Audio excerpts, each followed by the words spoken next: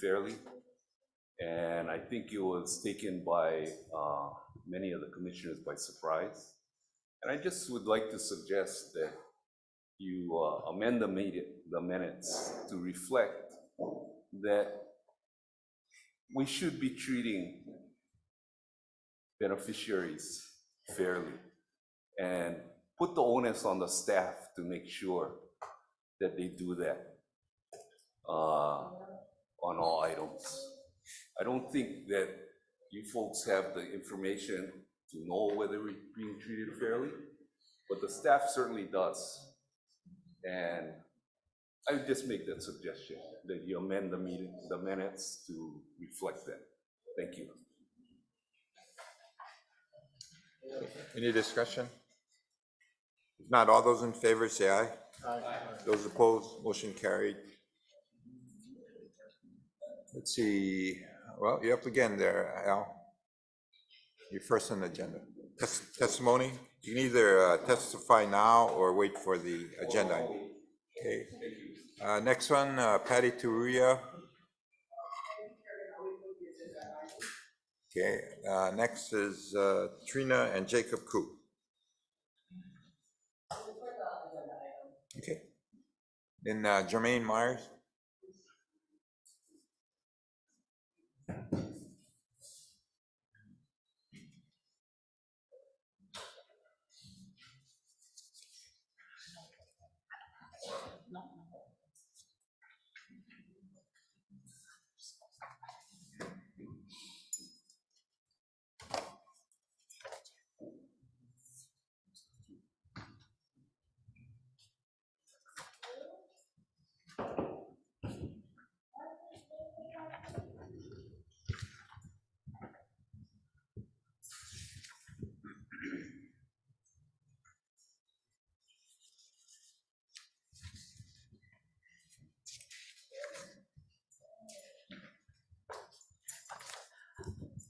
Aloha, Chair Kali, Commissioners, aloha, Commissioner Xanoi, aloha, staff and lahui. My name is Jermaine Myers. I am a Nanakuli Hawaiian Homestead. Commissioners, I'd like to testify at this time on agenda items F3 and F4.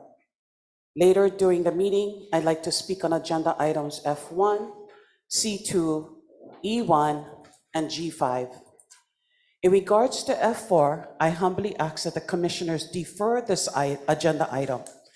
There was no submittals in the packet for the beneficiary and the public to review on this agenda item in order for the public to provide sufficient testimony as mandated by a sunshine law and confirmed by the Supreme Court. In regards to F3, regarding right of entries and revocable permits, I ask commissioners to vote no a'ole to all of the recommended motions and actions proposed by the department and the chairman. Commissioners, to share my testimony, I have made copies of some of the department's submittals on agenda item F3 and also submittals from last month's on this agenda item when it was agenda F2. Starting on the very first page, last month's submittal, November 20 to 2023, only, it asks the commission to authorize the chairman to issue, amend, and terminate revocable permits. Action item number 4. The next page shows this month's submittal was modified and now asks the commissioners to give your power to both the chairman and the administrator of LMD to both issue, amend, and terminate revocable permits, limited and unlimited. Action items number 2 and 3. Commissioners, as I testified last month, the administrative law of the Hawaiian Homes Commission Act specifically states under section 10-2-16A, duties requiring the exercise of judgment or discretion continue to reside with the commission. I repeat, duties requiring exercise of judgment or discretion continue to reside with the commission. Also, section 10-2-16B, number 7, states the commission shall be deemed to have delegated to the chairman, including the following. Number 7, to sign commission resolutions, license, leases, and contracts approved by the commission. I repeat, approved by the commission. This agenda item is asking to amend the administrative law without beneficiary consultation, state legislature approval, and federal Department of Interior approval. Right of entry agreements and revocable permits are legal contracts. Contracts are written agreements enforceable by law. Commissioners, please turn to the next page. Under space lease, it states pending approval of item F1 at this HHC meeting. First, this is a new type of contract that was never included on the general plan, island plan, or regional plans. This would allow beneficiary consultation. Second, in F1 submittal, the chairman wants to again transfer power from the commissioners to himself to award contracts at his discretion. Commissioners, please turn to the next page. This page includes a table titled Summary of DHHL Lands Managed by LMD. I repeat, managed by LMD. It provides the total acreage of land managed by LMD as recorded in the 2022 annual report. I want to first bring to your attention the fact that according to LMD in 2013, which is also in this packet, the total DHHL land inventory is 203,500 acres of the total combined acreage of all of Department of Hawaiian Homelands. Based on this fact, please note that general leases are 1.4% of the inventory, or 2,826 acres. Licenses are 11.2%, or 22,893 acres. And ROEs are 19%, or 38,671 acres of the total land inventory. Therefore, the total of combined LMD managed lands of 64,390 acres, like it shows on this table, equals to 31.6% of our total land inventory, almost 32%. I bring this to your attention because according to LMD in 2013, homesteading leases, residential, agriculture, pastoral, aquaculture for Native Hawaiians comes to a combined total of 20% of our total land inventory. 20%. In summary, homesteaders live on 20% of DHHL's lands, while private individuals and entities both live and operate and use 32% of our lands, which are managed by LMD. Native Hawaiians must come to the commissioners to address every aspect of our homestead lease. Receive it, amend it, transfer it, or terminate it. But now, the chairman wants the power to be given to him, one person, to authorize, amend, and terminate ROEs and later RPs, which is currently 19% of our land inventory, or 38,671% acres. How is that fair? How is that pono? Commissioners, please turn to the next page. Under this 2013 submittal, under discussion. Jermaine, can you summarize? Okay. Your time is up. Under 2013 submittal, under discussion, the LMD stated they are reviewing the revocable, the following page, this one, are reviewing the revocable permit program in response to recent concerns raised by the media and beneficiaries, as I recall. Governor New Abercrombie had created an assessment committee to assist the DHHL in this review. Please go down to the paragraphs to LMD has identified the following challenges, 6 of them, in this current RP program. I'd like to testify that I believe these 6 issues are still the same challenges today, and therefore the program should not convert back to a revocable permit until these challenges are resolved. Number 1, dramatic increase in requests for land. Number 2, insufficient resources to keep up with inspection and enforcement. We have many examples of land, lack of inspections and enforcement. Number 3, Short-term use has become longer-term. Permittees develop a sense of ownership and entitlement to the property. Nanakuli Ranch and Lyman Ranch are only two examples. They both have had RP since 1991, 32 years ago. Prior to this, both of them had 25-year leases from 1960s to 1991. Jermaine. Number can you 4, I'm almost wrap it done. up, I'm almost please? done. Unpermitted subleasing occurring along with other violations. Hawaii Extreme Paintball comes to mind. Ex-Commissioner Patty mentioned that last month. Number 5, external forces exert influence on management of the program, such as Patty Tankayo, Keola Dean, and the chairman, all trying to push out the Waianae Valley Homestead Community Association out of their ROE. And number 6, program currently suffers from perception of mismanagement, lack enforcement, and inconsistent application of the rules. At the bottom of the page, it shares 203,005 acres of DHHL inventory.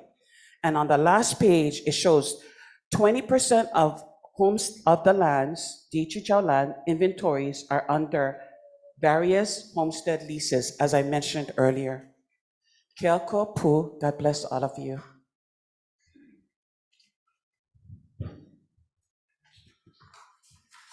Okay, the next person, Kapua Kilikoa Kamau.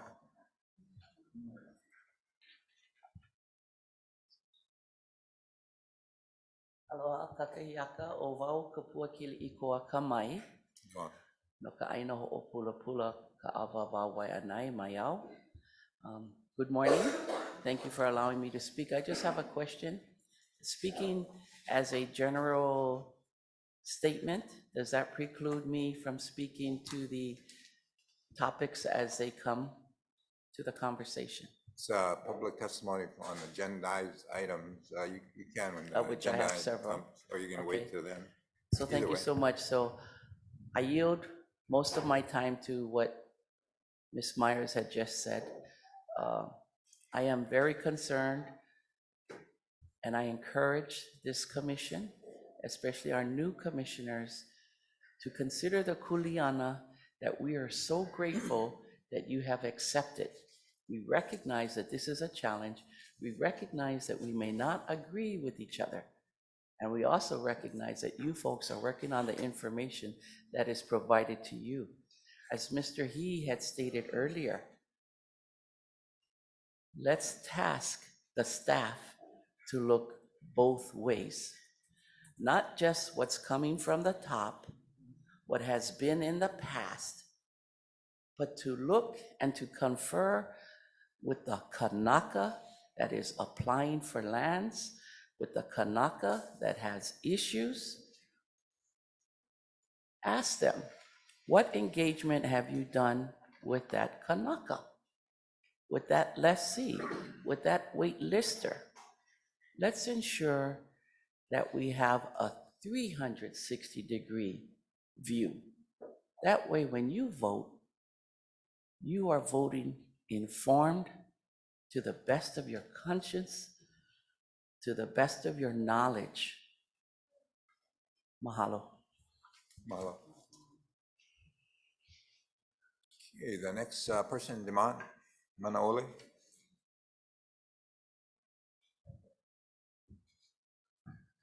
All right. Aloha mai kako. My name is Diman Kalai Manaole, co-manager of Ho'omanapono LLC, Native Hawaiian Advocacy Corporation operating out of Waianae Coast. And I'm glad to be here before you guys today. I come with, this is a new leaf for me, so I'm trying to practice humility and humbleness. So I just want to be able to comment on F3, and it pretty much goes for the entire agenda, but primarily F3. You know, one thing, when we hear opposition to anything, I think it's you guys' duty to take that into due consideration, because everybody's voice counts. So let us not forget that our Lahui's voice counts.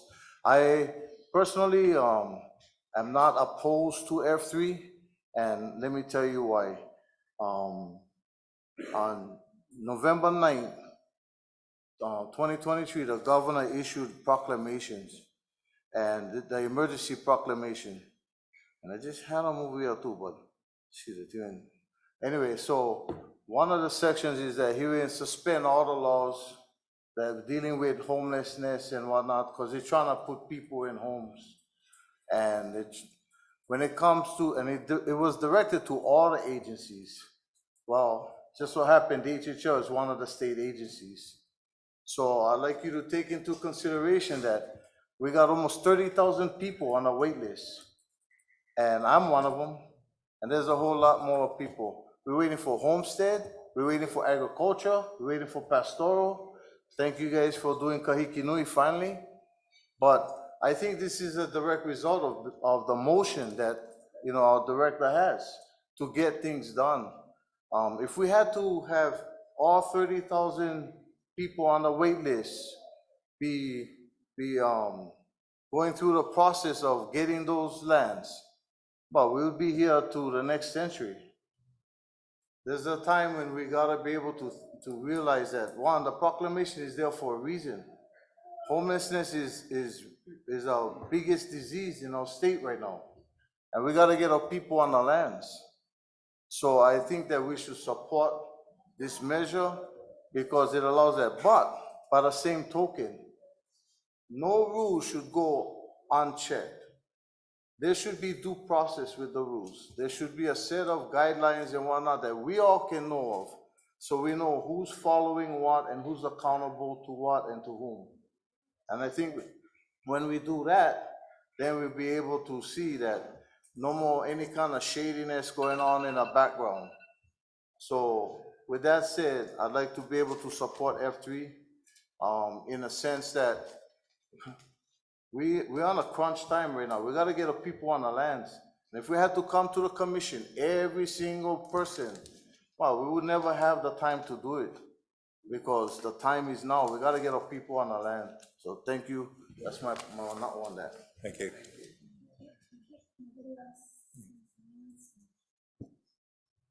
Okay, the first agenda item, the consent agenda. Juan Garcia.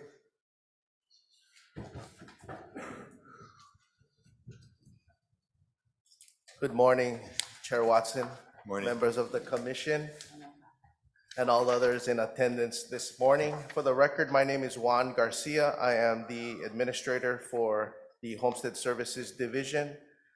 And before you this morning, we have agenda items D2 to D10 for your approval. I will entertain any questions or concerns the commission may have before making a decision on those items. Okay, let's start with a motion first, and we can open up for discussion. Is there a motion to approve? Is there a second? Okay, discussion? Sorry, go ahead. Commissioner Neves? Yes, I have a question on D6. I'd just like to get some clarification. So the successor of application rights is covered under the administrative rules 10-3-8, and it talks about the transfer of application rights. And it says under A, an applicant may designate an individual relative who is at least 18 years old of age and a native Hawaiian from one of the following to succeed the application rights upon death. And there's a list 1 through 10. Then under section B, 10.3.8b, it says if an application dies without designating a successor as provided in subsection A, the commission may designate a successor applicant from the following relatives of the applicant who are at least 18 years of age, native Hawaiian, and who made a request to succeed to the application rights as provided in subsection D, which is pretty much the same list of folks. So these under section D6, these applications or application rights that are posted here, Juan, are those for folks that had turned in death certificates? Or how is this process being processed? Thank you for that question, Commissioner. Yeah, item D6 is notating the death of two applicants, Kelly and Kekahu. Unfortunately, in these two cases, as you noted, these individuals did not designate a successor prior to death. That being the case, we published a notice allowing those relatives noted in the statement that you just read, Commissioner, a niece and a child respectively came forward to succeed to the successorship rights of the deceased applicants.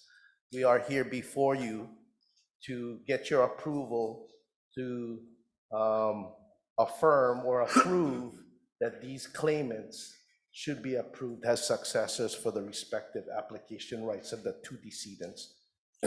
Want to have a copy here of the actual form that person would fill out for application fill out for the successor. And under the first section, it says, I have read section 10.3, 10-3-8 of the Department's Administrative Rules provided below. I understand that it's my responsibility to designate a successor at this time. I've indicated my choice and checked the appropriate box.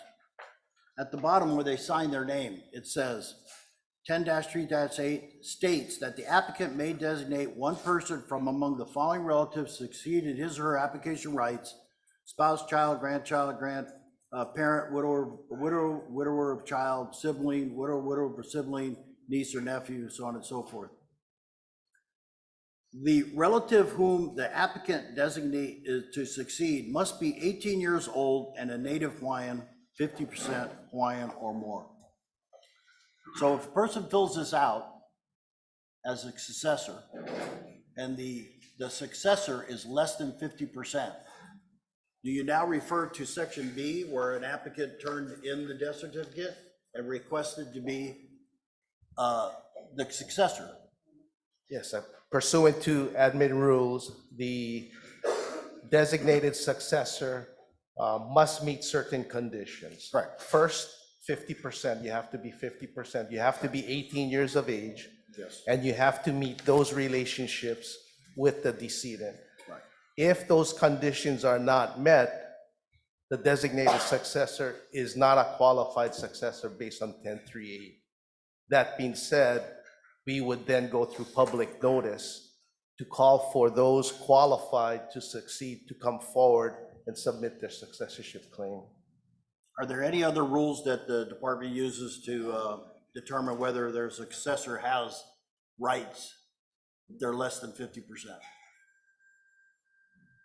No, I believe that's the prevailing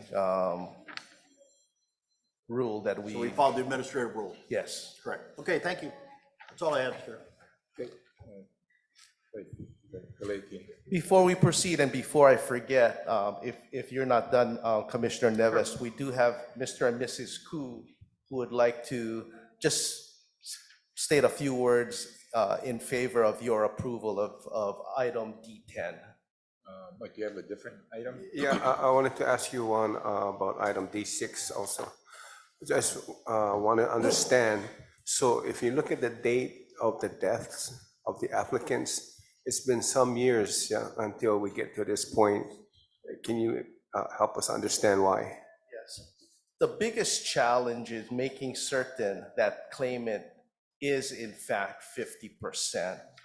And sometimes it can be lengthy with regards to research of the necessary documents and obtaining the necessary documents to confirm that the claimant is in fact 50% Hawaiian. Okay, no, but I mean, if you look at the deceased date, the top one is 10 years and the one below is over 20 years. So you weren't taking all that time to determine the quantum. It could be in fact, it could also be when we receive the death certificate. So there's. No, you had something to add. Yeah, thanks. Kanai Kapiliala, Acting Supervisor, Oahu District Office. Juan is correct. There are times when we have beneficiaries that pass away and we do not receive a death certificate. We don't know that someone has officially passed away until the family provides a death certificate. There was a point in the department's history where we could get death confirmations from the Department of Health, but that ended, I believe, before I came on board in 2005. And in some cases, the department actually looked at obituaries to try and confirm that somebody's passed away. But the problem with that is that when the department used to start the clock on successorship by going with an obituary, sometimes the family was not apprised that the clock was ticking for successors to come forward.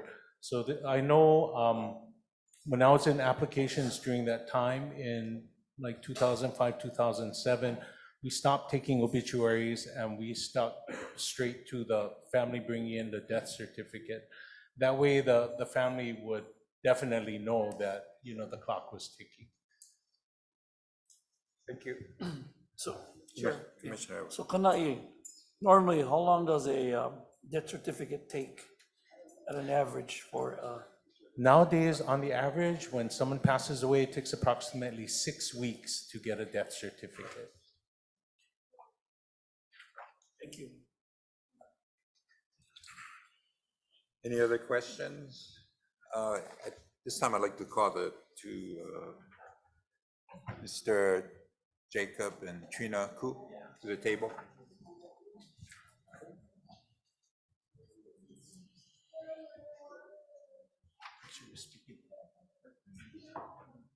Hello. Aloha, Chairman and Commissioners. My name is Trina Koo, and we're here regarding item D10.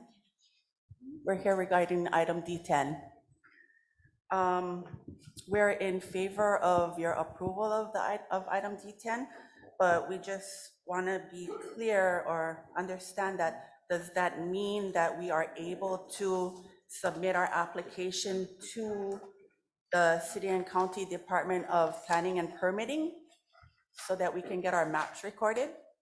It's my understanding, yes. Okay, so we're good, right? Okay, we just wanted to be clear that we could move forward in applying because we were stuck and we thought we had to wait for the lender. No, So you can we proceed. can submit our application. And if you have any trouble, let us know. We'll try to help you get through. Okay. We brought on somebody specifically to assist in the processing of permits with DPP. Used to be the head of the DPP previously, so whenever we have beneficiaries that run into trouble, we'd like to provide department assistance in processing those kind of applications. Okay, mahalo, that was it. Thank you.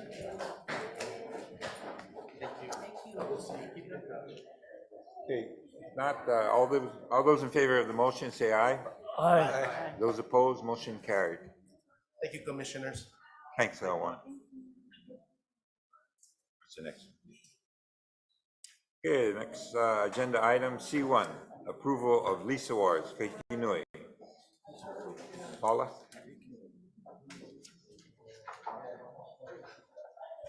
Good morning, aloha, Chair, Morning. Commissioners. Happy Monday. Seeking approval for 25 lot leases on the island of Maui in the area of Kahikinui. One more time. Anaho, Maikai. Paula Aila, Acting Administrator, Contact and Awards Division, seeking the approval of 25 leases for the area of Kahikinui on the island of Maui. Yay, Commissioner Awo. Can I hear a motion to approve? Second. Any discussion? If not, all those in favor say aye. Aye. Those opposed, motion carried. Mahalo. Thank you, Paula.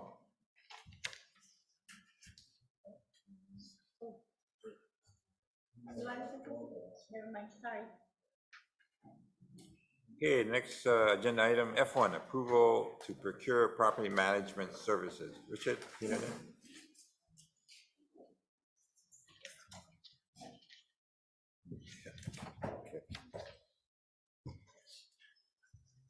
Morning, Chair, Commissioners.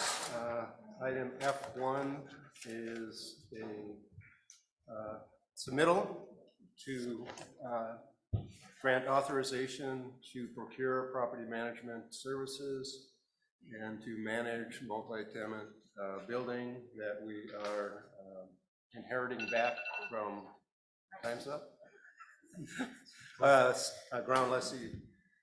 The situation arises because we have several GLs in the Fort Shafter, Laguna area that are at their expiration points. This particular property was a multi-tenant property that had a ground lessee, which I call the sandwich position. And the effect of what we're proposing is to hire a property management company to manage the building as a multi-tenant building and collect the rents, perform leasing services, management services, collect the rents again, report back to us with the financials and distribution of net proceeds. Fees in a multi-tenant building are passed on to tenants as common area costs, and as long as the building is occupied, the tenants pay for the bulk of the management services that we would procure. We're calling this a pilot program because this, I believe, is the first time we've encountered a situation where we are taking back a multi-tenant building. If proven successful, some of the other buildings may be conducive to demising them into multi-tenant usage so that we will have individual space leases, which is allowed under the Hawaii revised statutes under the Act for a term not to exceed 5 years. By doing a 5-year lease, we have more flexibility in adjusting rents and replacing tenants as they come up, since the occupancy is something besides either 0 or 100%. Also provides us with flexibility going forward on a short-term basis on how to dispose of that property. Should we decide to redevelop the property or to offer it again as a GL for a longer-term disposition. The rental comparison, if you translate the appraised values that we're getting for these properties, translates to about $1 per square foot of improvement area.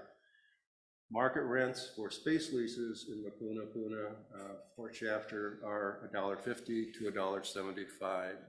By assuming the sandwich position, we increase the income for the trust by 50 to 75%, assuming that all the tenants remain in place, which we have no belief that they will not. The building is currently, I believe, 100% occupied.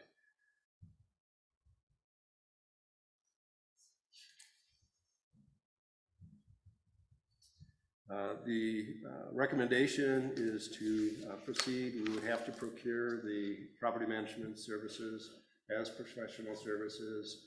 And from the responses, hopefully we would have multiple property management companies that if we decide to go forward, which we come back to the commission for their approval and report on the success or whatever the history is on this program, and proceed with additional property management service companies.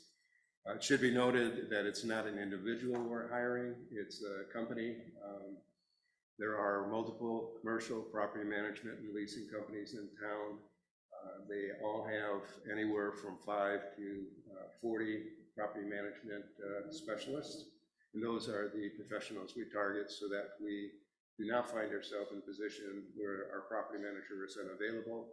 As you all know, the land management division does not have property managers on staff.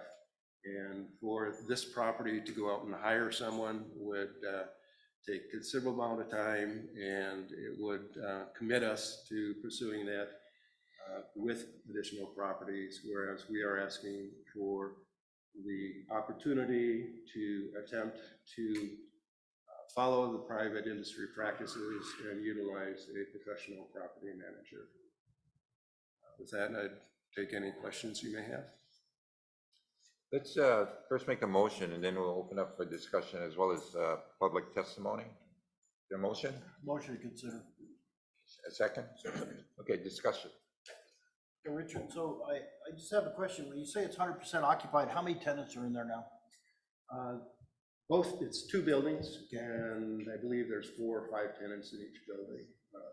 Because we don't have privity of contract with the tenants, we have not asked the current lessee for copies of his subleases. How many people do you send? How many tenants? 4 to 5 per building, so 8 to 10 total, I Eight, believe. 8 to 10 tenants.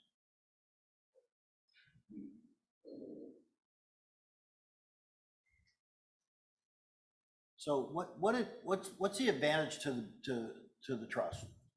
Just give me a basic, what does this, how does this help the trust moving forward? The main benefit would be, of course, increasing the income to the trust so that can be used for the beneficiaries. Also, it would help self-fund the operations if we use that money to, as I said, convert single-tenant buildings into multi-tenant buildings, and to look for opportunities, for instance, Kaleloa, where we will be doing short-term agreements until long-term disposition can be made for those properties. And currently,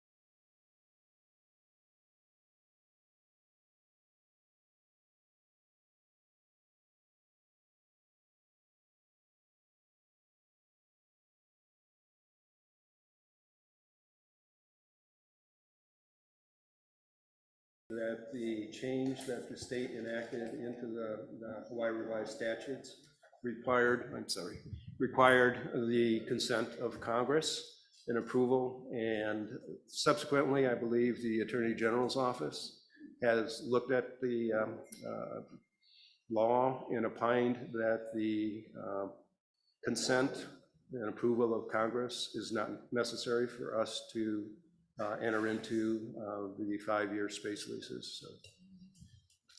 Is that correct, AG? So as to this 5-year lease issue specifically, I think I haven't been working on the Department of the Interior issues, so I would ask for just some time to ask my colleagues about the status of that.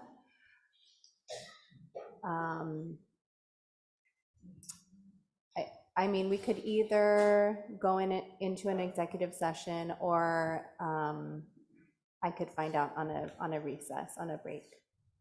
So based on that statement alone,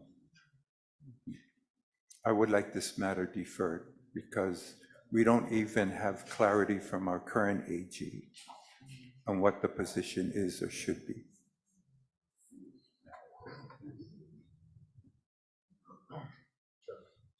Yeah, go ahead, Makai. I'll speak on what the commissioners have said prior to this. I do like the concept of hiring a property manager.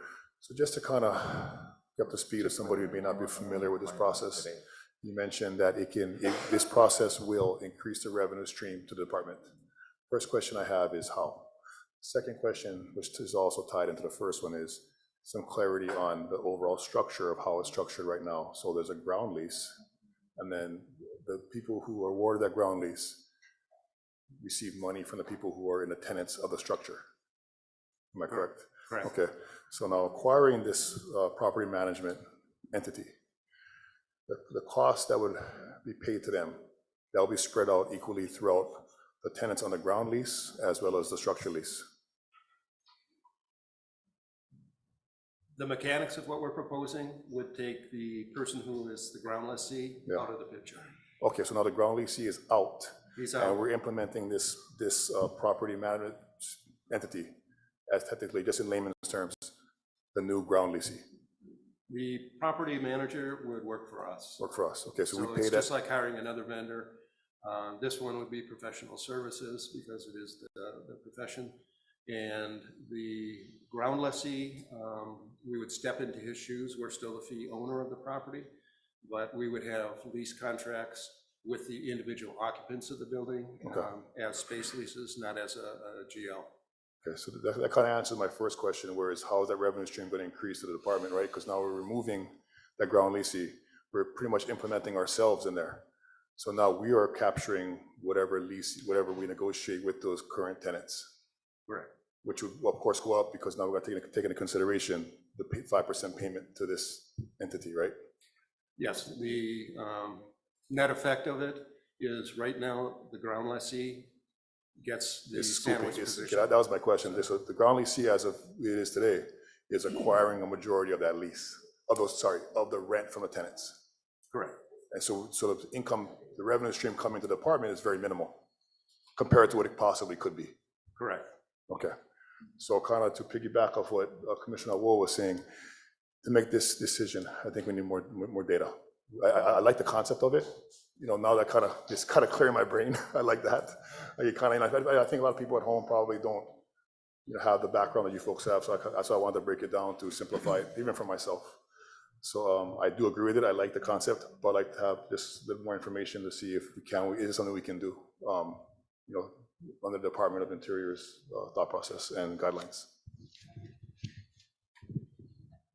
Okay, any other? Chair. Commissioner Nevis? I understand the concept, I agree with the concept.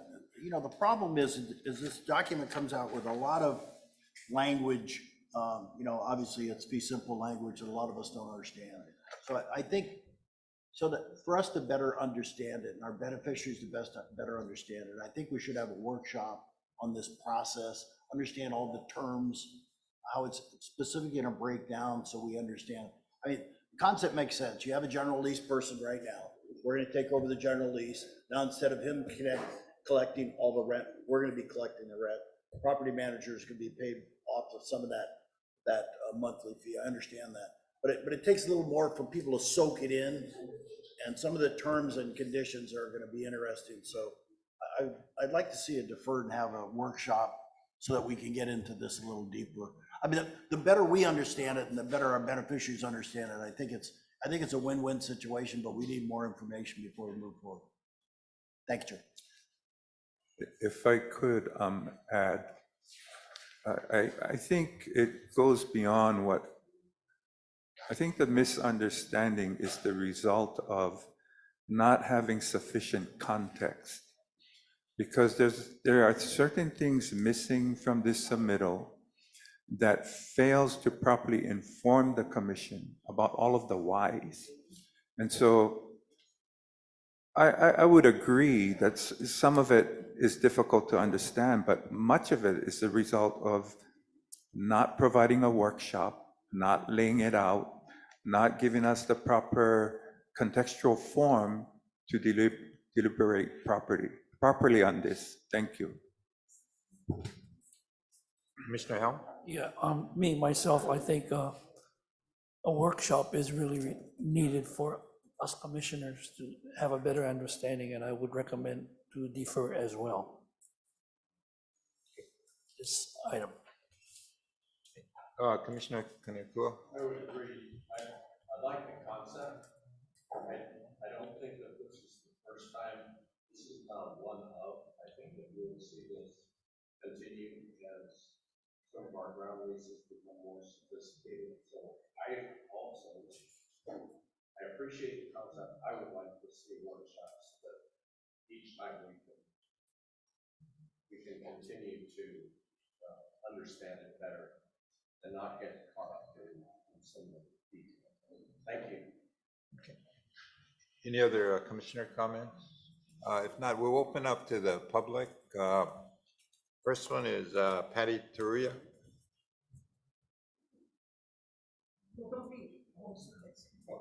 I want to get to know you. Because I didn't have to say your last name, so I'm going to call you Mr. Richard in respect.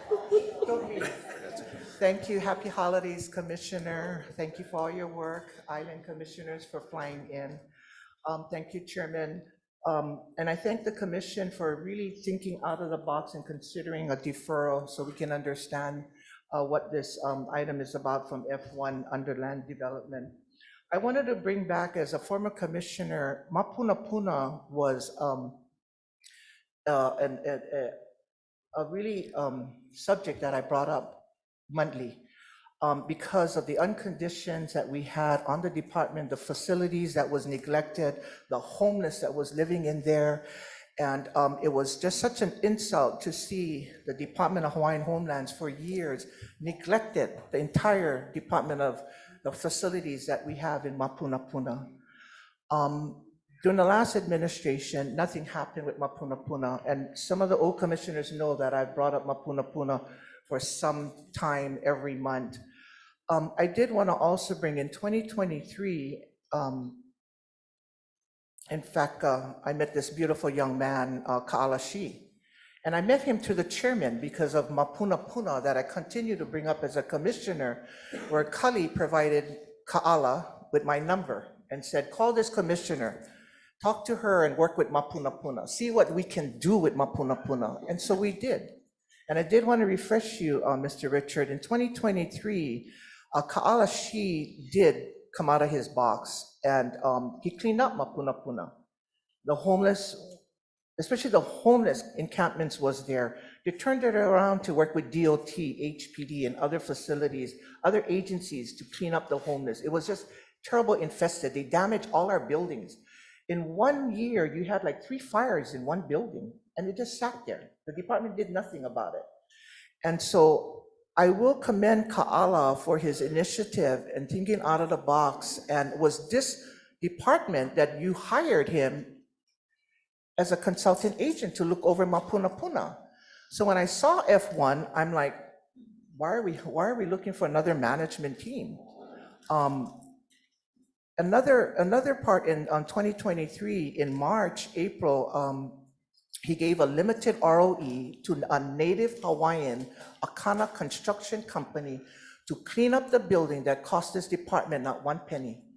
And this Akana construction cleaned up the entire property, took loads of roll-offs to empty all the rubbish, worked with the homeless, hired the homeless to clean up the facility. So there was a bond between Ka'ala and the homeless that was there. It cleaned up the property. And so in Kauai this year, this commission supported a right of entry to Akana Construction in Mapunapuna, the only native Hawaiian company that is in Mapunapuna right now. And I wanted to bring this up because when you talk about F1 and hiring a property management, my question is, you already have somebody who is overseeing, as you know, the Mapunapuna facility. Most of Mapunapuna, the tenants are there. For years, it's been sandwiched. It's been sandwiched under Pacific Transfer, Watermills, where they have the general lease, but they sublease it to other people. And so I'm not sure what the department of this trust is making out of this general lease that other people are in there right now. So that's something that the commission should ask LMD. But I don't support having another management team where we already have one and has doing a good job in Mapunapuna. And so with that, I just wanted to close and share that part. So thank you very much. Thank you, Mr. Richard. Appreciate it. You want me to comment? Yeah, you can. The Ka'ala works for a company called CBI. And CBI is a qualified property management company. When Ka'ala was hired, or his company was hired, the professional services list did not have a property management company. So he was actually hired as a statistical survey. And I've been asking him for market comps and vacancy factors and things that fall within the purview of his contract. Unfortunately, we can't have him perform property management services under that contract. I certainly look forward to CBI being one of the companies that is interested, submits, and I'm certain they're qualified. So in my mind, if they responded to the solicitation for professional services, they would be one of the companies we would consider. And thank you for that answer. And, you know, and I just wanted to add, we want to look at preference for Native Hawaiians. We want to make sure that we have the ability to have preference of Native Hawaiians in there to service our department. So thank you for that. Aloha. Okay, the next testifier, Demand.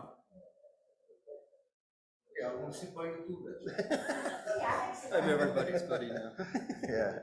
Yeah. Okay, again, Dimon Kalaimanaole, you already know. Yeah, so I support F1, and like Makai said, and all that, I don't think this thing is ready for prime time though. And the reason I say that is because we have an experience with Hawaiian Homelands in Waimanalo, where they build the kupuna housing. OHA got the contract for get the thing built, and then they will hand out the management to locations. And then I get one call from, so they was managing for some number of years. I get one call from Uncle Joe Tasso. Him and my mom did a lot of work for the Democratic Party back in the day. And he tell me, boy, this guy just told me they're gonna raise our rent $400 for kupuna. Who can afford that, right? So I'm leery about outsiders coming into our trust, like foxes in the hen house, and trying to aihui what we get or take control of what we get. And you know, I gotta say this to you, bro. Last month when I seen you outside there, I noticed that you don't talk to nobody over here. You don't say hello to one auntie, kiss one auntie or nothing. You know what I mean? To me, I don't know where that comes from. You work for ACDA. ACDA, I had a problem with ACDA when it was first created. That was the agency that took Kaka'ako away from the city. That's where my mom, then born and raised over there. So for our Native Hawaiians, we get issues with that because they kicked us out of Kakako, sent us to the country, and you guys took over control of that. And we don't stay there. So I'd like to ask you, Section 2042 expressly states that preferential treatment is for Native Hawaiians. I never hear you one time talk about preferential treatment for Native Hawaiians, and especially dealing with a management company. Ka'ala Shea was the only guy that I seen. I didn't even know Ka'ala Shea until the hearing in April. I didn't even know of the work that he did over there. Come to find out his family come from Papakolea, and you know this brother. Recently we had one meeting with industrial companies in Kalaeloa. He took the time out of his schedule to come and meet with us and to hear us and hear our concerns. When are you gonna decide that you wanna actually know us, who we are, and talk to us and get to know who we are so we know who you are? I don't like judge you. I don't like assume what you believe and what you don't believe. But I support this thing right now, this thing not ready for prime time only because the commissioners and raise concerns. But my concern is I don't like the fox that come from HCDA come into this hen house and try to give access to HCDA who gonna expand their power and control and influence over our own lands. You know what I'm saying?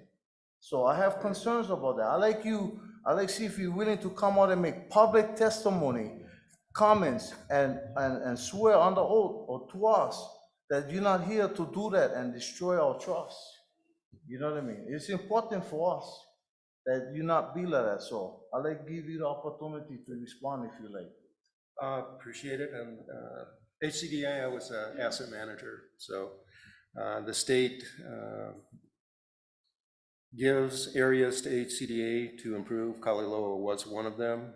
I'm trying to work with them and find out how far they're going to put the infrastructure in. It hasn't been put in to the extent that it was intended to be when I was with them.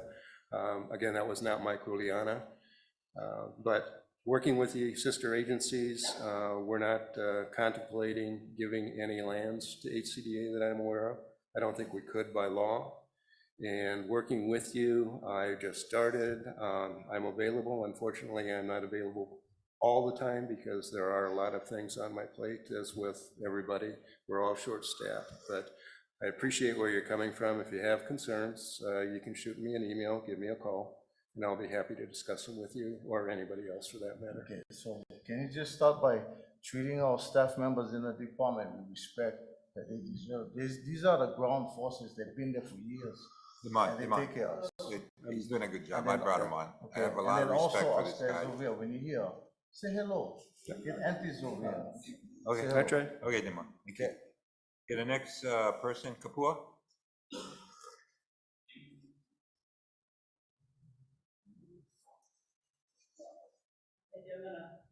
Okay, Jermaine Myers.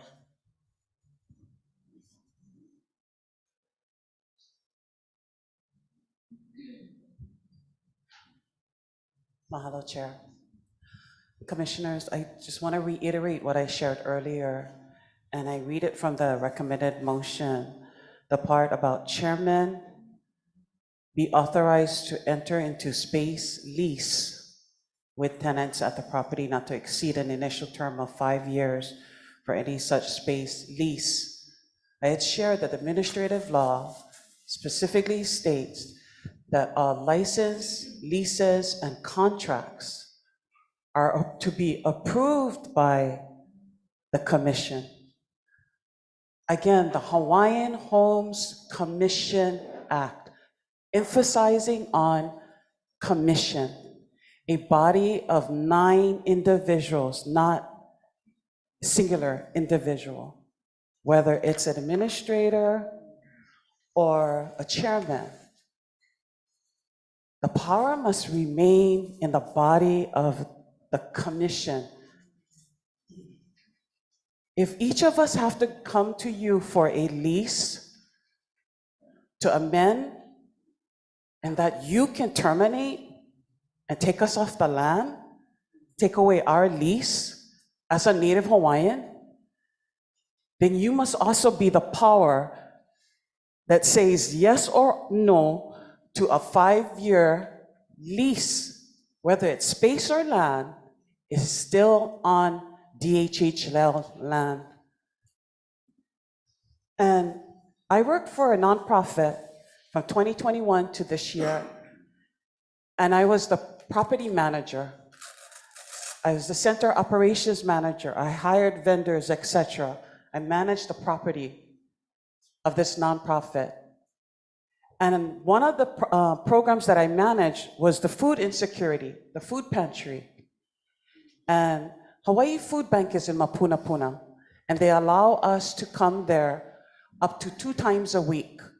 And I went there to feed 15,000 individuals. I went there once every week, and most of the time, 4 weeks, because we also had a youth program that we needed to feed the children and provide snacks. And I was the contact for Hawaii Food Bank.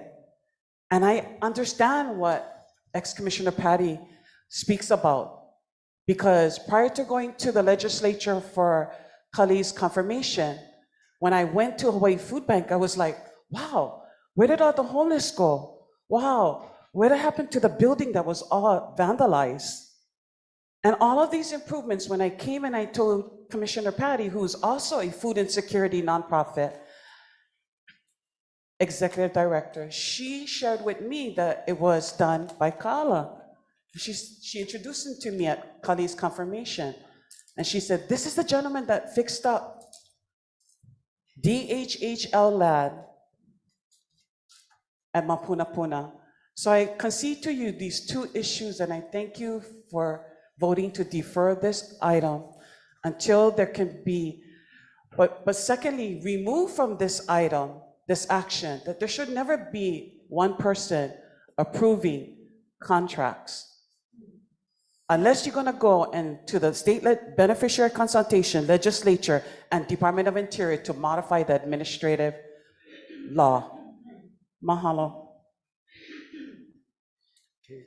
Let's see, Ivalani McBride.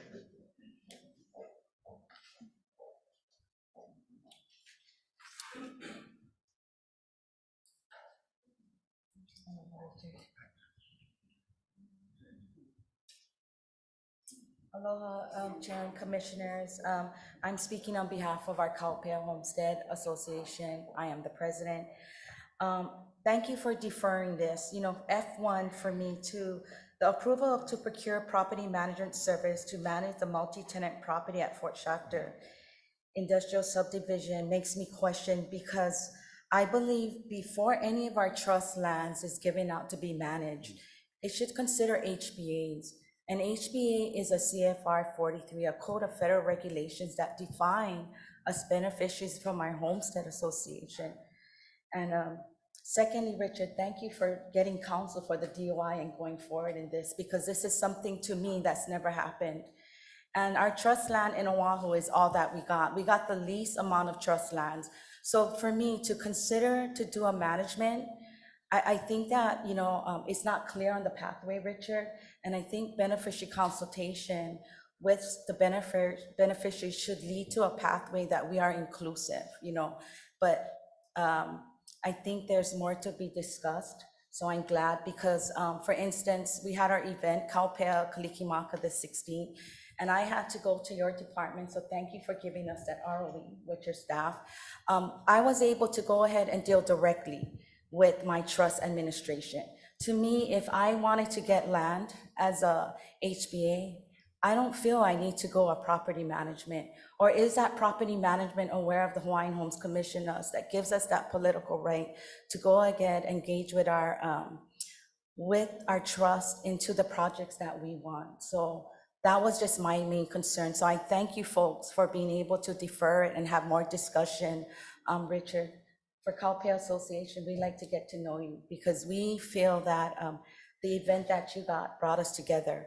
And I don't want to be dealing with outside entities. I would want to get to know you more and more of our trust administration. So HBAs, Homestead Beneficiary Associations, to me, which is a CFR 43 Code of Federal Regulations, should be observed. And I'd like to hear back from the DOI in what their opinion was.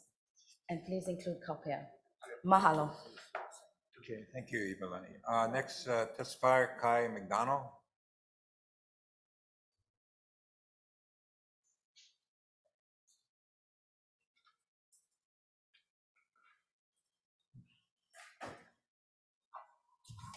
Aloha mai kako.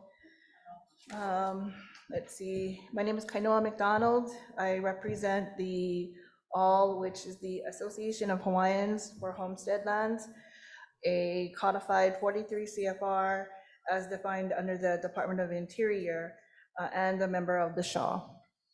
Mahalo, Commissioner Awo and other commissioners here today for having us, and for the move to defer, because we were about to oppose the approval of F1.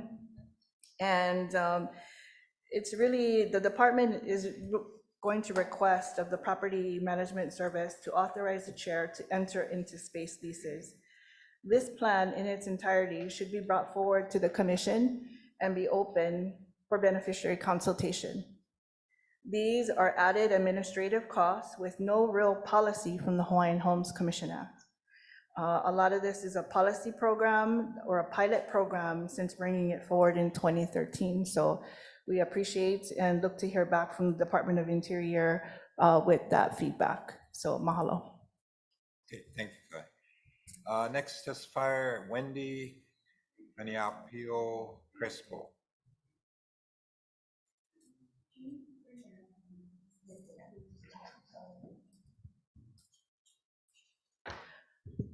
Aloha, good morning. Mahalo for having us here today. Again, my name is Wendy Kaniaopio Crespo. I am the secretary for the Kaupea Homestead Association. And I just want to say mahalo for deferring this F1.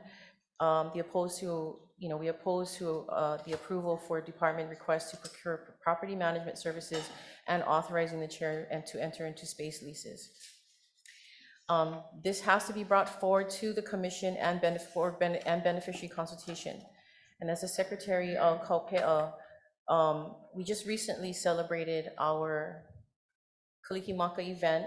We were given the temporary ROE to utilize the 9-acre parcel for that event. So thank you for that, Chair Kali and Richard. We had over 5,000 attendees. We had over 40 different vendors, which included food trucks. We had entertainment. It was an amazing event that brought the community together.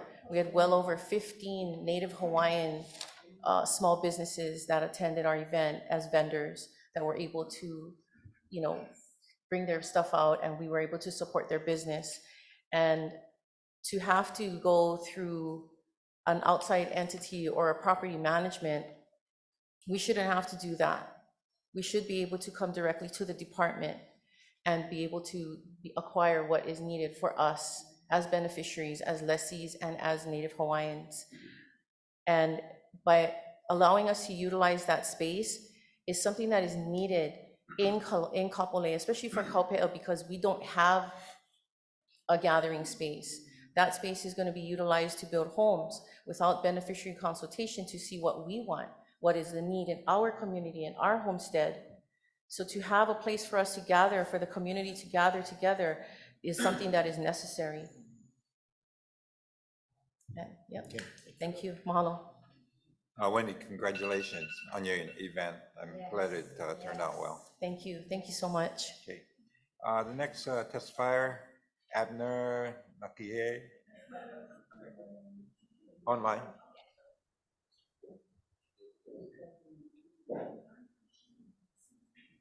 Aloha, good morning.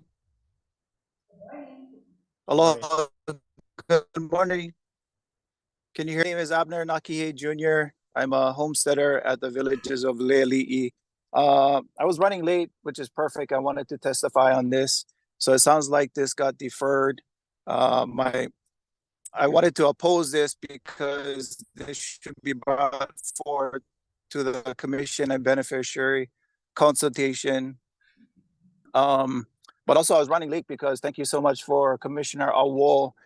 We have a trailer next to our Villages of Leali'i homestead that we can go in and get help from FEMA. So we were just signing up and making sure that we had everything in there in line just in case we have to, once they start cleaning up, we have, help just in case we have to find another place to rent. So I really appreciate that. But yeah, I'm glad this got deferred. I think we should be looking more into this. And also too, I think this is interesting because I'm not sure if we have policies in this that, if we do give out our lands to non-beneficiaries, if we have the ability to learn from these people, like for myself, I'm interested in industrial lands and renting out the space. So I would love to learn skills like that. If we had a program where I could go along with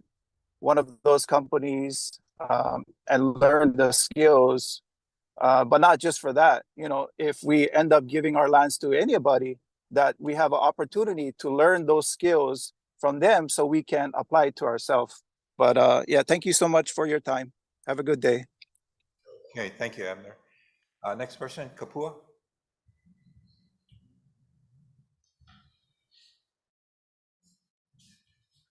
Mahalo for this opportunity to address after I passed it earlier. Hello, Maya'u. So yes, I too am very thankful that this will be deferred because a lot of times we don't understand what's going on. This kind of speaks to what I was mentioning earlier, that we need more information from both sides, top, bottom, all the way around. So I oppose F1 and F3 specifically. And so we'll learn more so that we can learn whether this is something that we want to do. But when we do give approval, I would hope that we give it for specific occasions, because I do realize that contracts do need to be signed in a timely manner, and our monthly meetings such as this is not timely enough. But let us be more specific so that it is not carte blanche, because we need to always be above reproach. Mahalo. Anybody else? Is that it? Oh, okay. Let me just comment on this particular item. I think one of the things that became very, very apparent when I took this job, especially looking at our industrial lands, which are designated primarily to generate income for the program, was that the lands were being mismanaged. As Patty had mentioned, there were quite a few homeless as well as arsonists that were very active on some of these areas that resulted in a lot of the assets. And I view these warehouses as well as commercial facilities that we have on our homestead lands, or non-homestead, but actually lands that set aside for revenue production, were very mismanaged and not generating the kind of income that really we should be generating. And that's one of the reasons why when I brought Richard on with his background in commercial, as well as having worked at HCDA and turning that program around, whereby now they're generating millions, they're using a lot of the lands that were just laying vacant. And so I was very impressed, and I wanted, and I still do, am very focused on trying to not only put people in homesteads, in houses, but also looking at all the lands that we have throughout our homesteading program and in our inventory, just sitting. And a majority of those lands are in the department's hands, and our fire hazards are not being issued out, whether it's community pastures or homesteads or whatever. And as a result of that, I think that was one of the things that I really wanted to focus on, not only using the 600 million and building a whole bunch of housing, but also moving forward with the proper management of our lands. But also, you know, when I looked at it, I recognized that we just don't have the staff. We're about 40% understaffed. And then more importantly, the staff that we have in place needs a little bit of direction, but more importantly, needs a lot of help, especially if we're going to run this program as a business, which to a major extent, especially on the commercial and industrial area, it needs to be run as a business. You know, it's a lot different, and I understand some of the concerns that our homesteaders have about outsourcing this and then having to go to a non-Hawaiian or non-department entity to receive permission for use. That is not the case. What we're talking about here is the management of our existing industrial and commercial lands. And that is the focus of trying to bring on a third party through the procurement process, which we're required to do. So it's not like we're hiring anybody that, oh, well, this, you know, brother, and we're gonna pick up this guy because he knows so-and-so. That's not the case. We need to be very transparent. We have to go through the process that is dictated under our procurement laws, and that's what's being proposed by this particular motion. The other thing is regarding the chairman authorization. And, you know, I don't have a problem. We can bring it all to the commission for action, which is fine. I think it was more expeditious to do it this way with the, I guess, information provided to the commission so as to kind of review and vet as well as make comments or what have you. But we can reverse that part. But I do think that regarding this professional management company and the way that it's being proposed, which is very similar to the approach used elsewhere, as well as in the private sector, is something that we really need to address. And then use the benefit of third parties, especially where we just don't have the staff to manage the lands that we have. And more importantly, this month, as an initiative to kind of move forward, and I consider it kind of like a workshop where I'm appointing 4 members of the commission, which includes myself, to look at our industrial lands, to look at the authorization under the Act, as well as HRS 171, and to see what approach not only complies with the DOI, but more importantly, complies with the Hawaiian Homes Commission Act. Now, I don't necessarily agree with the Department of Interior, and I have on occasion battled with them where I disagree. And I think the prerogative as well as the decision lays with the commission. And in certain instances, we may have to battle the Department of Interior, especially if it doesn't make sense what they're telling us. But at the same time, I think the commission should be informed as the different arguments, both sides. And so we will have a workshop. We will take a look at all the information that is presented. And this is just one example of many issues that we have in our commercial and industrial lands. And so I'm not going to restrict it to just existing. But that's why I'm looking forward to this PIG, doing the analysis, looking at all of our lands and seeing how we can best proceed and the method we use moving forward. And so we will both a workshop, both a PIG, and I thank those that have volunteered to be a part of that, both Commissioner Wolf, Neves, and Kale Kini, who will be the chair along with myself. So we will do the analysis. We'll look at for preference for Native Hawaiian approach, as well as the statute, as well as 220.5 and others that really will move this program forward. Because that's what we got to do, guys. We got to move the program forward. We can't be sitting and you know, just having our program stagnate. That's not what this program is about, guys. It's about getting active, getting, in certain cases, thinking outside the box, but making it happen. And that's not happening presently in our commercial industrial areas as well as our communities. We have a lot of communities out there that are starting to get active.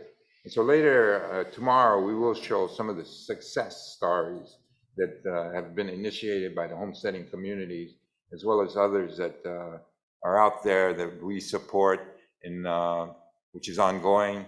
We are participating with the SHA as well as other groups to have conventions where we can sit, listen, show them examples of what they might want to do in their communities. So it's an exciting time for our commission. but it's also a time to reflect on the existing status of our program. And we got to start moving again. So I look forward to the workshop as well as the PIG doing the analysis and making recommendations to the full commission. Okay. Thank you, Richard. Kali.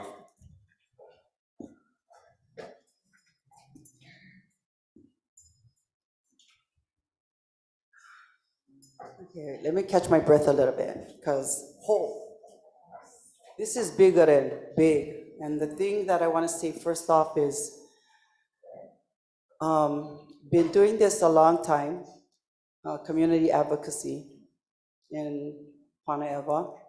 Worked with you, Kali, in 1995. And we got to a point where we did many things and in a proper way. I just want to say that I've been doing this so long that I'm not really picturing today, really, as much as after you're gone, Kali. Because it fluctuates with who the chairman of the DHHL is. And I just want to correct some meaningful words that is being put across the table, one of which is very, very important for everybody to get correct. This is not DHHL lands. These are Hawaiian Home Commission Act lands. One group of people that always needs to be in the front of all decisions of the Commission Act are beneficiaries, Native Hawaiian 50%ers. That's what I didn't hear from you today. And I'm not specifically targeting you on that. It's not just you. It's that now we're being told that there's some sort of administrative rule that makes us preference. No, we're not the different.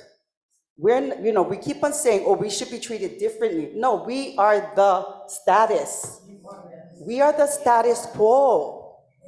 The commission has the authority to put us first. So when you're talking about these consultations or this thing that you're talking about today, I'm like, we're hearing all what I heard what you said, I hear what everybody's saying, but what's left out of the equation is your particular group of people that you have responsibility to address at every single turn that you take.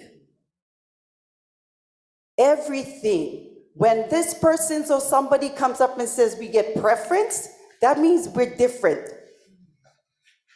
But who's defining the different? What rule that happened in '63 determined that fate when I'm being quoted that now Native Hawaiian businesses need to be everybody else except Native Hawaiian? The act is very specific. The act is very specific. That's the only group of people that you need to address at everything that comes across this table.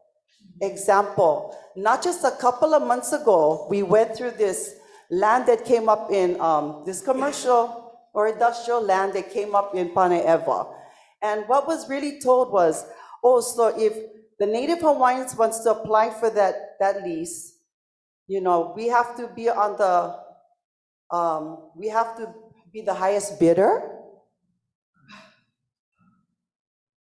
because it puts put out to the public. The bid is put out to the public, and whoever's the highest bidder gets that lease.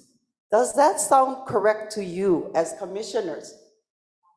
No, it should be the only one that can get it is Native Hawaiians. That is your fiduciary responsibility.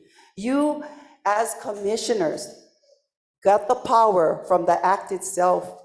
And you know what? I'm trying to find out that they're calling you trustees in the job description according to the administrative rules. You're not trustees. You are the act itself.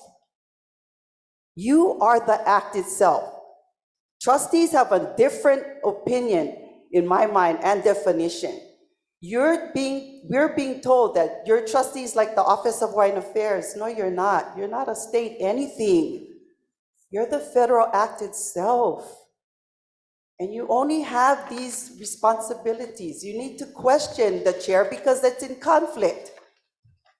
They get paid by the state to do that. And what happens with the act and all the business that is transacted, it depends now on the governor and it depends now on the commission chair. That's what our mana'o is. These regional plans that we've had for since 2017 in Pane'ewa, why are we not involved in the PIG in regards to developing our communities? Why is not some Native Hawaiian beneficiaries on the pigs that on land like Mapunapuna or Kaka'ako? Why are we not involved in that? We should be, because we are part of the act. We are the main part of the act. But you also have that main authority as well. We get confused when we start acting like a state agency, and we're not a state agency. You are not a state commission. You are a federal commission. And no matter what the state of Hawaii tells you, you cannot change that. That's why it's not easy to just say, we're going to change the opinion of the Department of Interior. I'm sorry, that's just the way I've been sitting there listening to the conversation. And like I said, my point to this conversation right now is that I would like everybody to refer to these lands as the Hawaiian Homes Commission Act lands. And therefore, it sets everybody in their positions that they so hold. Your opinion as the commission, 9. Ours as the beneficiaries, vale no. If the programs that are offered by the state interferes in that in any way or shape or form, you should feel it in your na'au. And if you feel it in your na'au, the kupuna said, then you're on the right track. Otherwise, it becomes this meaningless passage of things because everybody has good intentions. I'm sorry, Kari, but everybody has good intentions. Everybody. But my thing, Kali, for real, it's not because of what's happening now. It's because when you leave, are we going to have another person like you? Are we going to have another person not like you? We don't know. We don't know. Because the state has actually broken rules. The commission chair was supposed to have come from therein, not from outside, and then they come in with the governor. They are to be selected therein. You need to read that part because it's true. And the reason why is because then you'd have continuity. But we're going to commission after commission after commission doing all these things, and we're just the product of it. And what it is what Jermaine said. Look at the numbers. How come our businesses are not there? If you're going to bring this person in, bring them in as a Native Hawaiian business. Don't tell me there isn't any. There is. And then from there, before that, speak to the communities on their regional plans, get them involved, because I came actually today to just let you know that what's going on with our staffing. Our office in East Hawaii only has 2 people for that land base. And I'm not, putting anybody down. It's just that I know how difficult that is. But if not, then you need to depend on the homesteaders because we're part of the act. Come back to our community associations. We're there to help. We're there to take the lead. We want to develop our own communities and choose who we want to come and be our consultants. We want to be able to choose all of these different entities. Allow us to do that because we're going to live there forever. That's the whole thing, right? We're supposed to live there forever, yeah, on our land. So help us help you. Mahalo. Sounds good. Thank you, Kari. No. Come on up. I was trying so hard to. Join be the still. party. 3 minutes, we will do our best. Okay. My name is Pua Freitas. I'm a waitlister. I'm also a part of the Shaw and the All, and like others that bless. I wanted to share about this event that just happened on Saturday. Okay, I'm waitless, so I'm still waiting. That property for years, I drive past the Calpea. How come empty? I waitless. Can't I have a home that could be on here? This weekend, I was blessed. So whoever agreed to allow, including you, thank you. Because I went around to open up, help clean. I went around to close, to help clean. And I went to meet, especially the beneficiaries who had that opportunity to be a blessing to our community. And it's only gonna get bigger and better. But what I found interesting was people with Kanakas, Hawaiian native people who have businesses, who had an opportunity to participate with this, and they had no place to put their things. They're using other people's property. So Mercantile was on my mind, the blessing of them showing up and being the blessing to the community, the people, the vendors that set up. My heart was overwhelmed with joy because you, Kali, who approved it, people were asking, I kept finding, I don't even have a place. I live in Kalihi, next to Bumpuna Puna. My heart bleeds for that too, and I'm gonna speak on that in just a second. But the blessing of the people that actually they all wondered, how come we couldn't do this before? This is Calpea and the event. So allowing Calpea Homestead to do exactly what happened, it's only gonna get bigger and better. My other thing I wanted to speak on is that Mapuna Puna Flats, right? I live Kalihi, I still renting. I pay for storage there in Mapuna Puna, and every single time I have to drive to that storage, which is beneficiary land, and I sit there and I think, I'm beneficiary. And I'm pulling up and all these guys that camping out on the land, rent free, I sit there and I tell myself, geez, maybe I should do this. Just come. Brother get the dog, he get everything set up, and nothing being done. And I'm sad because here I am paying the amount that I am, and I'm sitting there going, geez, I could start stacking and saving for my down payment, for when that time comes for me to come off the wait list. And I'm sitting there asking myself, this is beneficiary land. Beneficiary land. Thank you for all of you that's out here. Thank you. Commissioner Awo. Thank you for speaking up on behalf of us. Commissioner Neves. Kalahiki, thank you. Commissioner Helm. Like, we see you guys. Thank you for thinking about us, because just like Tita said, we are the reason. My last name is Freitas, just like yours. Thank you for all that you do. Welcome, all of you that's here. Remember, we are the reason. Thank you for allowing me to speak, Kali. Thank you for allowing that event to happen, because I support all the homesteads, even though I'm waitless. But I'm gonna wait patiently for my turn. Thank you again. Thank you very much.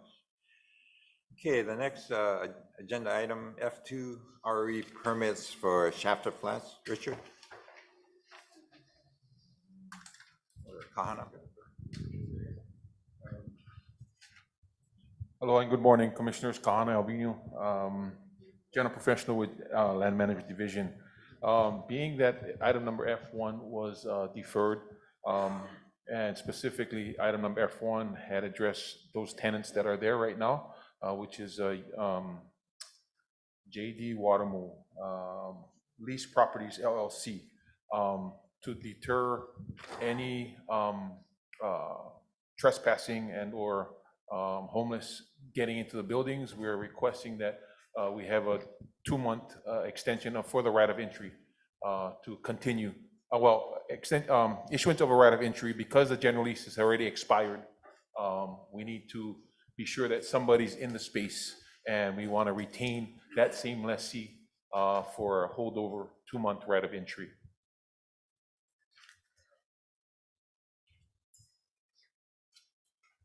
Okay, let's could have at least a motion, then have some discussion. Motion to consider. Is there a second? Okay, any discussion? So I just have a question. The TMK is the same TMK we have for F1. So it doesn't affect, this action doesn't affect anything we're doing in F1? No, it does not. Okay. We're going to wait off on F1, the procurement of a management company, and issue a right of entry. If F1 was passed, then we're going to defer F2. Well, just a point of order, Chair. F1, we have not voted on deferment. Okay. Can we do that now, please? Yeah, why don't we do that? So F1, is there a motion to amend the original motion? The motion defer. Okay. All those in favor say aye. Aye. All those opposed, motion carried. Okay, F2. So, yes, go ahead. Go ahead, Richard. The tenant, our tenant, the ground lessee, has been in position for 40-some years, and we've kept him month to month. What we don't want to happen while we're looking at a property manager coming on board is having him have a change of heart and either walking away or telling the subtenants that he's not going to continue with their leases. So we want to maintain that status quo. It'll take some time for either the property manager, or if we put this property out for bid for another general lease. So we're just deferring that time and making sure the tenant, our tenant, is on board with what we're doing. Thank you. Any other discussion? Okay, we have some testifiers. Kainoa, McDonald. F2. This is on the F2.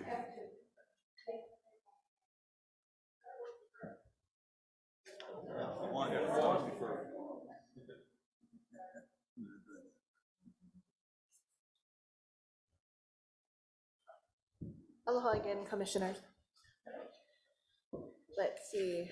F2 is approval to issue the right of entry permit to Lease Properties LLC, Shafter Flats, in the existing tenants. So I'm here to oppose this approval, just because, for one, in the agenda, it doesn't explicitly say who Lease Properties LLC is, which is the owner in JD Watermole. But as a beneficiary, on first glance at the agenda, you would not be able to tell who the existing lessee is. That's number one. Number two would be to bring it to beneficiary consultation, because that's part of the tenets of the Hawaiian Homes Commission Act. Also, you know, when you look at it, I feel like the tenant should provide a business plan, because if you're asking beneficiaries to put in a business plan, then that should be explicit also for a non-native business owner.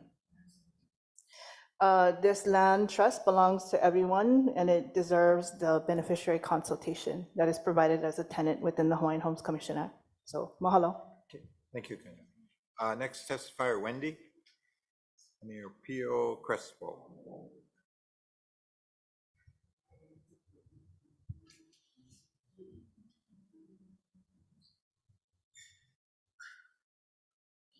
Aloha, thank you for having me again. So again, I want to piggyback off of what Kai McDonald said to oppose F2 of leasing it to non-Hawaiians, like And we're, again, what we're looking for basically is just transparency. And having that beneficiary consultation is important to us because it is trust lands. And it feels like, a lot of times it feels like we're not being included in the planning stages. And if I can refer back to the 9-acre parcel in Kaupea, it's the same thing. This kind of reflects, it could reflect that as well. Not being consulted, not being included in the planning stages for that 9 acres, and us not having a space. So to have to, to lease it out to, non-Hawaiians, I don't think that's fair for us as the beneficiaries. So that's it. Mahalo. Thank you, Wendy. Next testify, Jojo Tanimoto. Thank you, Chair, but I actually wanted to testify on F3. Actually, it's going to be 1, 2, and 3. Yes, thank you. Okay, thank you. Next testifier, Ivalani McBriar.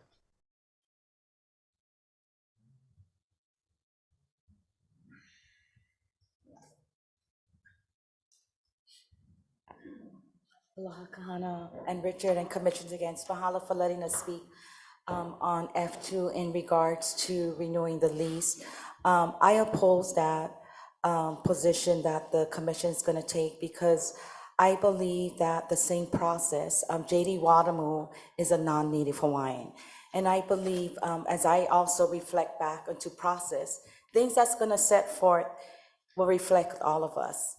And when I wanted to go ahead and use that 9-acre parcel, I had to get a site plan and I had to put together what I wanted to do with that plan before I get the ROE. So coming from a president and an HCDC chair, that there should be protocols in place. So I feel that I would expect that from a non-native Hawaiian to do the same things that I am doing so that we as beneficiaries, that's our trust land, and that I don't want to see a non-Hawaiian being able to go through a process when I have to go to A, B, C, D, E, F, and he's just getting a free pass.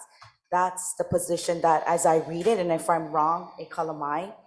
But I believe that, again, that as beneficiaries of the Hawaiian Home Commission Act, that we should have a say in it. And right now, any piece of land is important to, especially the 40,000 on the wait list. So I like to see, you guys are going to give them a 2-month extension, but what is currently on that land? What are they doing? I wasn't able to see that. Richard had shared earlier, it's existing tenants who have 2 structures on the property. They are subleasing, subrenting to tenants, and that's the property or the parcels that we seek to, L&D seeks to get a property manager. To oversee, and how many tenants are in that industrial? 8 to 10. And what is the revenues they are giving annually? Their rent is going to remain current at $13,500 a month for the 2 month. And that 13 over that is over 130, maybe 200,000. And do we account of where that money has gone for any programs for us? Are we just wondering? It specifically just goes to the our trust here. Trust, okay. I think for me, I want to have more direction. Now that I'm getting more, I want to see really where, because Oahu, we have the least amount of lands going. So for me, I just want to see, because Fort Shafter's kind of, an industrial place. But like we said, if there's a native Hawaiian, I'm okay. But this one just kind of, definitely I have to oppose. Mahalo. Okay, thank you. Any other discussion from the commission? If not, all those in favor say aye. Aye. Those opposed, motion carried. Next item, F3. Thank you, Anna.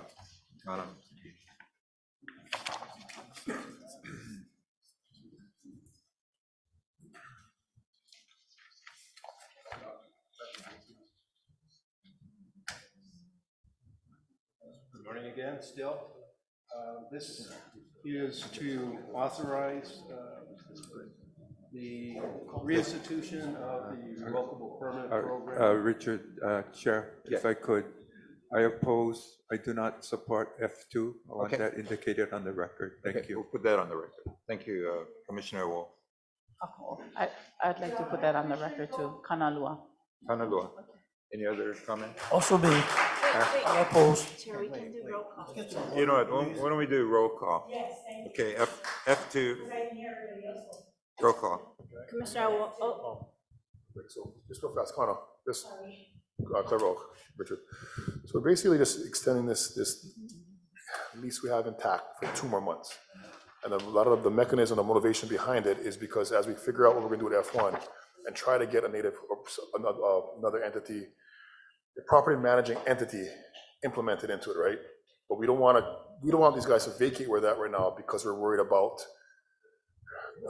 vandalism, we're worried about problems, we're worried about also the rest of the lessees who are in there, who are giving us a positive revenue stream, for them to vacate as well too. Yeah. So basically, I think for me personally, I understand what everybody's saying, I agree with you guys 100%, the Native Hawaiian preference, you know, sorry for that terminology, but looking at the particular situation right here, if we were to terminate everything, could there possibly be financial damage to the overall trust? Based on lack of revenue stream, as well as property damage that we'd have to pay to come in and fix. We could experience things like how former Commissioner Terry had mentioned about Pacific Transfer and the building we had there where fires occurred, and just homeless situation being in there and ripping up the building. Okay. I think for me personally, under these particular circumstances, I have to be for this because of potential damages that our trust could possibly face. But moving forward, I think we have to address Native Hawaiian preference moving forward. Thank you. We're gonna do a roll, or Chair, can I just make a comment? Sure, go ahead. I just want to make sure, the way I understand it, we have an expired general lease coming up, correct? That, under that general lease, he has all these tenants. Correct. So all we're trying to do is do a 2-month right of entry, which he's gonna put up $27,000 for his deposit. Yes. And we're gonna maintain the $13,000 a month in rent. Yes, sir. If we don't, we lose that money. Correct. And then we have chaos. Correct. So based on that information, it makes sense, at least to me, to do something for 2 months. Otherwise, you're gonna be in trouble.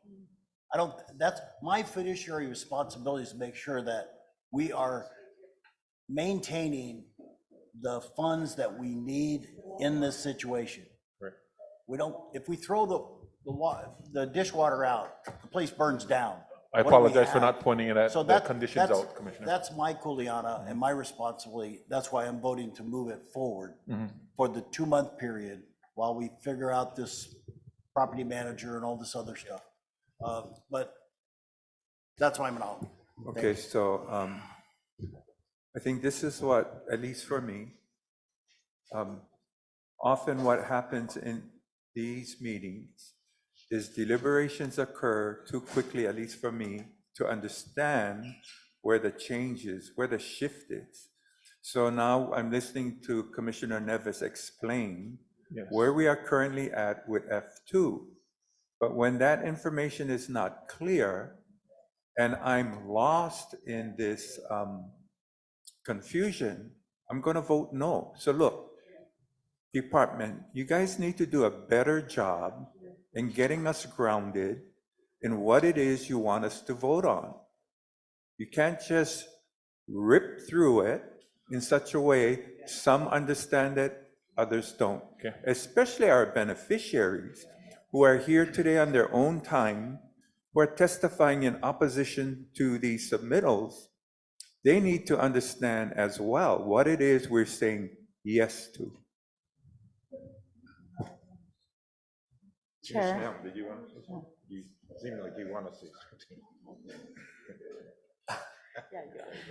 You know, I'm glad Commissioner Neves pointed out that I was really not aware of that, but for 2 months, you know, to make sure that we receive those funds, that's, to me, it's very important for the trust, okay? So in that case, for me, I would support it for only 2 months. And then we come back and discuss. That's my kuleana. That's my. Chair, could I make one more comment? Sure. Okay. You know, it wasn't easy to get to this answer. Yeah.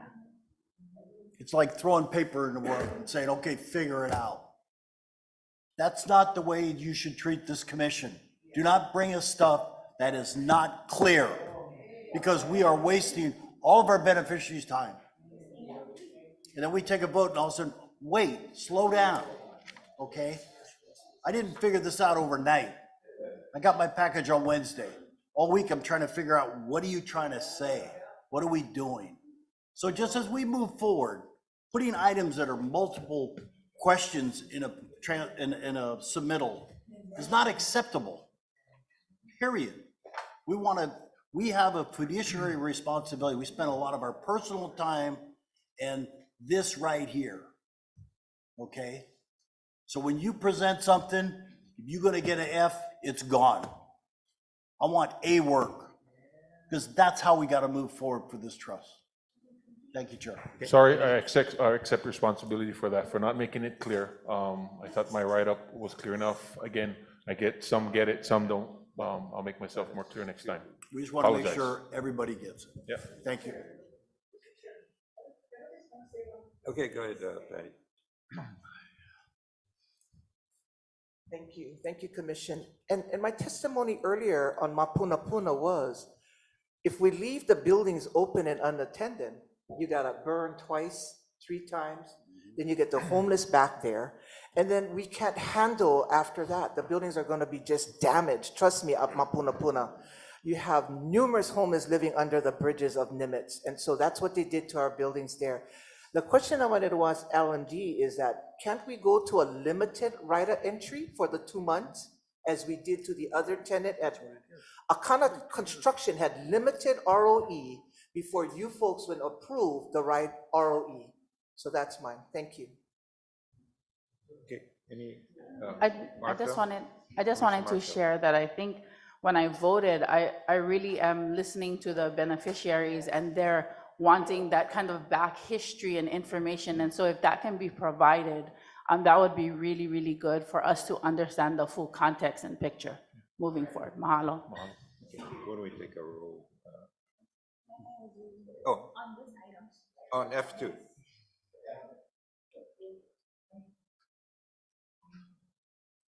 Yeah, my name is Guy Gasper, and when we're talking about this stuff, just a big issue to me is responsibility and timeliness from the commission. And the big thing in my head is, as far as responsibility, I cannot see why only one of you guys get paid. You guys should all get paid. Like camp school, everybody get paid. So now they got a responsibility to us. All these years that you guys not getting paid, I'm sorry. I am here now to say something. All of you should get paid. So when you're doing the reading, you're not doing them for free. You know, out of what I've saw so far, Patty is the only one come up with pertinent questions to the issues, and she go deep with you guys. You know what I mean? I don't know why she did it, because she wasn't getting paid, but she did it. Now I know why. It's because she get hot for the people. That's why. Yeah. So those two things you guys should address first. Yeah. Responsibility and timeliness. I heard brother say, "Oh, I don't give this on Tuesday and expect me to know by today." You're right, but there's so many problems here, big issues, and I was watching. That's why I was late. I was watching them on TV, and when I saw what was going on, I just said, "Whoa, I gotta go." I jumped on my bike, started to ring, but see, I get plenty of people in my network. So I said, "Okay, I'm gonna take this right turn right here. I'm gonna borrow my friend's truck so I don't get wet." And that's how I live my life today. Actions speak louder than words. You know, in January, I had $330,000 in my pocket. You know, I was so strong in belief to help this go forward, what we're doing at Gigi's Redemption. I said, screw my credit. I'm going to do what we got to do for the people, yeah? For the people, yeah? I'm going to do what I got to do for the people. And then I can catch them on the backside, you know? And I shouldn't have done that. I went trust in DHHL to do the right thing. You know, we went on the land in Kalaeloa. We didn't clean them up. We was gonna make them one store for victims of domestic violence. And then Kalei Young comes along, kicks me off with 7 cop cars. You know, and then after talking to Richard Hoke, I thought I had the in again. Because he looked at the building, he said, how high do you think that is? I go, yeah, 13 to 15 feet. He said, oh, you only need 12 feet for make 1 second floor on the building, because we wanted office space on the building, yeah? So we could have conference, we could have office space. On the bottom, we wanted to make 1 health center, restrooms, and then the rest of it was gonna be 1 thrift store. And another part of it is getting donated vehicles. We're gonna use these vehicles, yeah, and give them to women in need, mostly the victims of domestic violence. Because my mom, I am a victim, you know? My mom almost got killed by my dad because my dad was gonna kill him. He put her in the hospital 5 times. How much minutes I get, Leah? Okay, sorry. That's right. Yeah, I'm gonna come back for the next and the next. Thank you. Thank you. Okay, let's take one more. No, wait, never mind. So demand, so just 2 things on this issue. I heard what Richard said. You guys fear that might not have somebody over there if these guys go out. And then the other one was this thing will be extended for 2 months. You know, when I hear that, I'm reminded of A&B. A&B took us through the mud when they knew that they had lost the lease, and Hawaiians had to fight A&B for decades. And finally, the Hawaii Supreme Court said, no, you guys' lease is power. That water gotta go back to Hawaiians. And what did the legislature do? I was there at the legislative session. They said, you know what, let us continue to allow A and B to do them because we don't know how we're gonna manage this. And I thought that was a bunch of bull because we get the Board of Water Supply. They've been managing water forever. We could let Board of Water Supply come in, the experts, to protect our interests. So in relation to this one, I hope that this thing is 2 months, not turn into 2 years or 20 years, because we don't know how we're gonna do them. And then the other thing is, like the brother Akana Construction, they came in when the thing was vacant and they would help secure the place and clean them up. Get plenty Native Hawaiian businesses right now in Kalaeloa. They would be willing to come on the land, help you grab the land, get them prepared for you to put them out of market and to be able to provide security for the land. So we don't need these guys who are going to hold us hostage, or if we leave right now, this land's going to get all, the building's going to get all bust up. We get people right now that be willing to come in as kia'i and protect the land. So we don't need to be held hostage to somebody say, well, you know, if you're going to cancel us right now, then this place going to go to crap. That's not true. We get kia'i right now that's willing to come in and work with the department because we've been dying to get our portion on the land. And as for preferential treatment, it is in the act. Section 2042 expressly states that we get the preferential treatment. That's the law of the Hawaiian Homes Commission Act. Aloha. Thank you. Commissioner Wu. We're taking the vote. Okay, come back. Commissioner Freitas. Wait, he wants to. Oh, you have a comment. Yes, so I think what I'm hearing, Chair, is the interim solution is to issue an RP for 2 months to ROE. the. Is that correct? ROE. Oh, ROE, okay, for 2 months, that's 2 the months. interim. Right. Okay, and the second part to this is, I think that's important, is that as we continue to deliberate on this current F2, that a workshop be provided to the commission. Yeah, we can do that. Okay, and some of what I think is important is, I would like to see some recommendations to encourage beneficiary participation in this process going forward. I would like to get an analysis on the flooding that is currently affecting this area. And I would also like to get an analysis on the potential redevelopment of this site for mixed use, residential as well as commercial. So those are the things that I would ask that be part of that presentation. Thank you. That's all. Okay. Your vote? Aye. Aye. Commissioner Freitas. Aye. Commissioner Helm. Aye. Commissioner Kalekini. Aye. Commissioner Kaniakua. Aye. Commissioner Marfil. Aye. Commissioner Namu'o. Aye. Commissioner Nevis. Aye. Chair Watson. Aye. 9 ayes, motion carried. Okay, next item on the agenda, F3.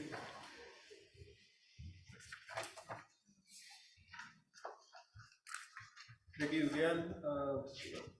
Addressing some of the commissioners' comments, this item is actually intended to be somewhat educational.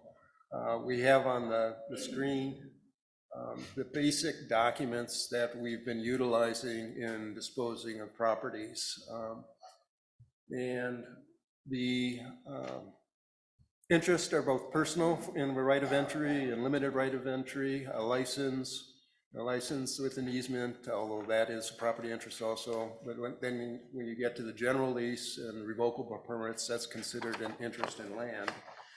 Slightly different laws and rights of the parties. Your land rights are exclusive generally. Your right of entry or your personal rights are non-exclusive. So we can give multiple right of entries to parties to do due diligence.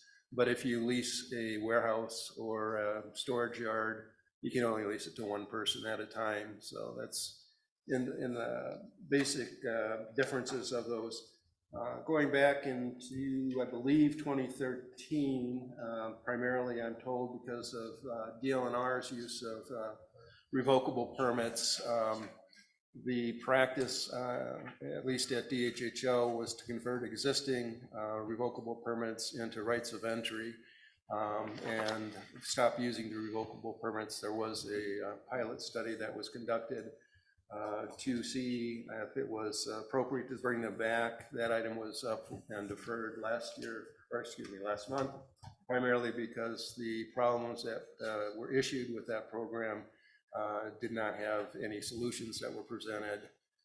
So what we're trying to do here is just address the document that you use, whether the document is for one party, another state agency, a group, it's the same document. It has nothing to do with how the land or those rights are given in the disposition process. The item we just talked about, or items F1 and F2, is converting from what is a general lease, a long-term commitment, and going to a short-term right of entry for the continued use of the property while we come up with another method of disposition. So that illustrates how we use the different documents. Going through the list here, right of entry, as I said, is a non-exclusive personal right, generally given to carry out a specific purpose, such as due diligence, remove existing improvements after the lease term terminates or expires, which is similar to what was occurring in F2. And it's generally fixed month to month and terminable by either party on a 30-day notice.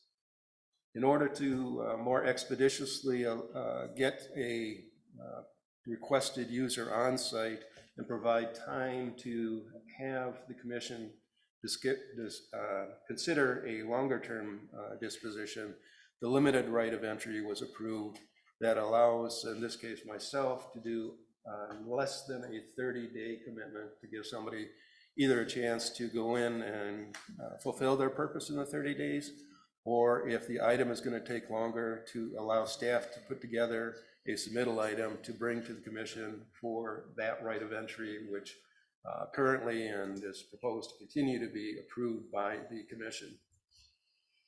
The license, again, non-exclusive personal right to use a portion of the property. And this would be such things as a community center, the repair of a fence line, ongoing maintenance of contiguous property. License easement, moving on, is what we generally give to a utility that continues in perpetuity to provide the utility services to the homesteaders or to the commercial building that we are serving with those utilities.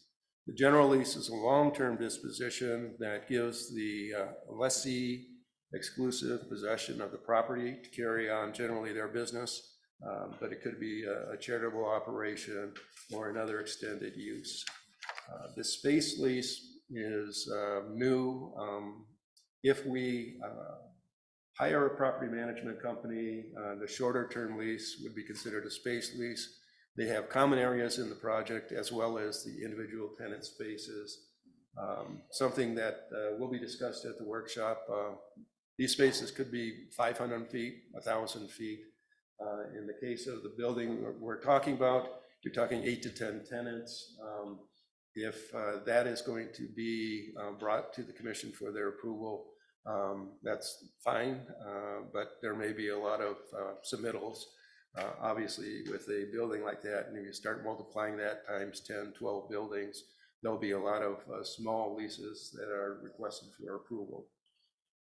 The revocable permit that we're proposing is basically carrying out the same purpose, the right of entry, except it is an interest in the real estate. We have a lot of land in Kaleloa that is underutilized. I appreciate Damon's comments that he has people he's aware of that would be willing to clear. We have a lot of kiawe bush and other bush and homeless encampments that if we put those, if we clean them up and offer them for short-term yard space, truck rental or truck storage, excuse me, that type of usage that doesn't require the utilities, we can increase the income to the trust and ultimately to the beneficiaries. The limited revocable permit I'm proposing to be the same as the limited right of entry. When we have a prospective tenant that wants to take a yard space, and what I've encountered in my experience as a car dealers, they find out on Friday that they got a truck or a boatload of cars coming in on Saturday, and they call me up asking for yard space to have somewhere to store those cars. Telling them you'll have to wait a month to the next commission meeting for approval. We lose their business. Giving them a short-term right to occupy the space and bring it up for the commissioner's approval at the next meeting is how we keep the tenants and generate the income. Again, it will be treated just like we do the right of entries now, that the ultimate right of entry, the longer term, more than 30 days, would come to the commission for approval. And these are, again, just the documentation of once you do the deal, you know, what do you have people sign? And if anyone has questions at this point, it might be a good break point before we go through a little more history. Okay, any questions?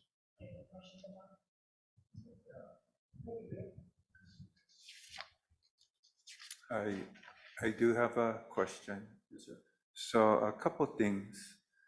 So just this morning, we got what I'm going to call an addendum as part of the consideration for today's submittal, which is never a good thing for me because I don't know how to compare it to, well, I'm sorry. I'm sorry. Oh, that came from, okay. So, okay, so you can disregard that. But I do want to talk about everything you're saying. And the one of the foundational principles upon which you are asking us to approve this is to cede our authority to the chair to make this more efficient. Is that what you're asking? No, sir. The right of now, the right of entries, and I'm proposing the revocable permits, if they're more than 30 days, come to the commission for its consideration and approval. It's just when the exigencies of getting that person a space that he can put his cars on that are coming in tomorrow. He cannot wait for 30 days or less until the next commission meeting. So we would just want to get him in place to carry him to the next commission meeting where you can consider the longer term revocable permit in this case. Okay, so even that continues to concern me because what I don't want to do, and it goes to what Kau'i was saying earlier, is when we set a certain precedent that takes us into the future, that's not a good thing. So we have the authority as a 9-member panel to represent the interests of our communities across the state of Hawaii. And so I do think that that should remain with us as a collective. And I'm not yet prepared to cede that authority. Any other comments? Sure. Commissioner Neves? Yes, so Richard, one thing that's missing from this F3 document, we are talking about F3, is the revocable permit process, the program. Where is it? The process would be like the right of entry that people express an interest. We don't, besides your normal qualification that they have some financial worth. No, what I'm saying, Richard, is back in, I think it was 2022, we approved the revocable permit program. And then along with that, we went into a program of, we did a pilot revocable permit where we had a list of criteria. That's all part of the revocable permit program. So that document is not included in here. No, this item is strictly on documentation, not the process of how we award the permit or the GL or what have you. So we're just talking not about the preference or the process of qualification. We're just trying to get approval to move forward with the understanding that these will be the documents that we will continue to use. Okay. Your comment is well taken. That process would be a later meeting that has to do with the permitted interest group or interactive group that goes through the different types of disposition, the act and the statutes as to how we get to the point where we sign the agreements. This item is strictly on the agreements that we will be signing. Okay, so again, here's the confusion. You know, the first sentence reads under subject, approve to commence utilizing revocable permits, convert compliant existing right of entries to revocable permits. The right of entries that. But what I'm saying is the revocable permit program we approved should be in this document. Well, this is approving the process to start using the. So you're approving a process. You're not saying to convert. You see how confusing this is? The conversion would be those. This should have just been a little informational.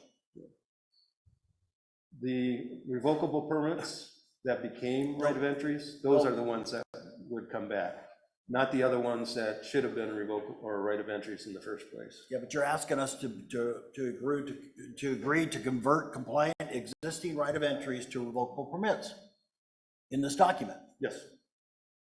Where's the revocable permit program? The revocable permit program would be if that is a proper document to be utilized to document the disposition. I don't see the. You understand what I'm talking about? I don't see the revocable permit program here. You're asking us to convert existing right of entries to revocable permits. The revocable permit program was approved by the commission several years ago. Then we went into we did a pilot program. The pilot program failed. So now we've got to look back at the revocable permit process and say, why did it fail? How are we going to fix it? Do we need to amend it moving forward? That's my point. Because we obviously have, when we went through the pilot program, because that pilot program is real important for preference, because it talks about a lot of different items, and you had to qualify under those items. Amen. Okay, so if that didn't work, what do we need to do that to amend the revocable permit process moving forward? Asking us to say, I need you to convert existing to revocable permit program that is in trouble. We need to fix that first. Understand? Understand, and what you're asking for is another submittal, not this one. This one is just documentation. You're asking for the one that sets forth the preference, which I think is beyond what we're asking for here. Granted, it's necessary, and it is something that the larger group should talk about. But here, it's just the paperwork we're talking about, not the program in the sense that the pilot program was. So at the end of page F3, on page 3, it says LMD recommends approval of the requested motion action as stated. The action and motion as stated is convert compliant existing RP right of entries to RPs. No. You're asking us to approve it. If this was informational, I understand your process, but what you're asking us is to prove based on a revocable permit program that has not been fully vetted. Okay. Yes, sure. Chair, yeah, I'd like to just add on to what Commissioner Neves is stating. So I hear him, and it's clear what this sentence says, but you mentioned, Peter, that really we're trying to establish the approval of the process. Is that what you stated? The documentation. So in the documentation, because right now we're not using revocable permits. Okay. So we would start using the revocable permits where it's appropriate to do so. So Okay. some of those are existing right of entries that carried over when we used to do revocable permits, and they just changed the name of them, Right. in essence. Right. So we're asking to change those back. And then continue with the possessory interest in the land as revocable permits and not as right of entries. Right. No, and so I know Commissioner Neves was on the PIG to review and do the pilot project and all that, so he has the background on that. But I thought I heard you say that really what you're asking us is that we want to approve to commence utilizing the process for revocable permits. Now, if I'm misstating, then I'm misstating. The process is using the documents. I was not intending it to be any sort of a screening preference, non-preference. Okay, so that's what not this the first sentence says, right? It just says we want to approve converting the old ROEs to RPs. So if the word process in there, it makes a difference. Yeah.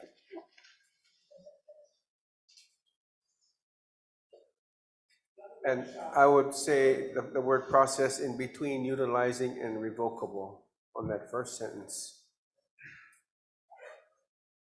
And I just want to state that. I don't know if that makes sense, Commissioner Neves. No, I don't, it needs to be reworded, so you're just talking about a process, you're not talking about action. It's a process that we're gonna use all these different items for our process. When you ask that we want to be, you want to convert, that's part of the process. You need to take that out. Are you reading the subject matter or the recommendation? The subject.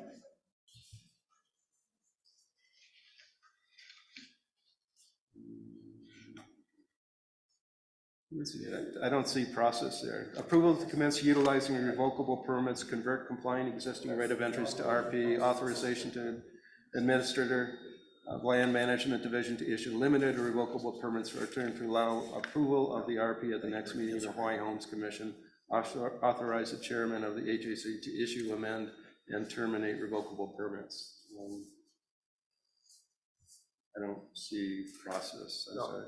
But you're right, the word process is not in there, and that's why there's opposition.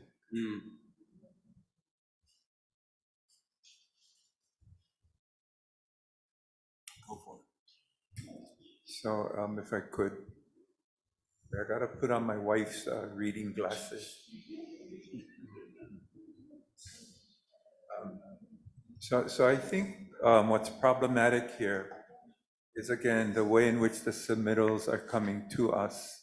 It's not clear enough. As a result, it's generating questions from this commission as well as from our beneficiaries. So what may be clear to you is less important than what it means for us. This process has to be made clear to the commission and to our beneficiaries. Now, one of the things in here, when it says approval to authorize the chairman of the Hawaiian Homes Commission to issue, amend, and terminate revocable permits, that's what continues to resonate with me as well as our beneficiaries. Because that statement in and of itself suggests that the commissioners should rescind or cede their authority to one person.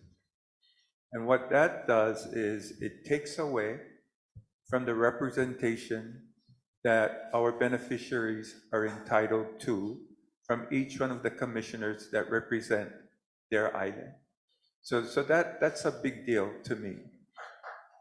In addition to that, it removes the checks and balances that, because if you authorize one person to make decisions on behalf of Hawaiian, that to me provides undue influence without proper representation by our beneficiaries. So I am fixated on that statement. That one is very problematic for me, as well as Commissioner Nevis's concerns about process. So I'm going to end there. Thank you. Any other comments? Okay, we got a whole bunch of people that want to testify publicly, and it's 12:05. So I believe we have a lunch schedule right now, and after lunch we can come back and what's the schedule? Oh, okay, so when do we reconvene for public testimony? About what time? 1 o'clock. Okay, we're gonna continue the discussion, but we're gonna take a break for lunch, and we have an executive session, 2 items we'll be looking at. So we'll be back at about 1 o'clock. Okay? Okay, everybody? Thank you very much. Motion for it? Yeah, also, hang on, guys.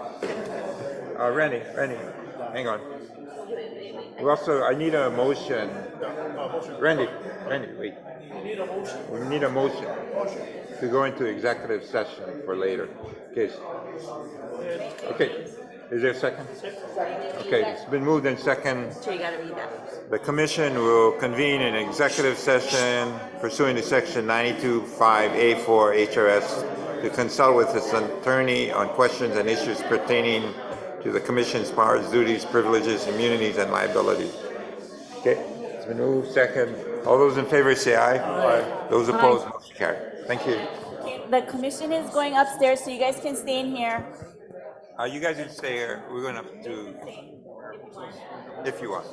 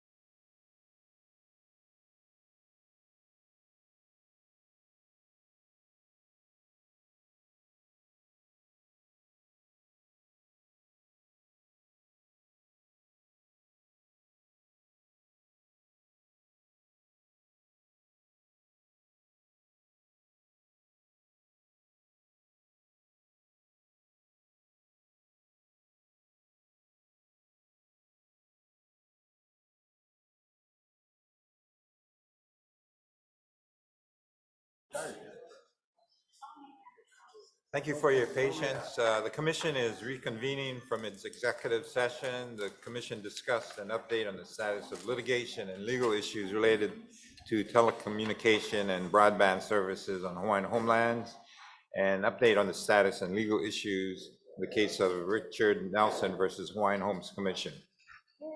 Okay. Okay.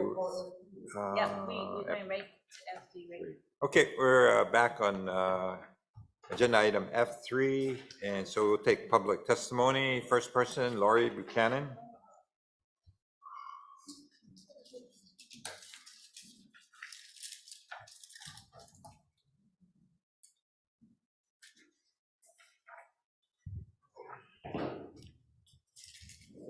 Aloha, Commission members, Aloha. Honorable Chair.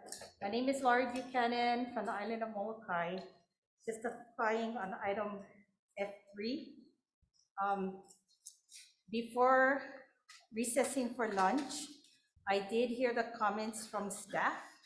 I did hear comments from the commissioners, and I wanted to, I don't support F3 as agendized. I feel it needs to be deferred, or it might be a moot subject at this point, because from what the staff conveyed, it is not properly agendized. And so I don't think it meets the sunshine law for the public to comment. And so there are multiple actions being agendized here. And from prior testimony, it seems that the most getting feedback is the authorization of the chairman to issue, amend, and terminate revocable permits. But listening to staff, it seems from the staff's perspective, it might be more of a piecemeal type of arbitrary ask. And there are multiple action items within F3. Commissioner Neves is correct that if a member of the public is to read the agenda, it is confusing. And so in that fact, I would suggest to the commission to defer and then re-agenda the items as multiple separate items, or to be very specific, because staff said it's not setting the policy, it's just, so I don't think maybe they're considering how other items within the rules are conjoined. So that's my feedback. Thank you very much. Okay. Appreciate it. Thank you very much. Next person, Patty Teruya.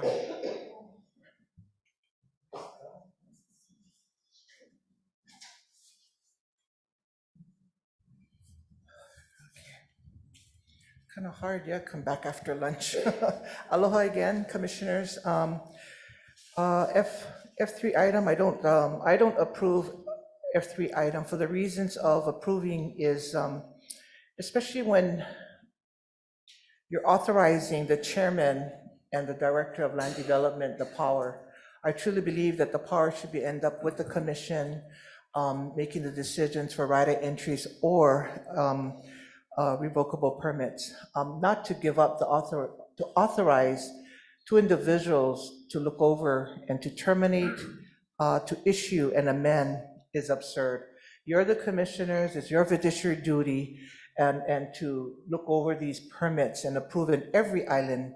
I speak on the island of Oahu mainly, and this has been an ongoing problem, especially in Kalailoa.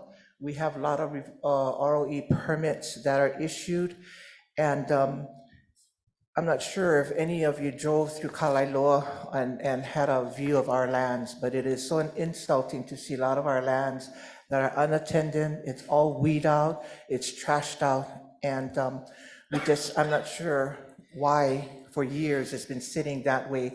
We have a lot of open land in Kalailoa. We have a lot of people on the industrial or commercial list that wants to get into a right of entry in Kalailoa. We have a lot of Native Hawaiians who are truckers along West Side that are waiting. I'm not sure if land development, is Mr. Russell here? Shucks, I wanted him to sit next to me.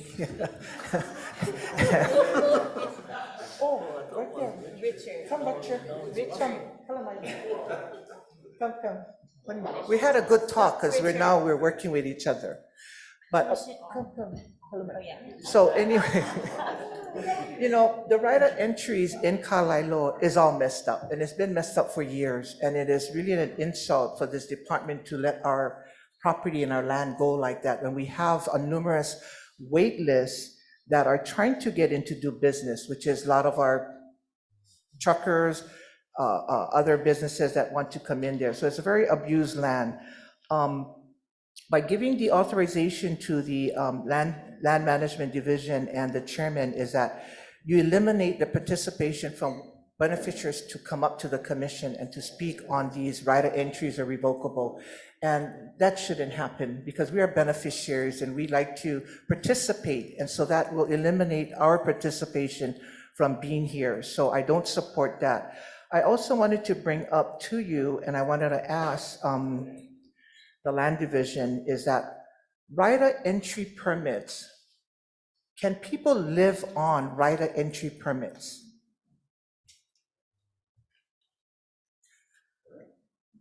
If you're asking, does the right of entry permit Allow people to live on the property, correct? Answer is no, we have not issued them for those purposes to the best of my knowledge. And thank you, Mr. Richard, for answering that. And so then I'm going to ask the commission to really take a note of this. We have a lot of right of entry permits on the island of Oahu that we have homes that live on the right of entry, at least since 1991. Not just one home on the parcel, you have their daughter-in-law, the son-in-law, and everybody lives on that right of entry permit. So that is, when we talk about on page, that is something that we have from Linda Chin on page 2, is that number 2, it says the insufficient resource to keep up with inspection and enforcement. And that is very important. We can't enforce. So to move ahead with that, I did want to bring up the right of entry along the Waianae Coast that we have in for years that live on the property. And so I'm not sure what you're going to do with that. The other one that I'm going to highlight again too is in Kalailoa, this Extreme Paintball Company, right of entry since 2017. We did our research. Since 2017, Paintball Extreme. The right of entry was $48,200 a year. Number 598, recreational, 1.32 acres. TMK 13028. So since 2018, 19, 20, 21, 22, 23, have they paid rent to the department, to the trust? And they continue to do business in Kalailoa every weekend. Have they paid rent to the trust? Why are they not on our right of entry or even in our 2022 annual report? That should be something Oahu commissioners should be flagging and taking a look at. So these things are happening, and I just cannot see that we move forward with this, and I hope that the commissioners really take a hard look at that. Thank you so much. I did also want to highlight Nanakuli Christmas on the Ave. I know Kalpea over there was bragging about Kalpea, which is all good, but I got to throw in for West Side. So Christmas on the Ave in Nanakuli, second year was highlighted. We appreciated Mr. Awo there. Also staff Juan Garcia, who always come out and help, and our Commissioner Sonoa Mahalo for supporting our Nanakuli Homestead Christmas on the Avenue and allowing the department to have our ahupua. In regards to this action, this F3, but I didn't have enough time to finish up all of my public testimony about this specific agenda item. And so at this time, I wanted to share those information with you. On the information that I gave you, I shared about 32% of land management, the lands, 32% of the total lands is being managed by LMD and 20% by homesteading. When you combine those two, 52% of 203,500 acres comes to 105,000 acres. Where's the other 98,000 acres? Who's managing that? Who's managing that? And so I wanted to go back and say, number 6 that Linda Chin had stated, program currently suffers from perception of mismanagement, lack enforcement, and inconsistent application of rules. Ex-Commissioner Patty just shared about extreme paintball. I think that needs to be investigated. And why did this administration ignore it when it was brought to the attention? When I did the math on that, that equals $289,000 of lost revenue or criminal revenue that was not brought into the trust. Why was that when someone is using our land? And so I feel that the department needs to show us how is all of the 203,500 acres are being used so we can understand. Because right now, if you give the power to the chair and the administrator, you're basically saying there's 98,000 acres of land that is not accounted for at this time. Have at it. Go ahead and give revocable permits as much as you want without transparency. Above and beyond the 19% that I spoke about earlier that's on the table. And so going back in summary to these 3 action items that was presented in today's packet, I wanted to summarize. It was on page 2 of the information I gave you. We recommend a motion action number 1, approve issuance of limited revocable permits. Approve issuance of limited revocable permits and revocable permits and convert existing right of entry to revocable permits where appropriate. Where in the packet is showing us in the entire state, all 19% of our lands being allocated for right of entry. Where is the list to tell us the appropriate right of entries that are going to be changed to revocable permit? Where are the ones that are going to show us that these are inappropriate and why they're not going to be converted? Where's that list? That's what's missing from this packet. All we're being told is something's going to get converted from right of entry to revocable permits where appropriate, but we're not being told what's appropriate. Is this list on Oahu, on Maui, on Molokai, on Big Island, and what is inappropriate on this list? We're just going blind and being told, just trust me. We're going to take care of it on our own. And then number 2 says, authorize the administrator, land management division, to issue, amend, and terminate limited revocable permits. Why does he get the power to say, these are limited, and this is going to go to the chair, and he's going to authorize the ones that are going to be real revocable permits? So those 6 issues that were brought up during Governor Abercrombie's time is still prevalent today during Governor Green's time. In the last 10 years, it hasn't changed. There was no movement in correcting these 6 things. And these things were brought up. If I was to send you, you can see that it was brought up by the media as well as beneficiaries. I was part of the beneficiaries that brought to the commission all of these things that the media as well had brought up. So I just wanted you guys to take these into consideration and say, I'll ole to action number 1, I'll ole to action number 2, and I'll ole to action number 3. And maybe number 1 can come back with the list, but not number 2 and number 3. Kia koapu, God bless all of you. Okay, the next testifier, Alhi.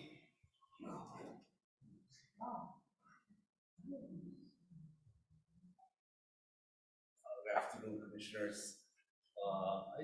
Didn't expect to come here today, I just expected to come tomorrow, but I thought it was important to come and address this particular item.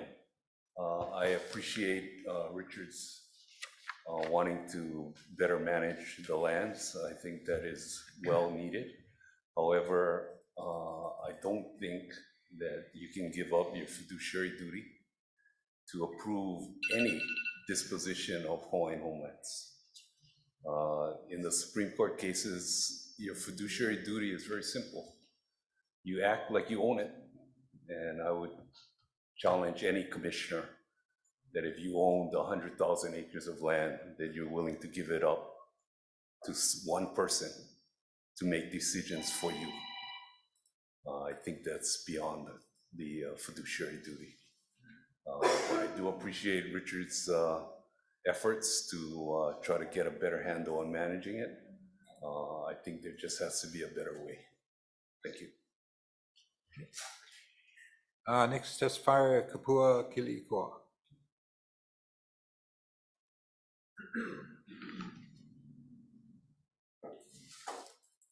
Aloha and welcome back from lunch. I do stand in opposition to any vote being made for this particular item at this time. I feel that we are incompletely and ill-informed and that we need more information, which is what our commissioners have been asking for. They've also been asking to not convolute what we're trying to move on. Because when you put too much in a submittal, it makes it hard to understand the submittal. And what they've shared today is if we make the submittal to where we, who don't understand exactly everything that is being done in this department, if we can understand that your simple, long paragraph of what you're attempting to do, if you were to provide the information that spells out exactly what we're changing, exactly what we're adding, exactly what we're deleting, so that we know the positive impacts as well as the, what do they call it? Unknown consequences. Because like it was pointed out earlier, if we don't move on item F2, it could adversely affect us, the loss of revenues. I was trying to look up on our annual report how many out-of-date licenses and leases we have to include the ROEs and the RPs. This particular situation is not unique. I've seen it to where it has been years that it was supposed to be expired, and yet that entity is still listed as if they're still there. Now, what former Commissioner Teruya has spoken to is an entity that is not even in the books, but it's in our inventory. So how do we have such incomplete information being brought to you for your decisions to where you can understand it? Because some of the beneficiaries have been working on this for years, as well as the staffers. So I'm not negating the staffers' work. It's a lot of work, but we need the clarity and the precision so that you folks can make the right informed decisions. Mahalo. Demont? Okay, one more thing. Aloha, Demont. And I'd like to say hello to my new friend over here, Richard. He got scoldings when we was at lunch. Nah. He's a good guy. He all right. But so I'd like to tell you why I support F3. And you know, it's funny because different people can look at it and see the same thing and come at it from different perspective. And I respect our Lahui who is in our position. But I like to share why. 3 reasons why. I think this is important for F3 to go through. Number 1, let's talk about Yorktown and Enterprise Avenue. Over there, you guys get your 2-story building. You guys like convert them, the governor like convert them into housing for homeless people. And the governor will issue a proclamation for the emergency proclamation back in October, and he will update them in November, because he had some flack here on that.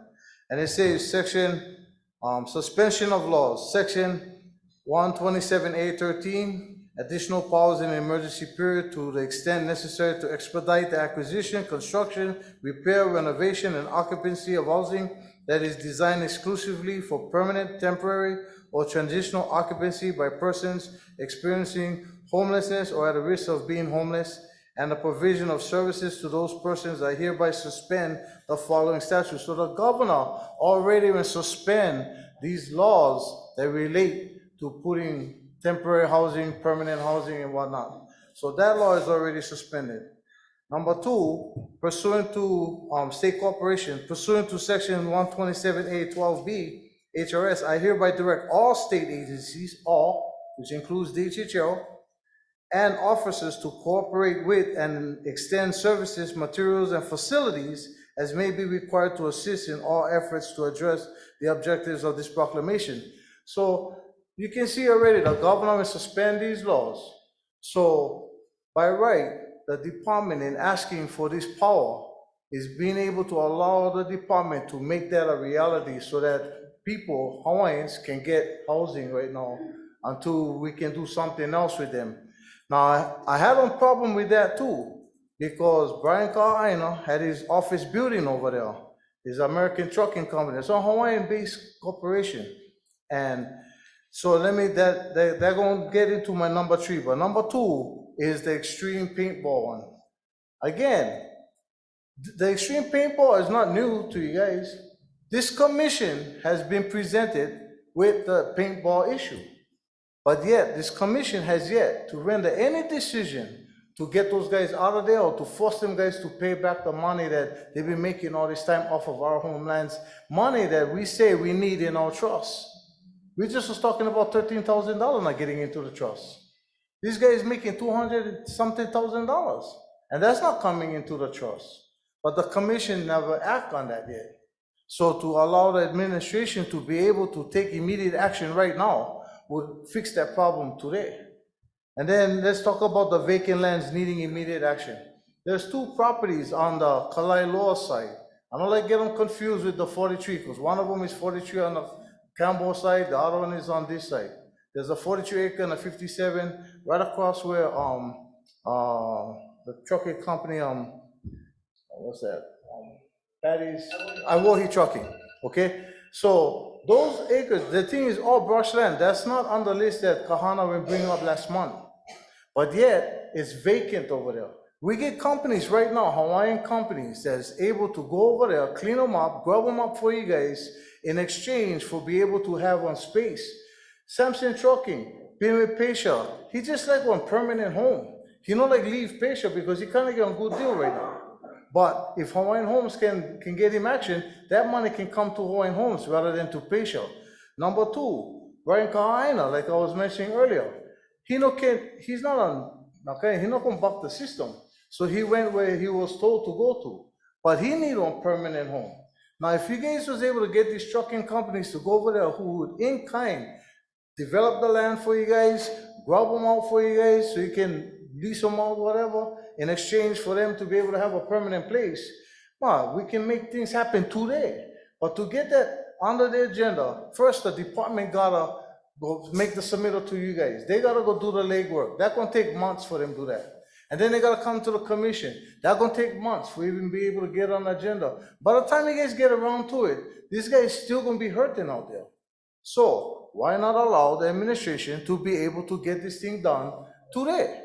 You know what I mean? Now, we can argue back and forth all day long, but I just giving you my perspective on why it's important to be able to have a F3 to go in right now, because we get Hawaiians suffering right now. They need one place, especially the homeless. So I want to just share that with you guys, and aloha. Thank you for allowing me to share. Okay, Demar. Next, testify Jojo Tanimoto. Thank you very much. Happy holidays, everybody. Thank you. I wanted to share on F3 The problem that I have with that, number one, is the authority, passing the authority. I think this issue came up like 20 years ago already, but now it's back again. And it wasn't okay before, and it's not okay now. So I oppose this F3 on that. Number two, communication. Yeah, this F3 is very confusing, but I don't see anything that helps our community in Kauai High because nobody told us anything. They just go ahead and they pass out all of these ROEs, and now you like make RPs. And nobody in the community, which just about everybody is a new generation, they don't know what that is. And so I'm like to advocate again, because part of my testimony for tomorrow, this stuff is all part of my testimony for tomorrow. But I'm taking the opportunity today to ask that this department, LMD, for a beneficiary consultation with the community, especially with Kauai High. All of the discussions that I've been trying to make, because I'm trying to keep the commission aware of what the community outside of Hawaiian Homes is working on. So it becomes a problem in the whole community, but Hawaiian Homes has an opportunity. And I've been making that testimony for the last 2 years. And this department does not respond. And so I have a problem with that. And then you can even check with the County Game Management Council. They have it in their minutes. They contact LMD, LMD snubs them, and they leave them with an attitude like Hawaiian Homes don't care. So why should we worry about the goats that's eating everything in a beneficiary's yard, the erosion in the watershed, which is in the ROE, and the erosion going into the ocean is polluting the fishing grounds and all that stuff. But this division does not respond. Or I should say, has not responded. I did get one communication who put me on hold. I don't know how long that could take. But like I said, I'm trying to let the commission know what's going on in the community so that we can shadow or maybe use a footprint to help what we need in Kauai High. Nothing's happening. But I oppose this. I'd like to ask the commission to defer this whole issue until the community knows what the heck this is. Thank you very much. Happy holidays. Next testifier, Guy Gaspar. I don't see him. Next. Kanoe McDonald. I know. I know.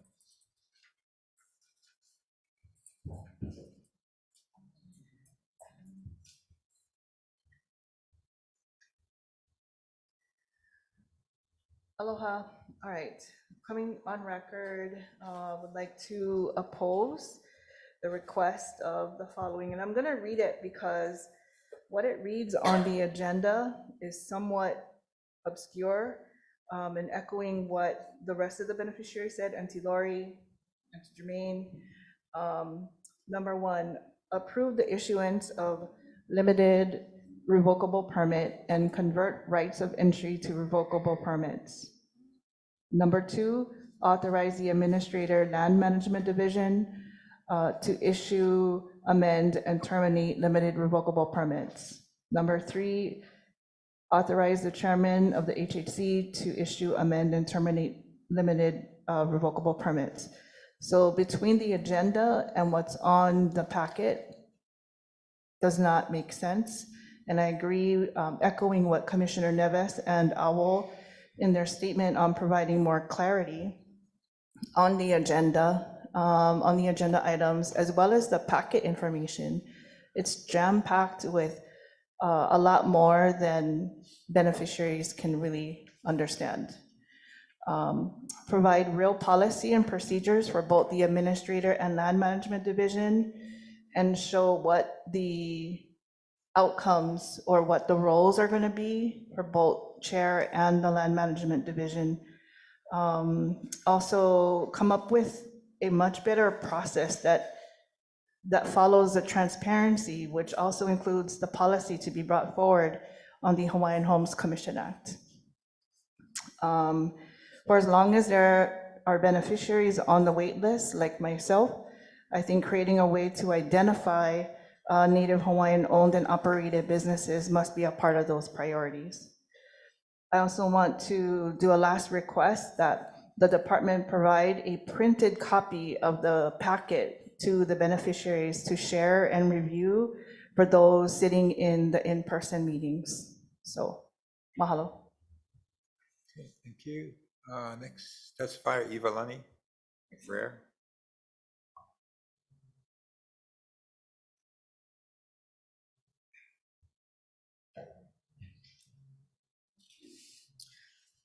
Aloha, Commissioners. Again, mahalo for letting us have this opportunity to share our mana'o. Again, for the record, I'm Ivalani Lebon McBear, Kaupea Homestead President. In regards to F3, approval to commence utilizing revocable permits RP, also to confirm complying existing entries to RP, and authorization of the Administrator of the Land Management Division to issue limited revocable permits for a term to allow approval of the RP at the next Hawaiian Homes Commission. Also to authorize the chairman of HE to use, amend, and terminate. For this F3, standing in my position, I must say I oppose.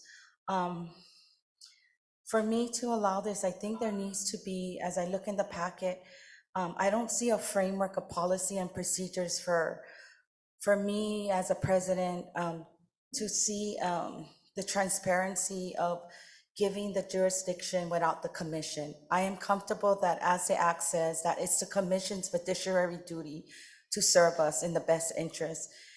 And for me to just give that authorization to the Land Management Division and the chair, I think it should be inclusive, not just with the commissioners, but us beneficiaries and HBAs that has anything to do with anything of our Hawaiian Homes Trust land. So at this point of F3, I must say that I oppose it until there can be clearer understanding of how that process look, how is that form work, so that we can allow transparency on decisions on anything pertaining to our land. So mahalo for allowing this time.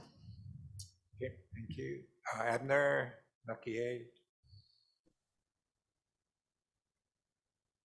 Aloha. Hello. Aloha. Oh, hello. Aloha. My name is Abner Nakihe. I wanted to testify on F3. I too do oppose, because it sounds to me it gives a lot of, well, all of the authority to the chairman. And I like that, when something is passed through, it goes through the commission. Also, I would love beneficiary consultation. So that's why I oppose.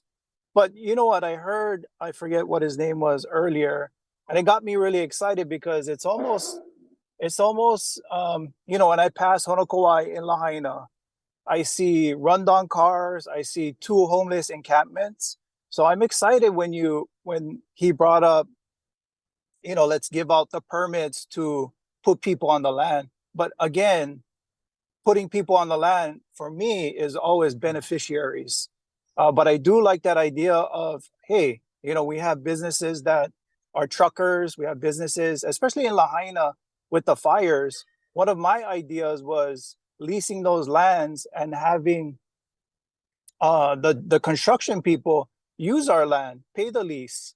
And also there's a parking lot up there that nobody is using, that, we have rental companies in front that could be using that. And that would be a good, something that I'm motivated to get into as an income for myself, since my business, my surf school business burnt on Front Street. But yes, I oppose F3. Thank you. Okay, thank you. Patrick Havaiola.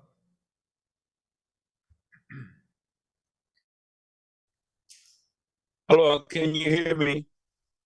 Yes, we can. Thank you, Mr. Chair and members of the commission for allowing me to at least share my manao on F3. And I too am, like everyone else, or most of them, opposed to it. And I'd like to thank Brother Dumont for allowing, saying that, he appreciates those that maybe not see the same way he sees. Well, I too also, I would like to, just because he expressed and used the term that when it came to F3, that the governor's proclamation allows certain things to happen, and he cited 2 citations. I would want to challenge the chair and or anybody or the attorney general of the commission to look at those citations, because I am of the premise, as far as I know, Hawaiian homelands cannot be encumbered by any actions from the state. So if those citations are so, I would be totally against it. And that is one of the reasons why I believe the powers should continue to remain in the hands of the nine-member commission, as opposed to it, for expediency's sake, move just to the chair and or land manager. So with that being said, I appreciate the time that I have to share with you, and that it's the first time for me to see that land management LMD's issue took up a whole day to resolve with 3 issues back to back to back. But it just says that the beneficiaries are becoming a little bit more acclimated to the process, and the process that the chair needs to know. I would end with this.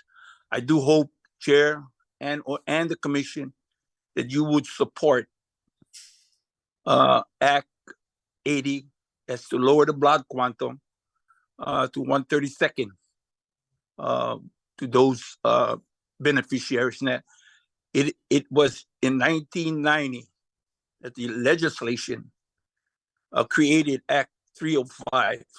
305 was to increase the aggregate of a lease from 99 to 199 years. If they did this 30 years ago, they knew that something was going to come down the pike.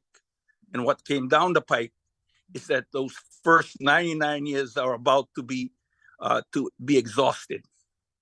And then with intermarriage, and then our blood quantum, when the successorship was changing 86, we now come to 2023. And now we're finding that even the 0.25%, we may still fail in having our people have continued their birthright and their families. So I would want at least this commission and you, Mr. Chair, to support Act 80, which is now pending in the halls of Washington. But I believe the makeup of the Congress right now, it's not one of the best time, but it will sunset in 2030. It will sunset. So again, thank you very much for allowing me this opportunity. And I'd like to also wish all of you Mele Kaliki Maka, Mehau Uli Makahiki O, and Kiokaha smiles on all of you. Thank you. All right, thank you. Next testify, Pua Freitas.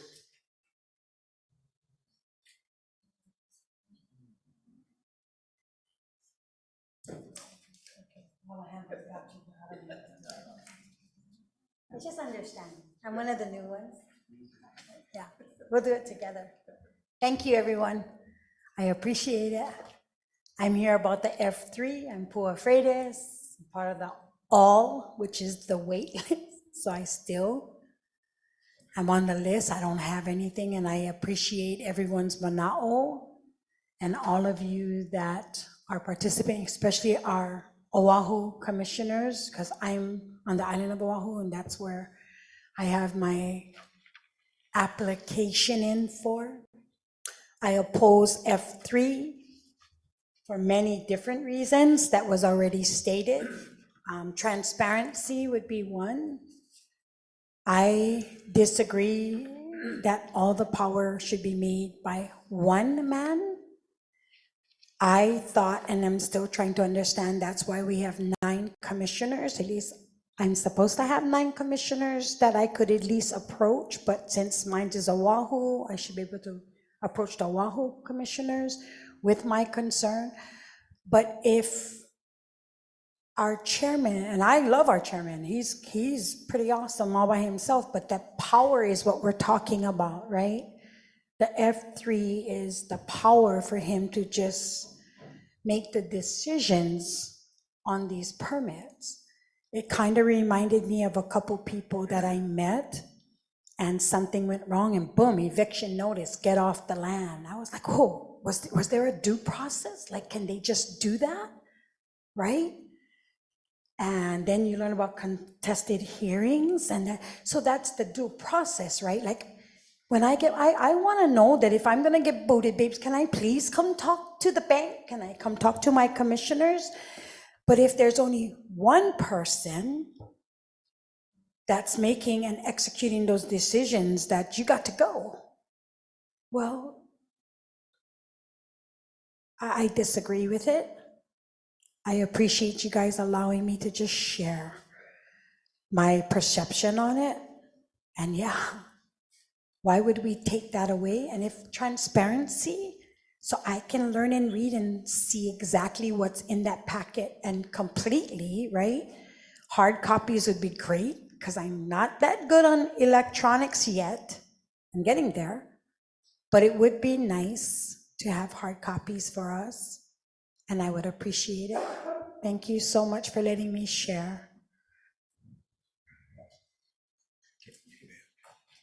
Aloha Lani Smith?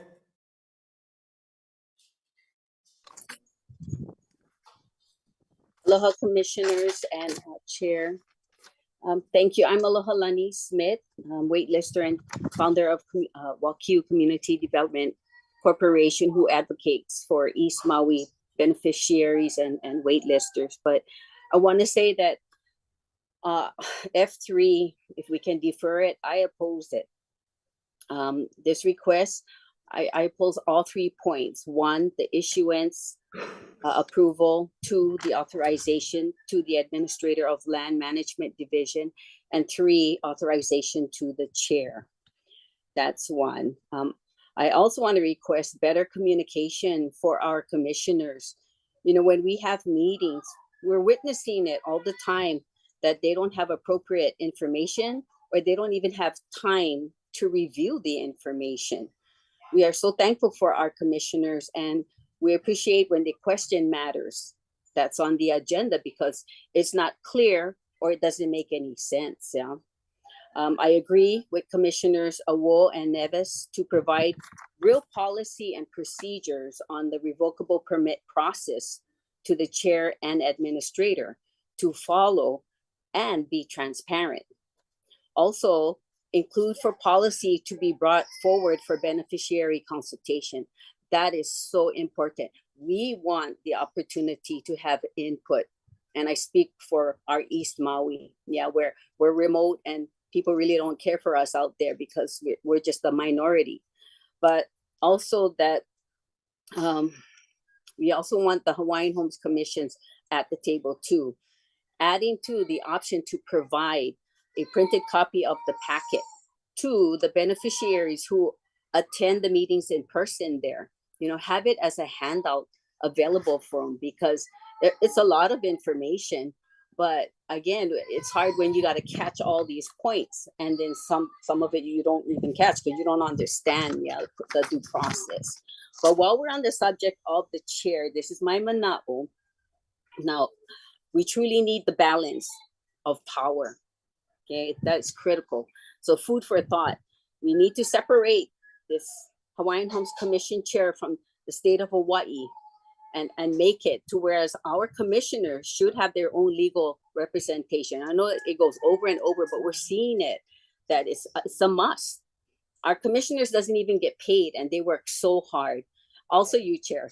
But what I'm getting at is the projected revenues that you could create for these 8 members or commissioners to be paid, utilize that revenue to pay for their legal representation, you know, because we appreciate our commissioners and chair included.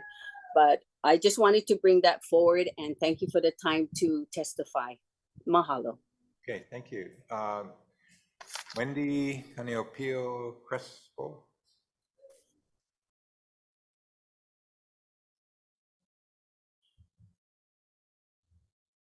Aloha, thank you again for having me, for allowing me to share my testimony. For the record, my name is Wendy Kaniaopio Crespo. I am the secretary for the Kaupea Homestead Association, and I'm here to oppose F3 on all 3 counts, on all 3 points, to authorize the Land Management Division and also to allow the chair to make those decisions for us as well. I feel like by allowing these things, you're basically bypassing the beneficiaries and taking away our voice. And that's not right. It's not pono to have our voices taken away, because this is our trust. I remember sitting in the confirmation hearing for Ikaika Anderson, and the former chair sat there, and when he testified against Ikaika Anderson, he stated this, that the chair needs to focus on the trust and not the beneficiaries. There's no trust without beneficiaries. Correct. So it all comes down to transparency and beneficiary consultation and being heard. So if I can circle back to the 9-acre parcel in Kaupea, we asked to be included in the RFP selection, in, you know, the whole project itself, because that's our land. And we should have a say as to what we are asking for to be put on that land. And I understand that we do have to alleviate the wait list. I'm not discarding that at all. But at the same time, 16 years ago, that land was meant to, when Kaupea was developed, and we have the prints for that, we were supposed to get a park and a community center. Now, 16 years later, because this wait list is so huge, now the money is being utilized to say, okay, we have to build this home. We have to build homes here, which I understand that. But we should be given part of that for our community. And when Kaupea and Maluahai was developed, we were put under an outside entity to govern over us. So we're not self-governed. We are governed by the Villages of Kapolei Association, who tells us who, what, when, where, why, and how. And it shouldn't be that way. We should have a voice. We should be self-governed on our own trust lands and not having an outside entity, because according to the Hawaiian Homes Commission Act, we are to be self-governed by Native Hawaiians. Right now in Kaupea and Maluahai, that's not the case. We are being governed by non-Hawaiians, by Villages of Kapolei Association, who tells us how we can live on our land, and that is not right. So in addition to that, that's my kuleana, my mana'o is to oppose F3 on those 3 points. Mahalo for your time. Thank you.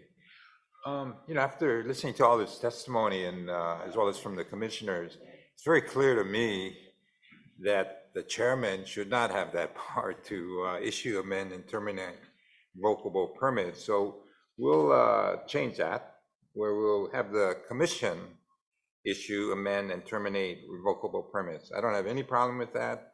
It's not a power grab or anything as far as I'm concerned. In fact, I think it's more administrative. Maybe the intent was to expedite the process, but it's clear from all the testimony that that should stay with the commission, and that's how we'll move forward from here on out. So what we'll do is we'll, I don't know if we can just amend and just authorize the Hawaiian Homes Commission to issue, amend, and terminate RPs.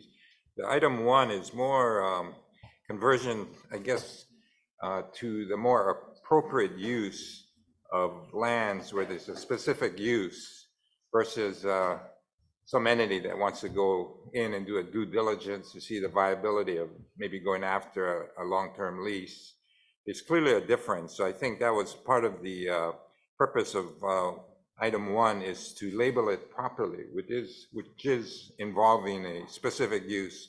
You might have somebody living there, you might have somebody running a trucking business or whatever, which is allowed under RP process, but not really a right of entry permit.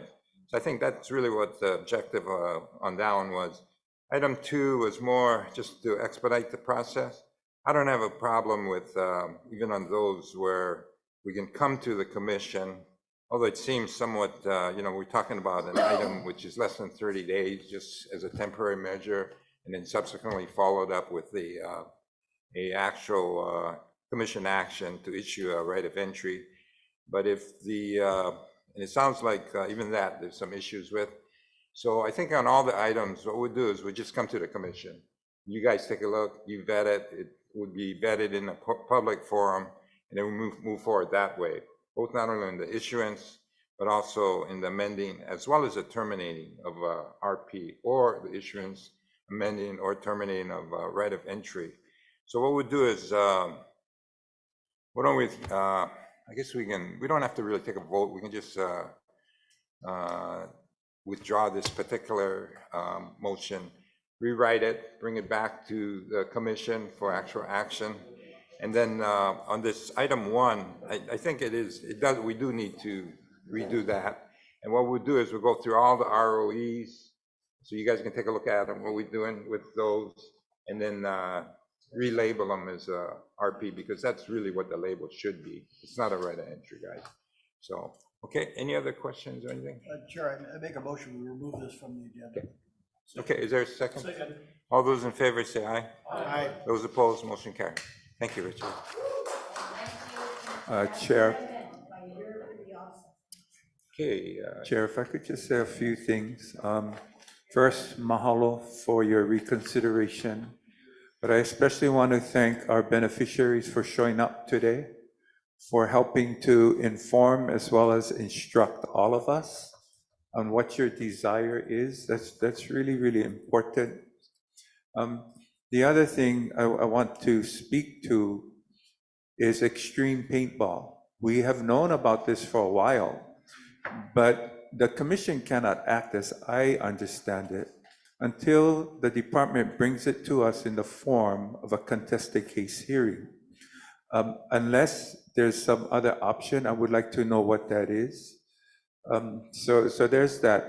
The other thing that's really important for me as a commissioner, we're embedded in the state system, but to enact a federal act.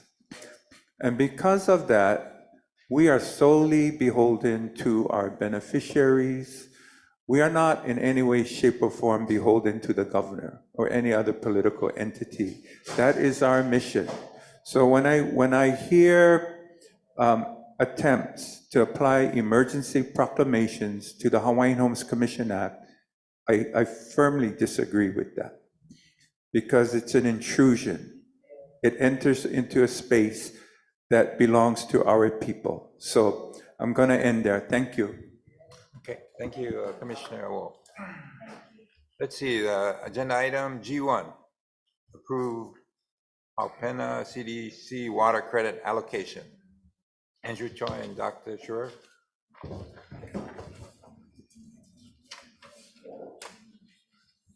Hello, Commissioners. Andrew Choi, Planning Program Manager. The recommended motion action is that the Hawaiian Homes Commission concur with the Chairman's recommendation to allocate 3 water credits to the Alpena CDC for their use on tax map P 26 and 28 in accordance with their request with the processes for the allocation of water credits and water meters on water systems serving HHL lands. This procedure was approved by the Commission on September 19th, 2022. With me today to provide the context and background for this recommended motion is Dr. Jonathan Likiake Schroyer, the Department's Water Policy Consultant. Hello, Mike Kako. Good afternoon, Commissioners. I have a brief PowerPoint presentation for you. If you'll go to the next slide, This is the map. It's a little bit faded in this picture, you can see, but that's the site of a 127-acre parcel to which the Pa'upena Community Development Corporation has a right of entry procedure. Oh, it's not.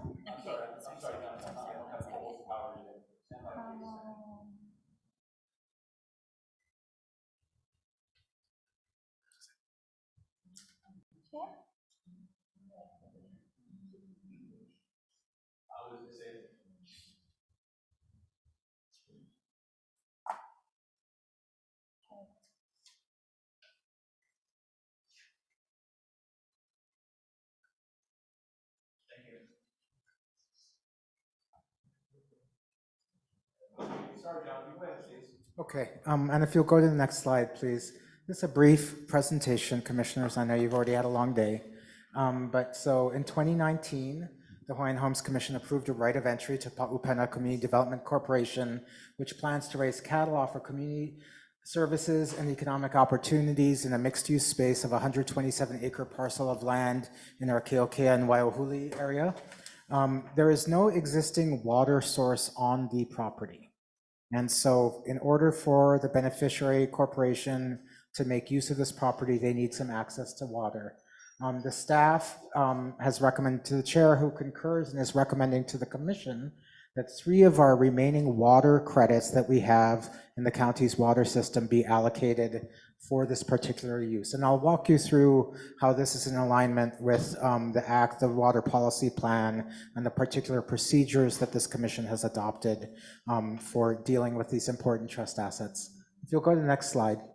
So as the sort of highest level of background, of course, as everyone in this room knows and everyone online watching knows, the part of the great compromise that Kuhio had to make in order to secure passage of the act was that most of the lands we secured were dry and remote.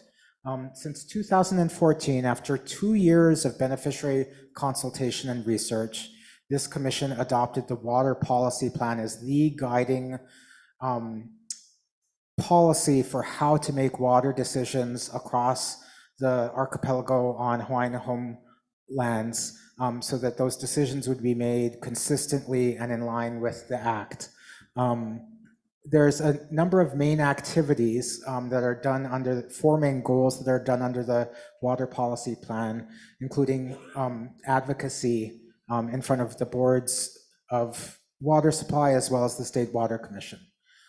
To actually go from having rights to water to actually having wet water in our communities, we take our advocacy and reservations, and then we actually have to collaborate with the county as well as other private water purveyors to have them agree to actually deliver water that's developed into our homestead communities. And after that, we seek legislative appropriations, we do engineering studies, environmental review, we develop the systems, and then very frequently we dedicate the improvements to the county departments of water supply, in exchange for which we receive water credits. Next slide. So when we develop some combination of source, a well or a stream diversion, storage, water tanks, and transmission water lines, we develop them in collaboration with legislative appropriations, in collaboration with the County Department of Water Supply, and then we enter into a water credit agreement with the counties that say, in exchange for you dedicating these sources to us, we will provide you this many credits for your future uses. 1 water credit is equal to 1 residential water meter, typically a 5/8 inch meter that's capable of delivering on average 600 gallons per day. If you go to the next slide. And so as attachment C to this submission, signed by then Chairman Cully Watson in 1997, there's an agreement between Maui County and the Department of Hawaiian Homelands that in exchange for certain improvements that the Department of Hawaiian Homelands funded and dedicated to the Department of Water Supply, we received a credit of 500,000 gallons per day in order to use for development of homestead lands at Keokea and Waiahuli and upcountry Maui. To date, we have used approximately 3/4 of those credits.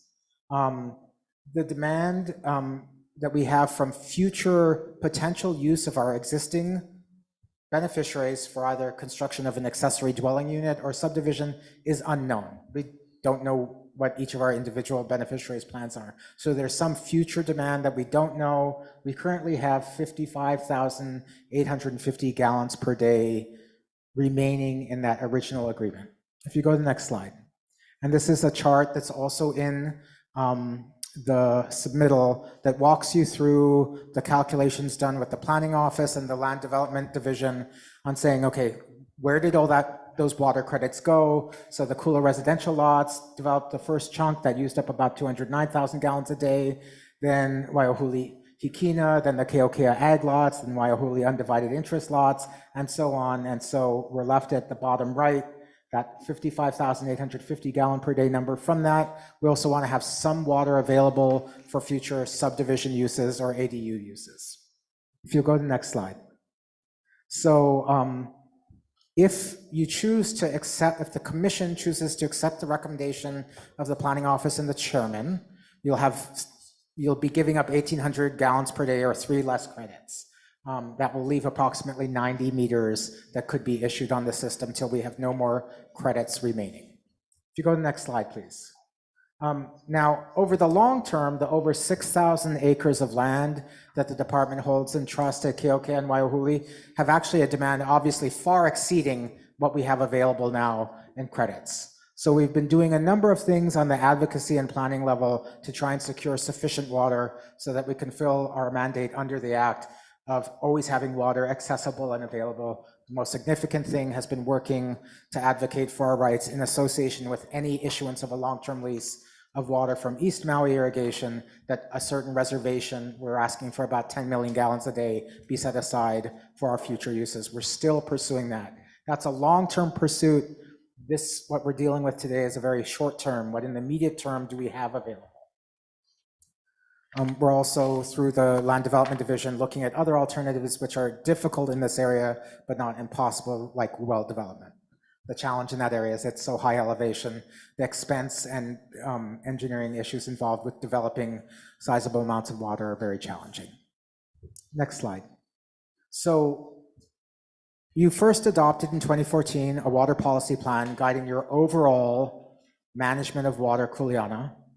Then last year, and it was something that was called for in the water policy plan, you developed a specific process for, we have these important trust assets, these water credits. How do we allocate those? So after beneficiary consultation, that procedure was adopted. It outlines most particularly, okay, given that we don't have enough water anywhere, what are our priority uses? And it lays out those uses. The very highest priority that you laid out is if somebody has a residential lot and they need a meter, they should be able to get a meter. If somebody has an ag or pastoral lot, but they plan to build on it, they should be able to get a meter. Pa'upena Development Corporation is a lower priority. It comes under priority F. It's a beneficiary corporation in line with land use policies for the area, trying to use that land for beneficial purposes. So because of the concerns, some of which were echoed in a different way today before you, of how does the department make these decisions with competing priorities, there was an exception made in the policy that said, if a lower priority use wants to go forward, it can present its case, it can ask, and then the chair has to make a recommendation. The chair recommends that it comes to the full commission for decision making. If you go to the next slide.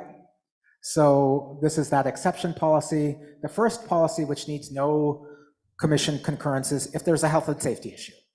Chair should be able to act immediately, issue a water meter. That was done on Molokai during the emergency where many deer were dying, to add a meter for a processing station to handle deer meat and deal with health and safety issues.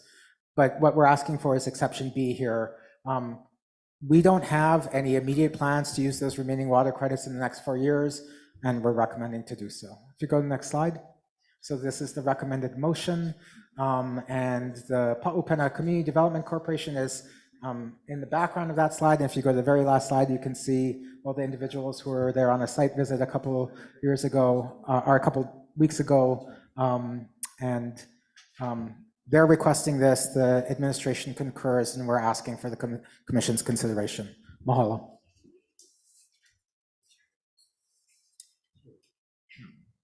So, Dr. Sharp, on this lower priority use, seems like it's a good use in the sense that they're trying to generate some kind of economic activity with the use of the land. Is there a major conflict with, I'm assuming we're kind of developing an area for residential. So is that gonna kind of shortchange those individuals, and we'll have a certain people in the back end that will be prevented from moving forward? So if the department fails to develop additional water sources in the area and only has these remaining water credits, and 3 of these water credits go to this, they won't be available for a residential use. That is the policy decision that is in front of you. I also want to point out in your packet on page 4 of item G1 is the same table that Jonathan had put on the PowerPoint. The second to last row, I always get columns and rows mixed up. So the second to last row, the Keokea, Waiahuli development phases 3 to 4, those aren't existing development. Those are developments that are planned for in the immediate future. So we are reserving water for future development that is on the horizon, so that we make sure that we have enough water for that. So I just wanted to point that out, that the Keokea Waiahuli development phases 3 to 4, those are yet to come, and we are setting aside water credits for those near-term development projects. I think Dr. Schroyer had mentioned in his presentation, we are also looking at long-term solutions to provide water to all of our lands in those areas. But those long-term solutions are complicated, and it'll take some time before we can get additional water to our area. If I can just finally add, prior to the adoption of the procedures last year, decisions were made on a case-by-case basis, and usually requests like this were simply denied. And they said, no, you know what, we don't have enough water for homesteading, we're not going to do it. In the meantime, you have homestead organizations ready to use land. And these credits have been on the books since 1997. So if they're not getting used, beneficiaries are also not benefiting. So, but it is the reason why the procedures as adopted brings us to the full commission, because it is ultimately a sort of trust decision appropriate for this commission to make rather than at a staff level. Sure. I was gonna ask a question, but I saw Stuart smiling and nodding yes. No, sit down, no, I'm messing around with you, bro. I saw him smiling, give me a thumbs up, so I'm sure everything is kind of taken care of. So basically, we're gonna use these credits now because the land has been ready to be used for almost 30 years. And we have a strategic plan to acquire more water on the backside to finish our development and help our homesteaders. That is correct. Okay, cool. Thank you, brother. And I also look to Stuart for assurance all the time. Yeah, well, actually, Stuart, why don't you come up and you can smile up here and. I saw some of his sarcastic emails. So I didn't want to ask too many questions. Aloha, Chair and Commissioners, Stuart Matsunaga, and the Administrator for Land Development Division. And so we did have a chance to meet several times, and I just wanted to confirm what Andrew was saying is that all of our planned Keokea Waiahuli developments are accounted for in the water allocation budget. So as we proceed to construct those lots in phases 2A, 2B, 3, and 4, that we have set aside allocation for those lots and anticipated meters. So we're not going to be short on the back end? We are not going to be short on the back I thought end. you said we were. So Of the existing development that we have. I think the difference between what Stuart is saying and what I'm saying is over the short versus long term. Over the long term, we don't have enough in-hand water resources for all use of all of our lands. But For we're everything taking that's steps. planned, we do. Right, I understand that part, but I mean, I'm hopeful that we're gonna get phases 3 and 4. Right, and, we're those gonna need water. those planned lots we have set aside the allocation for that. So that's included in the allocation budget right now. The remaining, I think was 55,000 gallons are for developments after completing the current Keokea Waihuli phases. Okay. So I think we're saying the same thing. You are. Current development is Right. accounted Current is for. okay. The future, Current that's the plan part I'm development, concerned about, yes. plan development. But in the future, do we have any steps that we're anticipating to take for that shortage you're talking about? Yes, so that's our pursuit of a reservation from the East Maui irrigation system, discussions with Mahipona and the county about delivering that water, pursuit of investigations of development of well sources and other potential sources of water. Just for information, we're going in this legislative session with the support of the DHERD as well as the governor to put the person in my position on that board. So we'll have an advocate on the board to make sure our needs are addressed long-term besides the immediate. So we'll see how that goes. And then anything else, guys? Okay, sure. Any questions? Well, I just have a question. Is there a need for all three of these meters immediately? Or could we phase that in to make, I know what the chair is saying, he'd like to see word in hand. And so would I, for future development. Thank you very much for the question, Commissioner. The water demands that they could use on the 127 acres to fulfill their plans actually are greatly exceeded. Like 3 meters is nowhere near enough for them to fully use their demands. This is what we view as a reasonable interim step for the next 5 years for their uses. Thank you. Just a quick technical question. So one water credit is enough for one residential, which is approximately 600 gallons per day. That is correct. Does it change if it's ag or if it's pastoral as far as the gallons per day in credits? So the credits, I believe your question, Commissioner, is there a greater demand for lots than an agricultural pastoral lot? Absolutely.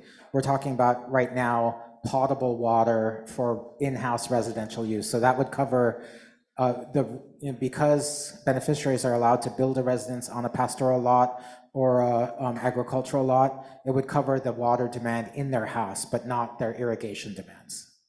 Thank you. Yeah, let me also add that this use of some of our, or in this particular case, in this area, is something we'd like to do throughout the state. These large areas of homestead areas that we could maybe convert into some kind of pastoral community lots that we can lease out to existing ranchers, as well as generate more ranching lots for development, goes to the bigger use of and management of our lands. Right now, I'm under discussions with DLNR. We're trying to acquire the 110 acres in Kalailoa that has a slaughterhouse. So we can acquire that and tie it into the entire process, not just raising cattle, but marketing them and processing them. I think it would be real consistent with the use of our lands, but in a way that and we're looking at it from a perspective of a commercial type developments where we can not only provide the water that's needed, which is real key, but once we raise the cattle, what do we do with them? So, and I think when we look at it from a statewide perspective, it's important that we not only raise it and get our homesteaders involved, as well as access to these larger areas that they can divide into paddocks and use it in a more effective way, then we can generate some economic activities for our homesteaders, especially those in the cattle business. So it's an exciting time. I think I'm hopeful that the governor is very supportive of us acquiring those lands. We are under discussions with not only entities in the commercial enterprise side of it, but also existing ranching homesteaders that are also excited about not only sharing their activities with other maybe new ranchers that are on our waiting list, but all of the different islands So, okay, so anything else, guys? Okay, thank you very much. Yep. Oh, okay, can we have a motion to approve? All those in favor say aye. Aye. Those opposed, motion carries. Thank you again. Okay, the next item, agenda item H1, approved budget increase.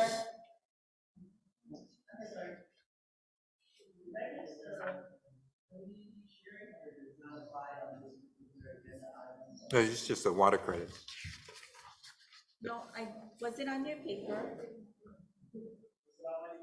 No. Sorry. If you put it on, I would put you on the list. Well, I have several, there's more than just the one, but it's basically a statement of. Why don't you come up? Thank you.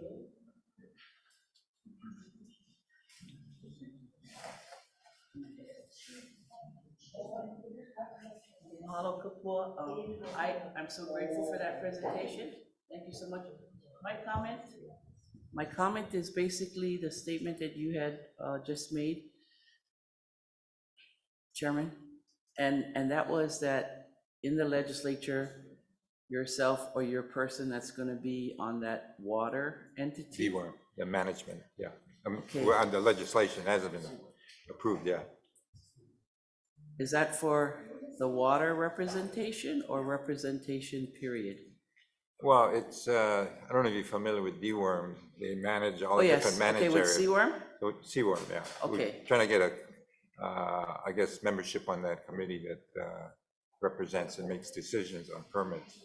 So there's no representation by DHHL. So we're trying to get on there so we can be a strong advocate to make sure that the waters are focusing on our projects.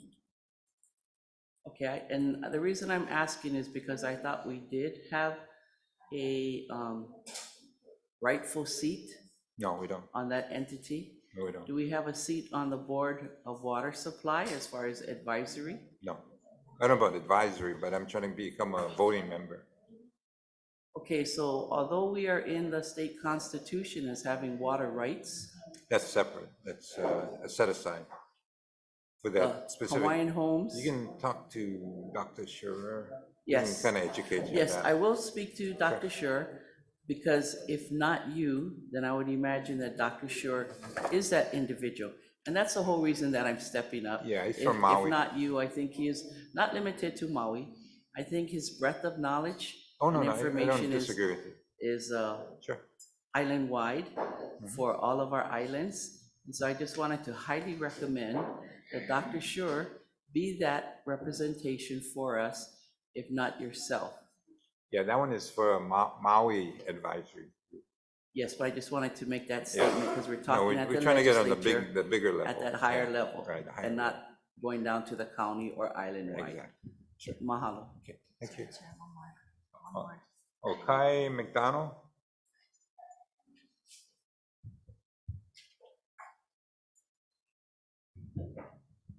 What a busy day today.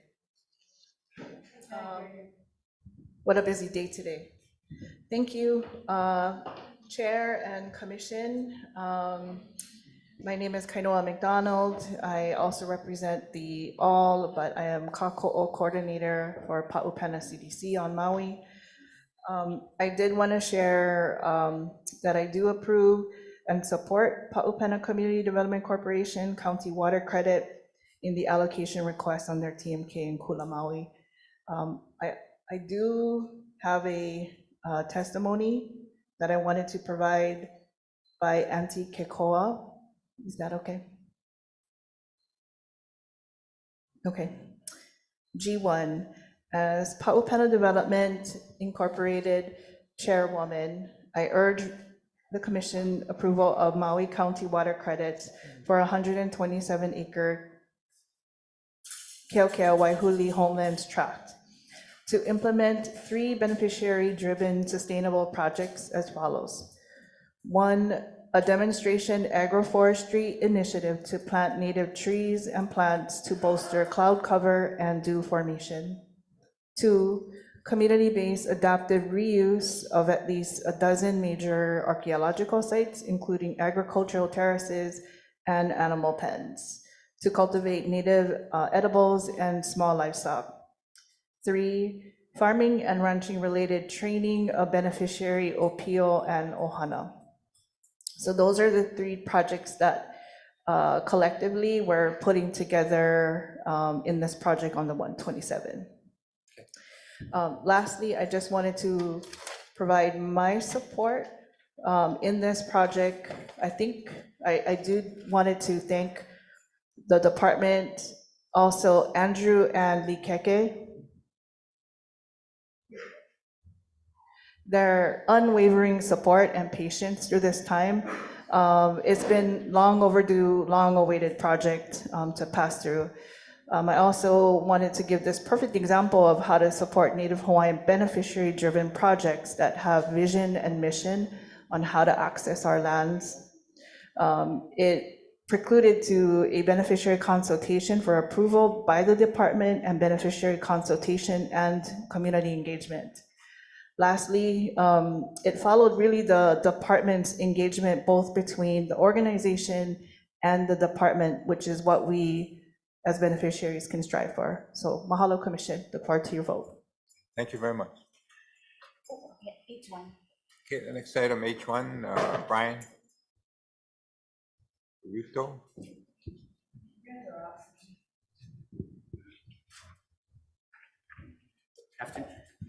Afternoon, Commissioners. Brian Ferruto, Administrative Services Officer. I have 2 items today. The first one is H1. What H1 is seeking to do is to provide allowance to use our trust funds to create 22 positions, exempt positions, that would provide support to largely our district offices for operational support and homeland safety or homestead safety issues. Real quick summary on this item.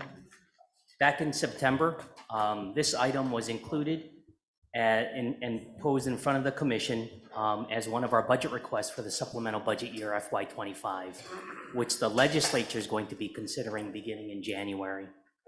FY25 begins on July 1st, 2024. What this is seeking to do, again, is allow us to use our trust funds to fund these positions for the remainder of FY24. In the meantime, the department will be lobbying the legislature and requesting our proper and appropriate share of sufficient sums, and hopefully we can get this in general funds. Should that not happen, we would come back to the Commission and determine what our next move would be. But we determined that these 22 positions, which are comprised of office assistants, land agents, enforcement or compliance officers, and homestead assistants, are critical to some of the things that we need to do in meeting our responsibilities. I stand by for any questioning.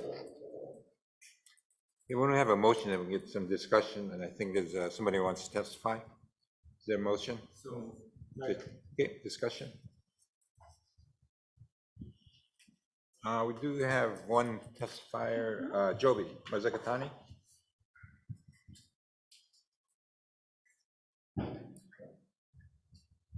Thank you, Chair Watson. Good morning or good afternoon now, Commissioners. It's nice to see some old faces and some new faces, and I thank the individuals the new commissioners for being willing to serve on the commission. I know it's not an easy task. By way of introduction, my name is Joby Masagatani. I'm testifying here today as a daughter of an applicant on the waiting list, so a potential successor beneficiary, but I also served for nearly 20 years at the Department of Hawaiian Homelands, almost 8 as the deputy to the chair, almost 8 as the chair of Hawaiian Homes, and also the remaining years as an executive assistant to William Ailau, who was the last chair at DHHL.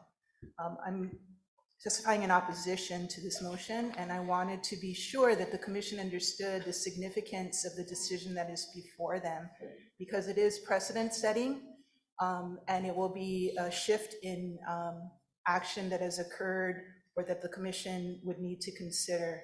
And, you know, Brian has done an excellent job in terms of preparing the submittals. They're very easy to follow the information. However, I did want to at least bring some perspective and background, having been the chair during much of the Nelson discussions and negotiations. So the first thing is, the reason why this is precedent setting is because from the Castagnetti decision, which was at the circuit court and was subsequently set aside by the Supreme Court, but that decision was a waterfall point in providing significant general funding resources for DHHL's operations. Since that time, DHHL has not utilized its own sources of funding, which are the special funds and trust funds, to pay for personnel-related expenditures. Now, even though those funds were significant in nature, they were not enough to cover the entire amount needed for DHHL's operations. However, we have not, the department, forgive me for doing that, the department has not utilized, up until this point, to my knowledge, its own resources to pay for personnel expenditures. The second reason why it's going to be significant is because it will signal to the legislature the willingness of this body to use its own trust fund resources to pay for personnel expenditures. So when you go into the legislature, and there are two accounts beyond the general fund that is appropriated by the legislature: the special funds, which is the administration account, that's DHHL resources generated with DHHL revenues, and a portion of the operating fund, which is a trust fund. There is nothing that prevents the legislature from shifting general funded positions onto these DHHL funded resources because you've signaled to them that you're willing to pay for these expenditures voluntarily. So it's important to consider that very carefully when you make this decision. That's not to say that there's absolutely a need for support out in the neighbor islands. There's absolutely a need for support for these functions that are being discussed. However, I think there are alternatives to what is being brought forward to the commission. And I know that I want to be careful of the time. If the commission wants me to elaborate more on what those potential options are for consideration, I can. The last thing I will say is that the amount of general funding that the department was allocated for this fiscal year, over 25 million, is substantial. It's the most general funding, along with last year, that the department has received. So these funds, this funding will actually support 22 additional positions. It doesn't deal with the existing positions that currently are in DHHL's in its staffing. And so in order to get those additional positions to the point where you have a warm body in it, it's not a light lift. So that's another consideration. And again, I don't want to get into the details unless I want to be respectful of the time. So I just wanted to at least highlight for the commission, it is a significant action that you're taking here, precedent setting, in that since the Castagnetti decision, DHHL has not ever utilized trust or special funds to pay for its personal expenditures. Other than general funds, it has used federal funds, and it's operated within those parameters. And the last thing I will leave you with is that it was not in any way a walk in the park to get that general funding for DHHL in terms of its operational expenditures. There are beneficiaries sitting in the audience who were there with their blue shirts, pushing to advocate for funding for DHHL, its general funds, and it was not a legislature that was welcoming to that request. In fact, their response to that request was specifically to direct to the Attorney General an inclusion of a amicus brief that was done by the former Attorney General under Linda Lingle, and that was the turning point in the case before the Supreme Court. So I thank you for the time, Commissioner Watson, or Chair Watson, and I'm open. If you want me to elaborate, I can, but I do want to be respectful of the time. Any questions? Joby, mahalo for being here. I do want to hear the alternatives, because I think that's a lot to chew on, but I want to hear the alternatives. Okay, So in the department's operating budget, the funding that was provided to DHHL is in two parts from the legislature. There's about 16 million that was allocated under the 625 program, which is basically the budget that goes to the department's operating and administrative expenses. That funds 200 FTE positions. So that's full-time equivalents. Now, if you were to drill down into the details of the budget worksheets, which are not readily available, but Brian does indicate and did inform the commission that of those 200 FTE positions that are authorized with that 16 million, 19 positions were not funded. So that left 181 funded positions out of the 200 FTE count. Now, DHHL historically has carried a high vacancy balance, and it's not for lack of effort. There are a number of reasons, which I won't go into here. So even with 181 funded positions, there probably is a fair number of vacancies within that, which I suspect are neighbor island located, because generally it's been the department's policy to prioritize those positions. A lot of those vacant funded positions are civil service. So that's the other thing, is most of your neighbor island positions in the district offices, they are housed in HSD. They are some of our lower compensated positions, but given that they have significant responsibility, it's not something you can walk off the street and just do. There's a lot of training that has to be done, and beneficiaries, especially on the neighbor islands, rely upon what these people are telling them. So it is significant exposure if these people are not well trained to the department. So 200 full-time equivalent positions funded with the 16 million, of which 19 positions were left unfunded, but 200 authorized.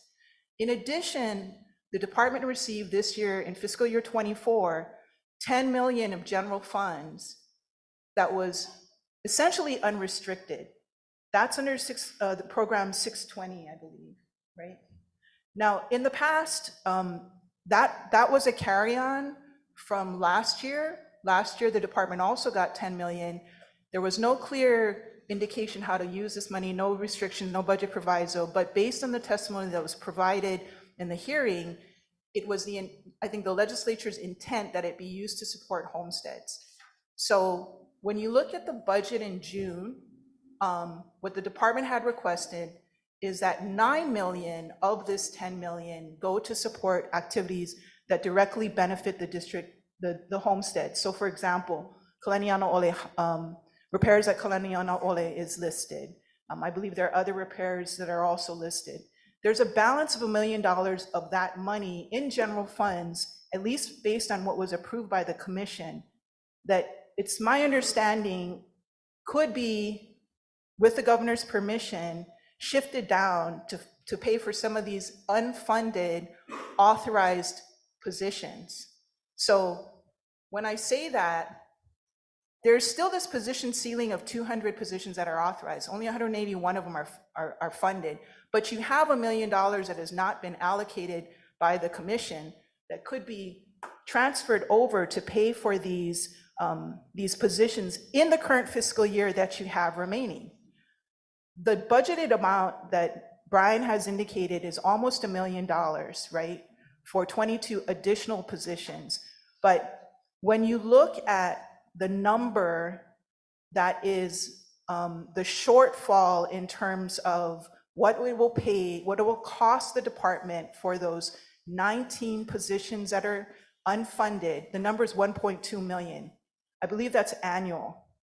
So if you take half of that, that's $600,000. That should be you should be able to fund with this transfer of $1 million from the 10 over to pay for your operating expenditures without coming over the department's general fund allocation.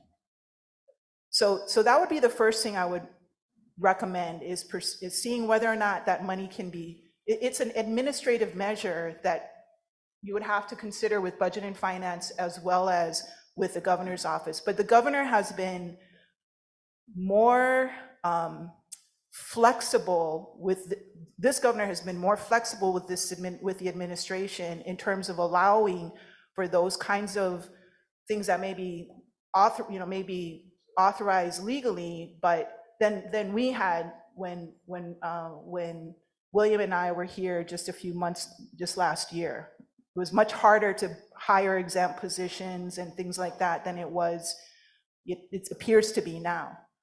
So that's the first thing that I would suggest. The second thing, let me just say, is this is about new positions, right? I would strongly encourage focusing on filling the existing vacancies and providing as much support as you can to HSD and ASO in accomplishing that. Now, you have one of the best HR officers in the state, in my opinion, working at DHHL, but she can only do so much. And one person, she has two staff. I don't know if those positions, one was filled, but I don't know if she was looking to fill the other, I'm not positive. But whatever support can be lent to that office, because that one staff, in order to get to these positions to be filled, you would have to establish the positions, get governor's authorization, post the positions, find the candidate. It's a lot.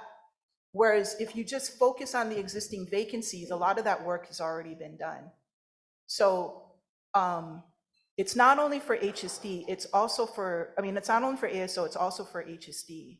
What support would Juan need in order to move forward in filling these vacancies? Because there's a lot of responsibility that falls to the divisions in getting the vacancies filled.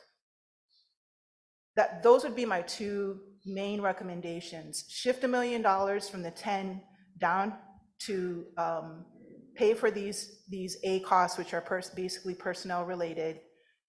Don't go for the 22. Fight that battle at the legislature, because fortunately, DHHL can bring its sufficient sums budget directly to the ledge. No other department can do that. So fight that battle at the ledge, and then just push as hard as you can on the existing vacancies that remain. A lot of those are in HSD. A lot of them are in the neighbor island. Joby, you mentioned those vacant positions. Yes. I have reservations in spending the trust monies. I've had that. I've been thinking about that because it's for our beneficiaries. So we have to make the right decisions. But now that you pointed out some of these options or alternatives, so those vacant positions, does the resource department, would they be able to change some of the positions? In other words, position-wise, because they're all already set, right? Yeah, so what's in your submittal would be new positions. Yeah. Those don't even exist, right? Right. So there are already 200 positions that are established, and of those, 181 of them are funded, right? So for example, let's just take the Molokai District Manager position. That position is established, it might be funded. The only thing that stands between what you have now and a warm body is you gotta fill that vacancy. So that can be done, but what I'm saying is if we could change the position title, you know what I mean? Because some of these positions are important as far as what the chair and the staff identified, because, some of these positions, whether it's for Molokai or Oahu, I think these positions that we have proposed is important too, like the compliance officer, so. Right. These, to me, if some of these positions that are not filled, if we can change the position to, like, say for, I'm not sure what kind of positions are vacant to to change it to like a compliance officer instead. You know what I'm saying? Yes. So if there are existing, positions that are what they call exempt from the civil service, those are a lot easier to change than a position that's a civil service. You know, Brian probably will know better than I would as to how many of those exempt positions are available. But what I'm want to make sure and to communicate is I believe that there are some existing civil service vacancies that are, like, let's say a homestead assistant or the district manager, that you could fill right now that are funded, you know. Yeah, a civil So- service position is more permanent. Yes. Rather than an emergency hire. Yes. Or an 89 Yes. hire. Yes. So I would prefer a permanent position, you know what I'm Yes. saying? Yes. And I think people that are gonna apply, they would rather have a permanent position. Yes. Not a temporary. Yes. And you're not gonna get the kind of candidates you want. Yes. If it's not, you know, attractive enough for them to apply. So, but these positions that was proposed, you know, to me, it's much needed, especially the compliance officer, you know. No question. You know? There is absolutely, you know, I don't want to, you know, the commission to think that I don't believe that these functions are necessary. Are much needed. I do believe that they are much needed, but I also believe that there are some existing vacancies that could address these functions. That is where the focus should be first before allocating trust funds, you know, for the next 6 months, that you might out of 22, you might be able to fill 1 or 2 just because of the time that it's going to take to establish those positions, and what it will signal in the risk to the trust, you know, it's not insignificant. It's significant. So, You don't know where the ledge is gonna go with this, you know. They might not give us the funding in the future if we go with. I mean, I don't have a crystal ball, but I certainly could see legislators saying, oh, the commission's willing to pay for staffing. Great, let's shift another 50% of the positions over, and then we'll save, you know, that much more that needs to go to Maui. It's a lot harder to hold the line if you voluntarily use your trust funds mid-year. That's just my opinion. Thank you. Thank you. Brian, so am I correct that, so we have 200 FTEs approved? We have 200 appropriated FTEs. Okay, and 19 are not funded? Right. And 181 are funded? Correct. How many of the 181 positions are filled? So right now, we have 29 civil service vacancies and 12 exempt vacancies. Those positions are within the respective divisions.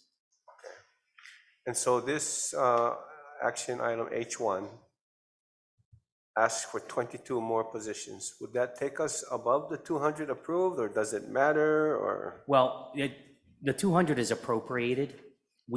The appropriation, they wouldn't actually show up as part of the 200. They're created exempt positions on a temporary basis. So they're not part of, technically not part of our budget in terms of the legislature's eyes. Got it. Thanks. Yeah. Commissioner Helm, I just wanted to follow up on something. I know you were saying that, you know, it's very needed. These positions are very needed. Part of the reason why we're asking for these particular 22 is for 2 reasons. Either one, reason A, reason B, or a combination of A or B. Reason A is we don't have them. So for instance, Joby had made mention to compliance or the enforcement officers. Right now we have 3 positions. 1 is filled, 2 are vacant. They're all based on Oahu. So that's the second part, which is B, reason B, which is they're located in the wrong division or geographic location for us. So again, it's combination of reason A or reason B as why these 22. The 22 are also identified as not only necessary and needed, but for operational support, but for the homestead safety issue, beyond just talking about compliance issues. We have a great demand. There's great responsibility that's placed in the district office supervisors, especially in light of what happened with the wildfires. They are really Johnny on the spot. They're the ones who we count on to address emergency management issues. And as of right now, most of them are two-person shows. I think there's 2 of our district offices have 3 positions. If something major occurs, dam overflows, Kauai, mudslide, what have you, we're gonna need more than those 3 to help us in our homesteads address situations. So that's really not stated in all of this. It's beyond just compliance issues. It's really homestead safety as a whole.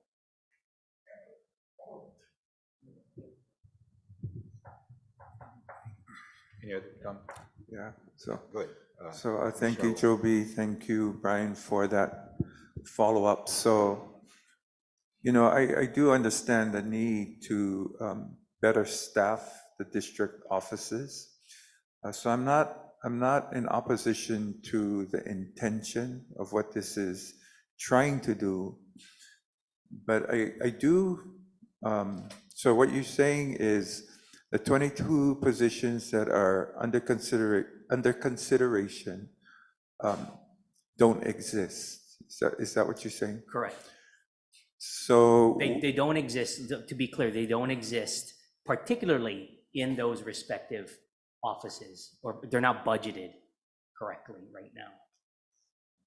So with the current unfilled but funded positions, can any of that be allocated out to the various islands to fill the need you are describing? Yes, but not without great administrative effort from our department, DHERD, and BNF. We'd have to do a redescription or convert positions, and then we would have to do a mini rework to move the position. So in essence, we take, say, for example, a vacant, here's the easy one, we take a vacant a land agent on Oahu that's based on Oahu, and we would just reorg it to a neighbor island. The harder one is, if we don't have a compliance officer, which we don't, we'd have to identify a position, rob Peter to pay Paul. And that's where, we would have some difficulty. The idea, again, for the 6-month funding to start, Joby is correct. It's gonna be a monumental effort to hire 22 people within the next couple of months, but I think we felt, in speaking with the divisions and the chair, we felt that these positions are needed now.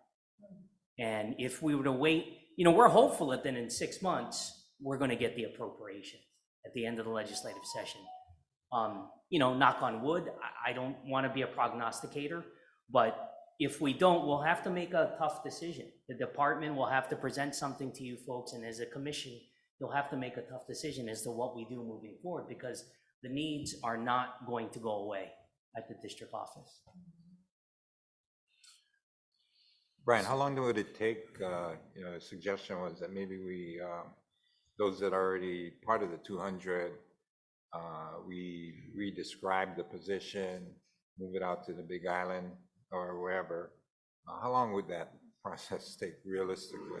Realistically, here's the issue too, right? We're not the only ones dealing with vacancy issues. BNF and DHERD actually is the highest vacancy rate. So we get put in a queue. Everybody's an emergency to them. Department of Transportation, everybody who's got something going to DHERD is going to be an emergency.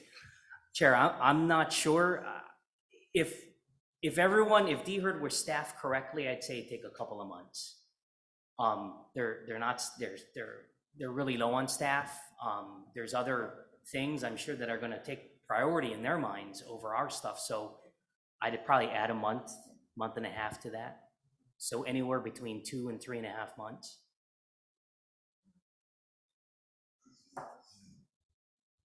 Chair, I have a follow-up question. How long will it take you to develop the new positions that you're proposing, the 20? These positions 22? actually are, so once a directive was provided to me to move forward in this particular direction, we HR worked on creating the position descriptions. And if the commission passes this action today, they're ready to go. And it's going to be simply a matter of getting it approved internally, getting it out for advertisement, and filling them. So how long would that take, Brian? On a good day? To fill? No, to get it ready for recruitment. Oh, to get it ready for recruitment and advertise it in its current state right now, a couple of weeks. And that's actually being very conservative. It could be less. Okay, so the $10 million that was mentioned, taking from that pot 1 million and using it to support what you are describing, what are your thoughts about that? I actually think it's a great idea. Mm-hmm. If we had that as a viable option, it's probably something that I would have recommended to the chair previously. But so we have two program IDs, 20 and 25, 620 and 625. 20 is where our 10 million lies right now. And to that, the legislature appropriating 10 million to that program ID, that was the intent. So it is correct that we could approach the governor and BNF and ask them to please transfer funding over. I'm not sure that nobody really wants to argue against legislative intent. And I'm not sure that would be something that would be embraced. But, you know, I mean, in that, again, in and of itself, we'd have to go through a whole process and request that BNF and the governor move that money over.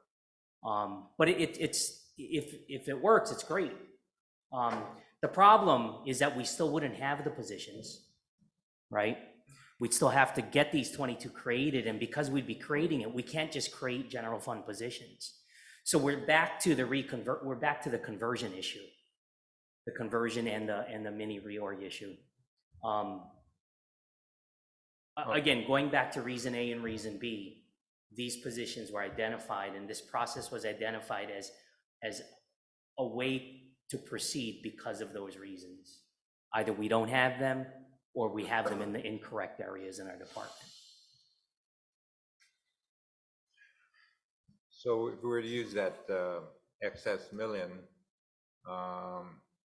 what you're saying is that we'd still have to go through the process of getting approval from DHERD as well as the governor.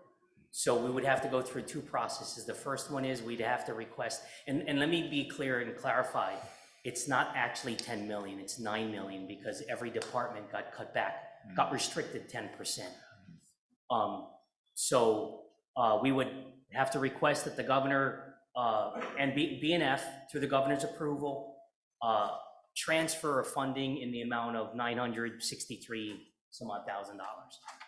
And at the same time, we could then make the steps to convert and redescribe positions and do the mini reorg. What's our timeline on that? I mean, I'm not too sure, Commissioner. Again, a big reason right now is that DHERD is woefully, they have so many vacancies. They're like a 40% vacancy right now. So we're bad. And whenever we cry to them, they're like, well, look at us. Not much we can do. So what is the holdup on the hiring for DHERD? What's the? I'm not sure. I think it's the entire entire state. How do we find out about why is it being taking so long for filling those vacancies? I mean, yeah, I think it's the entire state of Hawaii. It's not just DHERD or DHHL. I believe every department is currently dealing with just a lack of staff and employees. Statewide. Yeah. including our department. Yeah, I guess my concern is, this is a situation where we, the commission, can take the initiative. Granted, we're using trust funds.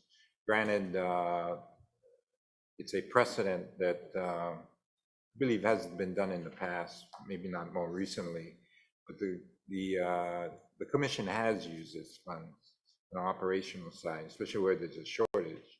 We definitely have a shortage, and we continue to recruit to try and fill the vacancies. But we also have I wouldn't characterize it as emergency, but borderline. You know, we got all these different projects coming down, and we have very understaffed district offices that are being inundated with calls. You know, where's my application? You know, what is this project about? You know, how can I apply? You know, on and on and on. And we can't just ignore the fact that the department is not servicing our beneficiaries. We also have existing homesteads that need the protection and the land management and oversight that is also missing. So that's why, you know, in talking with you guys, we collectively, I believe, came up with the idea of, hey, let's go put and locate land managers on the different islands so we can more effectively and more quickly respond to emergency situations as well as oversight to prevent emergency situations. So this is something that, you know, granted it's new positions, but these are positions that we collectively, I think, identified and hopefully acknowledge that it's needed. So how we fund it, maybe there's different approaches we can try. Some are going to take a lot longer, and I think the reality, especially when dealing with DHERD as well as the staff there, it's tough. And, you know, that's why we're at 40%. We've hired maybe, 20-something in the process, but we still have, you know, quite a few left. And then we also have this, all these new projects that are coming to fruition on the different islands, and we need help out there. And, you know, I can't stress enough that we as a commission need to take action. You know, we cannot wait for the government. We cannot wait for DHERD. We cannot wait for, you know, hopefully this thing will get approved. I think we will have to advocate at the legislature the sufficient funds argument per the Nelson case. That without a doubt, we'll be doing that always throughout the future history of this and the history of this program. You know, I'm thankful that we were, and the department has been somewhat successful because of the Nelson case. And I remember being in court as a witness and testifying, yeah, you know, we've always been shortchanged by the governor as well as, you know, this legislature. And that wasn't, you know, the, I guess, most exciting thing to do, but that was the reality. So I got up on that witness stand and I testified to that. Because of that, we had some very good action by the courts. Unfortunately, the Supreme Court didn't really kind of rule the way I was hoping it would on the second time around. But in any event, as our counsel advised, we are on appeal at the intermediate, and we're hopeful that that works out for us. And we're also hopeful that our the results at this coming legislative session will be successful. But remember, we're not only going in for operational costs. You know, as I will be presenting to this commission, the $600 million that we've been awarded, that is pretty much used up. And we are going into the legislature for more funding because we are tasked and we are seeking to get even more people off the waiting list than we currently have. So we have a bunch of additional projects that we'll be presenting to the commission for review and approval.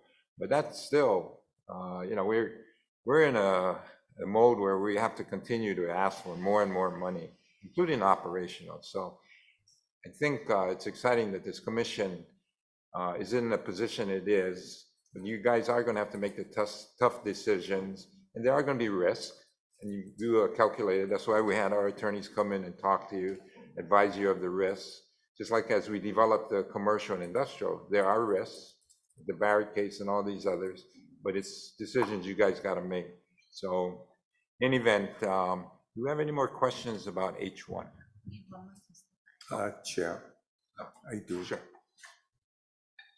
So going back to the current vacant funded positions. So I'm looking at office assistant, we're asking for 5. So can any of those positions be used to export out to the various district offices? Okay, so, well, so any of the current vacancies? Is that what- Any of the current vacancies? Well, let me just give you some numbers with regard to our office assistants, right? So we have 14 total office assistants throughout the department. 6 are currently vacant throughout the department, 5 are unfunded. So, without even making any changes, we're limited because we're really down to 1 vacancy when it comes to office assistant. In that situation, if we were to take that and send it, say, to Maui, it would just be a mini reorganization. I'm sorry, say that again. A mini reorganization. That's easy enough. But I would have to look, Commissioner, at each of our vacancies to determine if it's feasible. Because what we don't want to do, and this would be really poor organizational management, if we robbed Peter to pay Paul, and then it ends up Peter needs it more than Paul, right? And I would have to look with HR to determine if there's any of these that we could take from Oahu and another division, convert it, and then send it to the neighbor islands. So being from the neighbor islands, I would totally support that. But what I'm trying to drill down on, first, I want to say I appreciate this effort because we have been crying for help. And so this is a response to those requests. I do appreciate that. I just want to make sure that we are proceeding in a way that's does not jeopardize other portions of our operation. And so that's why I asked the question, land agents, how many of the vacant positions are land agent positions? So with regard to land agents, we have 8 total in the department. 4 are vacant, 1 of which is unfunded. And the reason why just so it's clear, the reason why the identifying if a position is unfunded or not is that is legislative intent.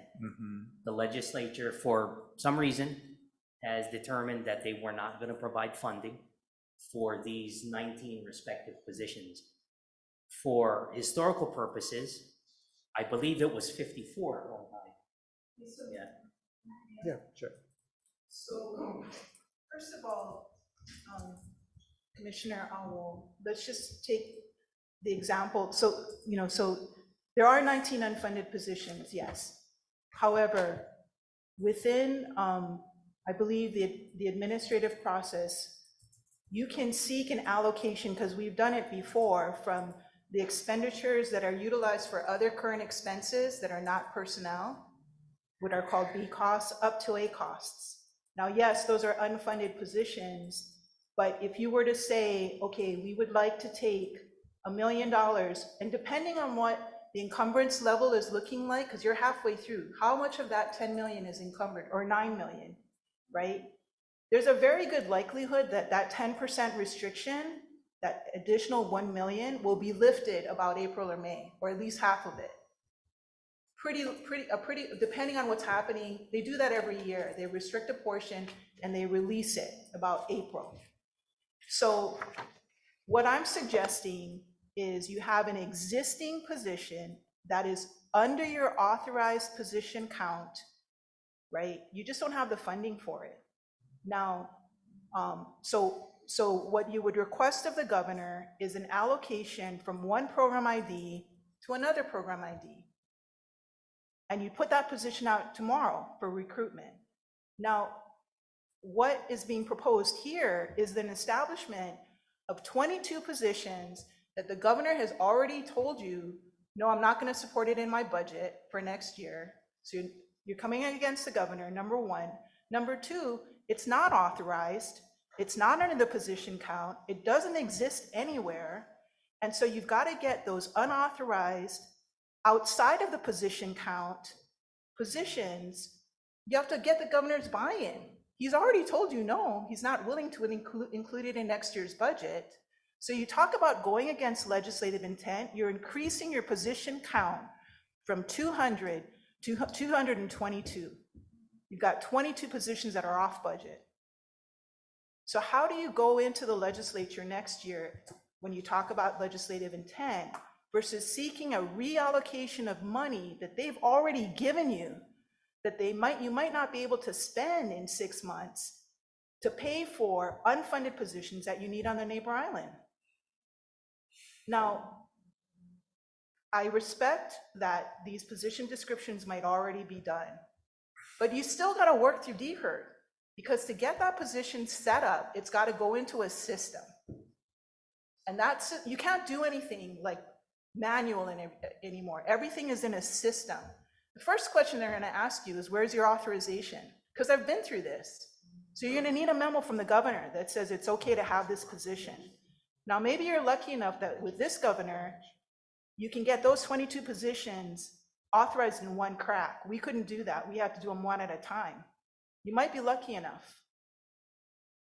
I'm not sure about before, but we have, during our when we were able to deploy positions from Oahu to the neighbor islands through basically a detail.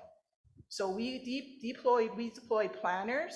We have talked about, or we did at the time, deploying land agents, because it doesn't make sense to have a land agent that does the Big Island, especially on Oahu. Half their time is spent traveling. So of the 5 office assistants, I can tell you off the top of my head some of the vacancies that you've got that are funded. I mean, I don't know if they're funded or not, but I know they're vacant. The Molokai District Office, you've got ODO sitting vacant, so you have Kana'i doing that job, so he can't do his job because he's doing the other job. You have a homestead assistant on Oahu that's recently retired, Rowena, so you're down to 2. One's going to go out on maternity leave. Then you're only going to have 1. So that office is overwhelmed. Those are existing vacancies. You have a land agent out in Kauai. That's a civil service. We recruited for that position. We had a candidate. The reason why we couldn't fill is because we didn't have an office. We lost that candidate. Now you've got an office, right? So if you're overwhelmed by DHERD's slowness, you're not going to get over that with these 22 new positions. It's not like Brian can miraculously write those positions up. He's still got to work with DHERD, or Patty still has to work with DHERD, your HR officer. So what I'm suggesting is, what are the holdups if there are holdups, are there professional services that can be brought to DHHL to assist with what has to happen in order to move those forward with the existing vacancies? You know, go try to get the 19 vacancies that are unfunded funded with existing general funds that you have versus using trust funds. That's my only thing, and that's why I'm so passionate, because once you cross that road, you cannot come back. You cannot come back from that once you use trust funds to pay for personnel expenditures. And with all due respect, Chair Watson, since the Castagnetti decision, that was a turning point. We have not used trust or administration account monies for personnel expenditures since that decision, since you've had the level of funding. Prior to that, yes, but we didn't have, the DHHL didn't have a choice. So I don't mean to, but my advocacy for this is as passionate as it is because I know what we had to go through to get the general funding for operations, and it was painful.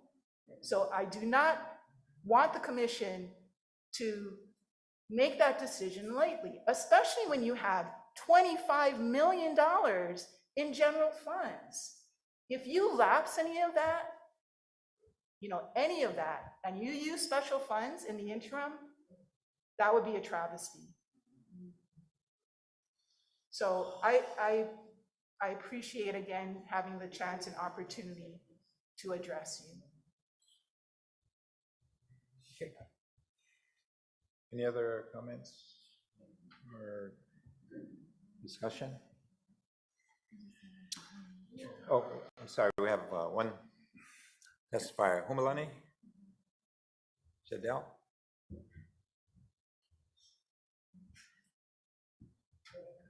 Aloha mai kako. Can you hear me? Yes. Yes, we can. Mahalo. I want to mahalo Joby for bringing forth all the information that she has brought forth. And I recall those conversations and past commissioners' meetings that I have sat in. The kuleana I was given was to protect the trust. And so first and foremost, my concern is that moving forward with this recommendation would jeopardize our general funds, and it will set a precedence. And how do we come back from that? And what I'm hearing from Joby, who has fought that fight, we're not. And that is my biggest concern. Question I haven't heard, or maybe it was said earlier, is how many vacancies does the department have right now? That's the first question I would like to get an answer to.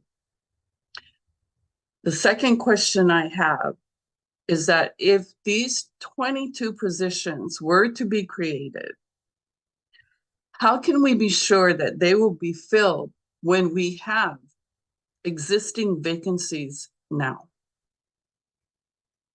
I would ask the commission to be very cautious, not about what the attempt is to move our department forward. It is about the unintended consequences that many of us will have to deal with when you no longer sit in that chair. Mahalo.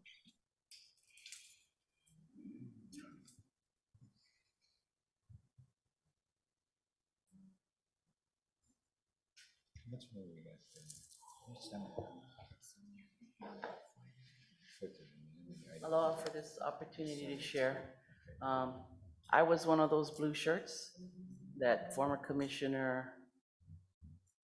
Joby referred to.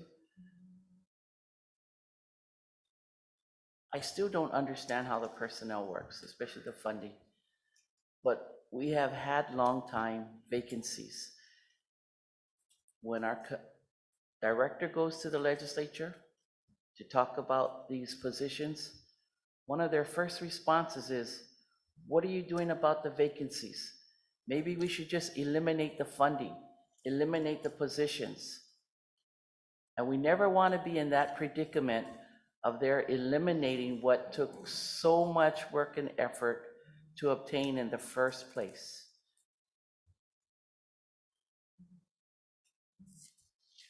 So we don't want to go backwards. We only want to go forward. I agree that these positions are definitely needed. And we're at a hard spot right now, as you folks oftentimes are. How do we move forward when we know that we can drop off a cliff, off the edge in the future to meet today's needs?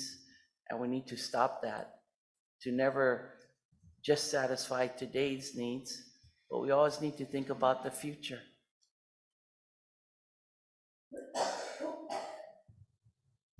Forgive my ignorance on personnel, but what if we were to consider in-house, consider with the state BNF, what does it take to remove some of these positions in lieu of what is absolutely needed?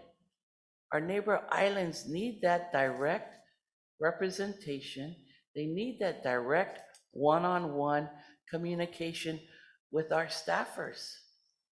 The ones that are here that have to go abroad to the neighbor islands, we appreciate you folks, our staffers primarily, for when they have to go away from their families, because that takes out of family time. And our family should always be first. So I'm asking you to figure out a way to try and make this work so that our neighbor islands are properly, adequately staffed.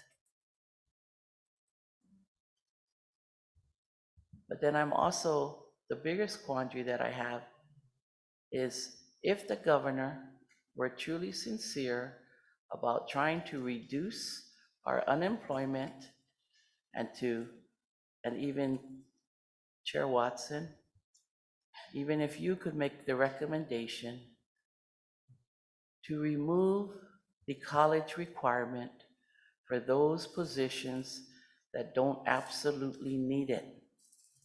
I think we have a lot of informed, intelligent people that could do this work, except they don't have the alphabets behind their name. They have the experience.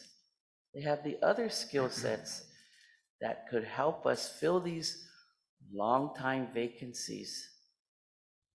So if we cannot do a trade for, perhaps let's see other ways to where we can fill these vacancies. And if it comes from our commissioner, if you feel it appropriate, sir, to release the college requirement. Minnesota did it for 75% of their jobs. They released the college requirement so that they could fill positions, so that they could reduce unemployment. We need our positions filled.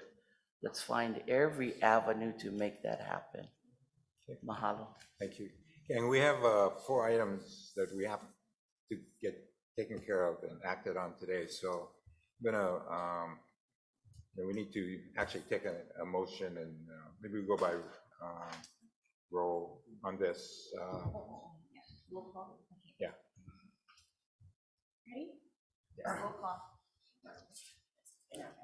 Actually, my request is to defer. This is a lot to chew on, but I know that's getting a reaction, but. Let's just take a vote, guys. You don't want Okay, to vote against? okay, I'll, vote against. no, I'll vote against it. Okay, thank you. Commissioner Freitas? Against. Commissioner Helm? No. Commissioner Kalekini? Aye. Commissioner Kaneakua? Commissioner Marfil? Aole. Commissioner Namuo? Yes. Commissioner Nevis? No. Chair Watson? Yes. 3 ayes, 6 noes, motion fails. Okay, the next item is C2. H2. Oh, H2, I'm sorry. Yeah. Okay, thank you, Commissioners. The next item is our formality, again, our quarterly transfer of payments. This is as the end of second quarter FY24, so it'd be end of December. The current balance in the Hawaiian Homes Receipt Fund is approximately 664,000, should be about 725,000 by the end of December 31st. We're proposing to transfer 50% to the Hawaiian Home Operating Fund and 50% to the Hawaiian Home Administration account. Okay, the chair will entertain a motion for that. I move to consider. Second. Okay. All those in favor say aye. Aye. Those Aye. opposed? Motion carried. Okay, thank you. Thank you. Happy holidays. Next item, C2. And then V1, 1.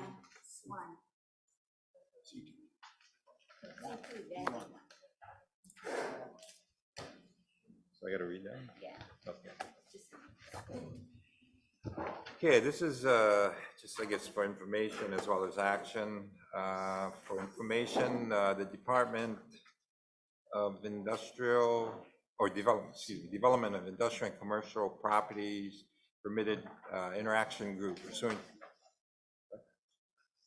to Hawaii Revised Statute, Section 92-2.5, and Hawaii Administrative Rules, Section 10-2-16B1. Okay, this one basically is to appoint a PIG to take a look at our unused lands, see if we can develop them, make recommendations, look at the different ways we could do our dispositions and get it moving. Okay, so that's just for information. And we'll, the 4 commissioners would be Commissioners Michael Elikini, who will be the chair, Randy Awo, Dennis Nevis, and myself. Okay, next item, Okay, D1. D1, or And then G4. then G4. And then we're done. Then we're done. Oh, I'm sorry. Jermaine had testimony on C2. C2. Thank you.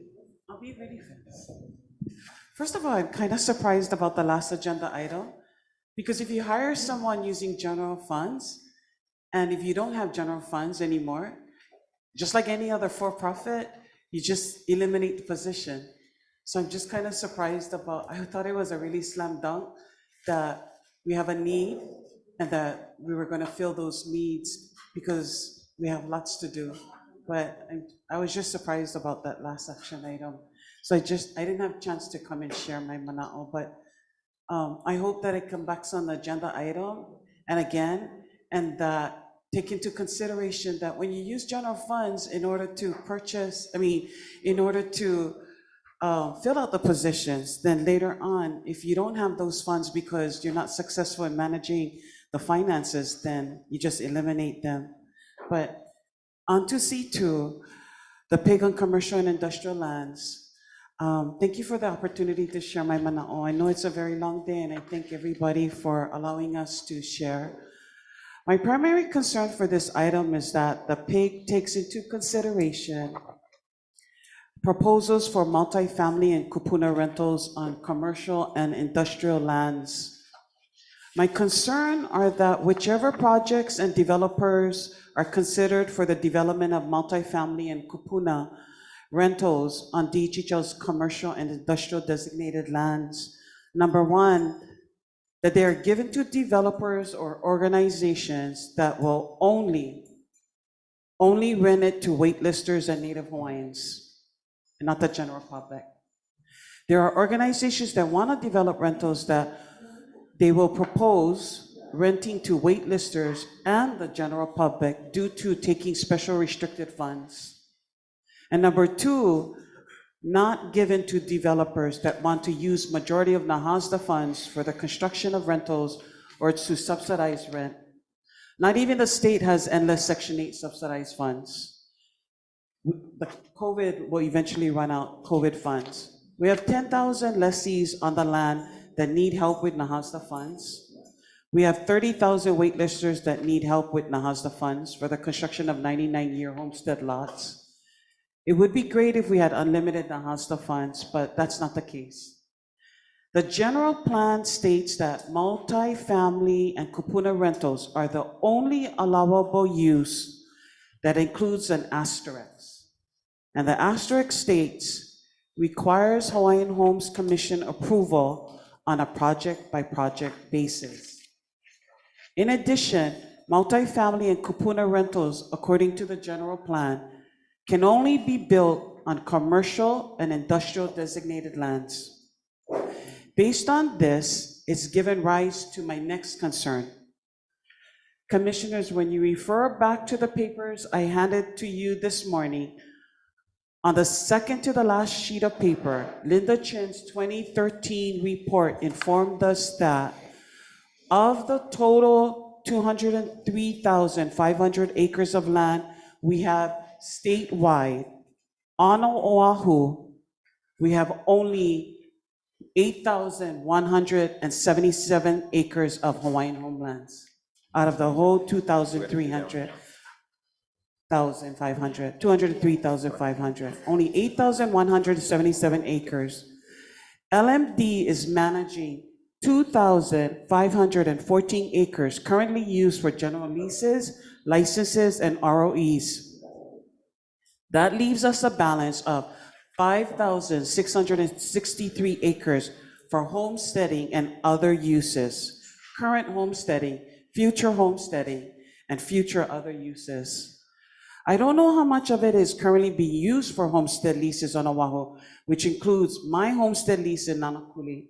I would like to get that information from the department to subtract it from the 663 acres to give us an idea of how much land we have on Oahu to develop for future homestead lots and for other uses.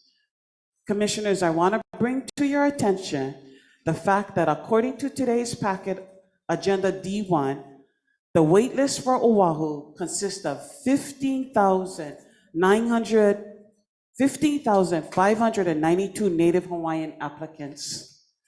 For me and many others, each and every acre of land on Oahu is prime land to beneficiaries. We need to use most of it for future homestead lots that will get waitlisters on the land with 99-year leases. Commissioners on the PIG, I humbly ask you to please take these things into consideration. Kia kuapu, God bless all of you. Thank you. What's the next one? I said you had one. D1.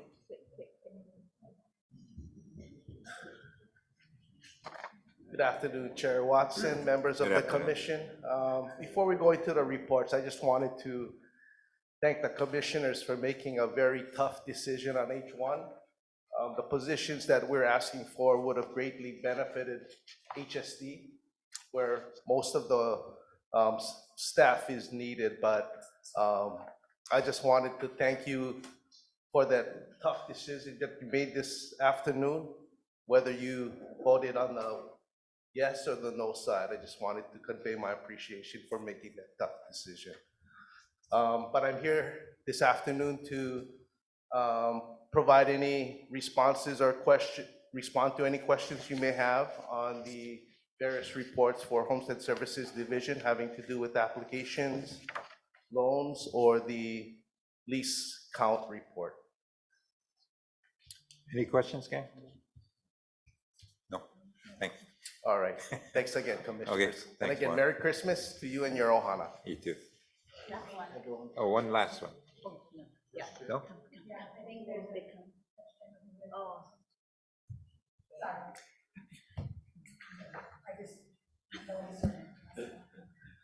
Make it real short, Kapoor. We got a lot of stuff going on.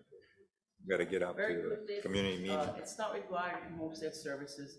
I apologize because I was waiting for you to call the next person. You Go ahead, see, and I quick, know that speak, we're trying to move quickly. So that's why I'm refraining from holding my hand up until you've Go ahead, gone to go for it. whoever. So regarding the PIG, I'm sorry I missed who the 4 individuals or the other 3 with yourself are? Or who are the 4 individuals on the PIG? 3 right there, and myself. 3 at the end and myself. Those 3? Yeah. Only me. Okay, and so who's the No. other? Dennis and Randy Avo and myself. Okay, so we're not informing our new commissioners. Okay, No. so thank you very much. I just wanted to add that in the notes, it was, or the minutes, it did not state this, but I'm gonna forget it because at least you did some of what I said. So thank you, but I do have some, this typo, it's parity opposed to parity. Okay, thank you. Thank you. And, oh, you good? Okay, and you.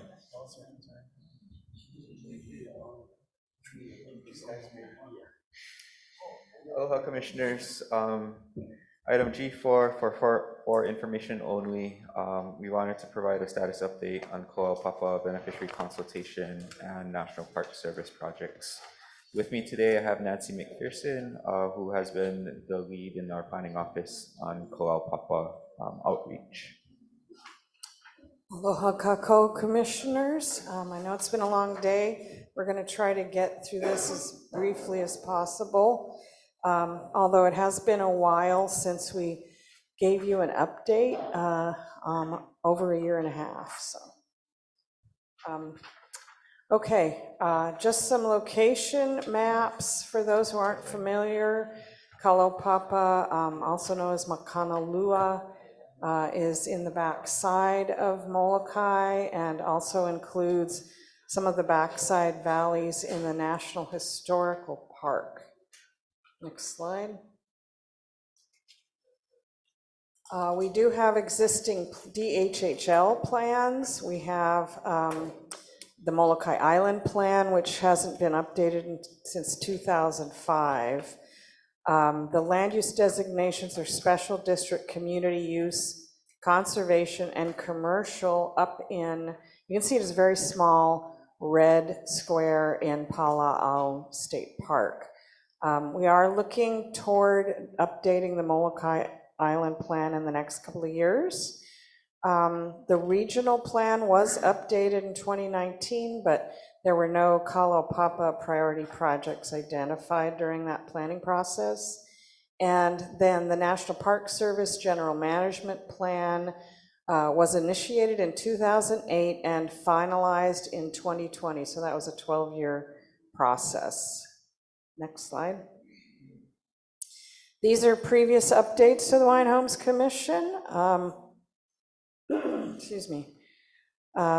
There's been a number of them over the years, kind of looking at different aspects of the process, and this commission, and with beneficiary input, has directed the planning office to initiate beneficiary consultation, and that is determined in part by the commission's identification of criteria for consulting with beneficiaries. So next slide. We did create the Kalaupapa Beneficiary Working Group. We met virtually with them. It, as often happens, diverged from what we thought were originally the priorities, and we learned a lot about how the folks on that group felt about what needed to be the priorities for beneficiary engagement and for being involved in the planning for the future of Kalaupapa, which included traditional uses and practices, stewardship and maintenance, the transition, agency transition was of particular concern, Native Hawaiian rights, and improving the relationship between the National Park Service and beneficiaries, and also getting all Molokai beneficiaries to be working together to discuss Kalaupapa as one group. So what we also heard was we made several trips down to the peninsula and were participating in National Park Service meetings as well as community meetings that Department of Health puts on. And we did discover that the beneficiaries who live and work in Kalaupapa were not able to participate in a lot of the topside consultations because they're down in Kalaupapa, and it's hard for them to connect virtually as well, or even by mobile phone. So we realized that we were remiss in meeting with those beneficiaries, and we made several trips down there to meet with them and hear their mana'o and their ike. And then we have also been participating in the Kalaupapa Transition Interagency Working Group, which is, as it says, agencies, and looking at what is going to need to happen for a successful transition. There's the Ways and Means Committee did go down to Kalaupapa and met with and heard from beneficiaries and agencies. And our beneficiaries would really like more transparency and more information about that whole process. So we're trying to figure out how best to do that. Next slide. So we did come to the commission to get your approval and blessing on the criteria for participation. And we are also hearing from beneficiaries that the topside Molokai homestead associations would like to be represented, so we are looking at holding at least 3 community meetings, topside Molokai, starting in 2024. We are definitely going to be including homestead beneficiaries, homestead associations in those meetings, but we still would like to apply the criteria that the commission has approved. Next slide. And so this is just kind of outlines the highlights from the beneficiary working group. We have brought these updates to the commission before, so you can look at past submittals. There's a couple that were attached as exhibits to this submittal. And again, we are getting the feedback from the Kalaupapa beneficiaries and the Kalaupapa beneficiary working group members to help design the next phase of beneficiary engagement, which we are also still going to be getting the assistance of HACBED in that process. Next slide. So I kind of went over some of these items already. They were in the table, but it was, again, kind of hard to read. So for benefit of our beneficiaries as well as the commissioners, I'm kind of just restating those highlights. The information gaps is kind of problematic. A lot of people topside just don't know what's happening down in Kalaupapa and what the reality is. So we really would like to get close that information gap and get a healthy dialogue going, because we've heard from the folks down in Kalaupapa that they really would like to be able to tell their own stories and share the life that they lead and the dedication they have to stewarding, to malamaing that place, which is a very sacred and historic place. And a lot of Hawaiians have connections, lineal descendancy and other connections. There's also a generational presence. So a lot of the folks working down there now have parents and grandparents who also have been in the settlement and helped the patients over the generations. Next slide. So for the interagency transition planning, these are the agencies that have been involved in that process. There's a lot of moving pieces. A lot of it is about operations, maintenance, logistics, coordination, resources. And so, you know, the idea is that, the legislature is now looking at this situation very closely because they know that time is an issue here, and are tasking the agencies to basically work together, coordinate, and present some strategic planning to the legislature, because the legislature at some point will have to take some action based on the jurisdiction, and as DOH leaves Kalawao County, that leaves a gap in administration. Next slide. So just quickly to kind of go through that, we've been meeting regularly, not as many times this year as we have in the last couple of years, but we've been trying to sort of drill down and dig deeper into what really needs to happen in order for this transition to be successful, and also how to communicate with each other as well as with our different constituents for the different agencies. And so looking at common messaging themes and the way to engage with the public and with beneficiaries in our case. Okay, and so what we also want to do is provide an opportunity for the National Park Service, who has a number of pretty significant projects that they've been working on, that they have funding for, and they've been going through the planning, environmental review, and design build process to do those projects. And so I think they're having trouble with video connection. One of the realities of being in Kalaupapa is broadband is an issue, internet connectivity is an issue. It can be really, really challenging So we may just be able to get them by voice. Oh, you do? Okay, great. So cross finger that it's stable, the connection's stable, and we'd like to let them present their project status updates at this time. As we have Nancy McMahon, I'm sorry, the superintendent of Kalaupapa National Historic Park, and Linan Kot, who's the acting deputy superintendent. Mahalo, Nancy, for having us join. Aloha kako. My name is Linan Kat, and I'm the acting deputy superintendent at Kalaupapa. I think you all were going to show our slides just to reduce bandwidth issues, and I can let you know when to move to the next one.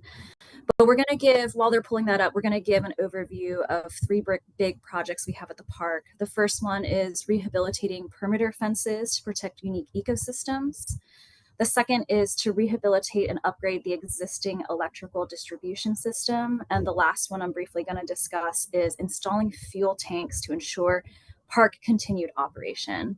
And our superintendent, Nancy Holman, is also with us today. I think she's off video, but we're both here to answer any questions at the end of the presentation. Yeah, my bad, I misintroduced her. Nancy Holman. Next slide, please. All right, so I know there's three different projects, and we wanted to just give an overview of what those look like superimposed on top of one another. The first one we're going to cover is the fence line. So on this map, it's the golden lines that you see across the Makanalua Peninsula. So that's in yellow. The second project we're going to discuss is the electrical grid rehabilitation, which is in purple. That's mainly focused on the west side of the peninsula. You can see where it's a little denser. There's a settlement detail to show what that looks like. And the final project we're going to talk about is a tiny lime green square. You can see it in the detail. Thank you for pointing that out. So that hopefully, you know, most of you all probably haven't been to Kalaupapa, but that'll give you a little bit of a visual representation of how all three of these projects overlay with one another. Next slide, please. The first project is going to be the predator exclusionary fencing. The park is looking to rehabilitate up to 9 miles of fencing across the Makanalua or Kalaupapa Peninsula, as well as the Kukai'awa'a Peninsula. That's part of the park boundaries. This perimeter fencing is really necessary to keep ungulates and predator exclusion like feral cats to protect the natural and cultural resources here. Next slide, please. This is a detail showing where the fence line currently are, and we're just replacing them exactly where they are with a new design. There are three parts to this design. Next slide, please. And this is necessary because our fence line is not in great shape. It's not consistent through the different areas of the park. You can see from these pictures that it's rusting out, and we have posts that are falling apart. Next slide, please. I'm going to go through really quick on the three different assembly types, why they're different and where they're different. Next slide, please. Again, this overview shows some different reference points. If you go to the very next slide, the first assembly type is going to be in that highlighted section in the middle, which divides our two coastal units and encloses some tetramalopium. This assembly design is made to withstand the harsh marine environment, so we're using a lot more of the wooden posts, and we're using plastic elk mesh because any metal components tend to rust out very quickly, so we've removed all metal components from all three assembly types. Next slide, please.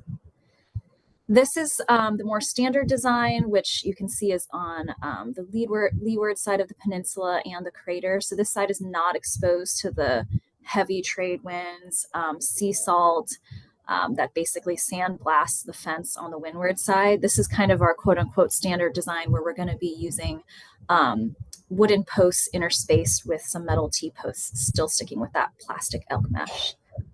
Next slide, please. The final assembly type is going to have a floppy top. This is going to be around the entire coastal area, and it's going to keep feral cats out of this coastal area because this is prime habitat for seabird nests. And if you go to the next slide, you can see an example of this floppy top. So basically the cats they won't be able to climb over the edge of the fence because it's going to flop over, and they won't be able to go up and over that fence. Next slide, please.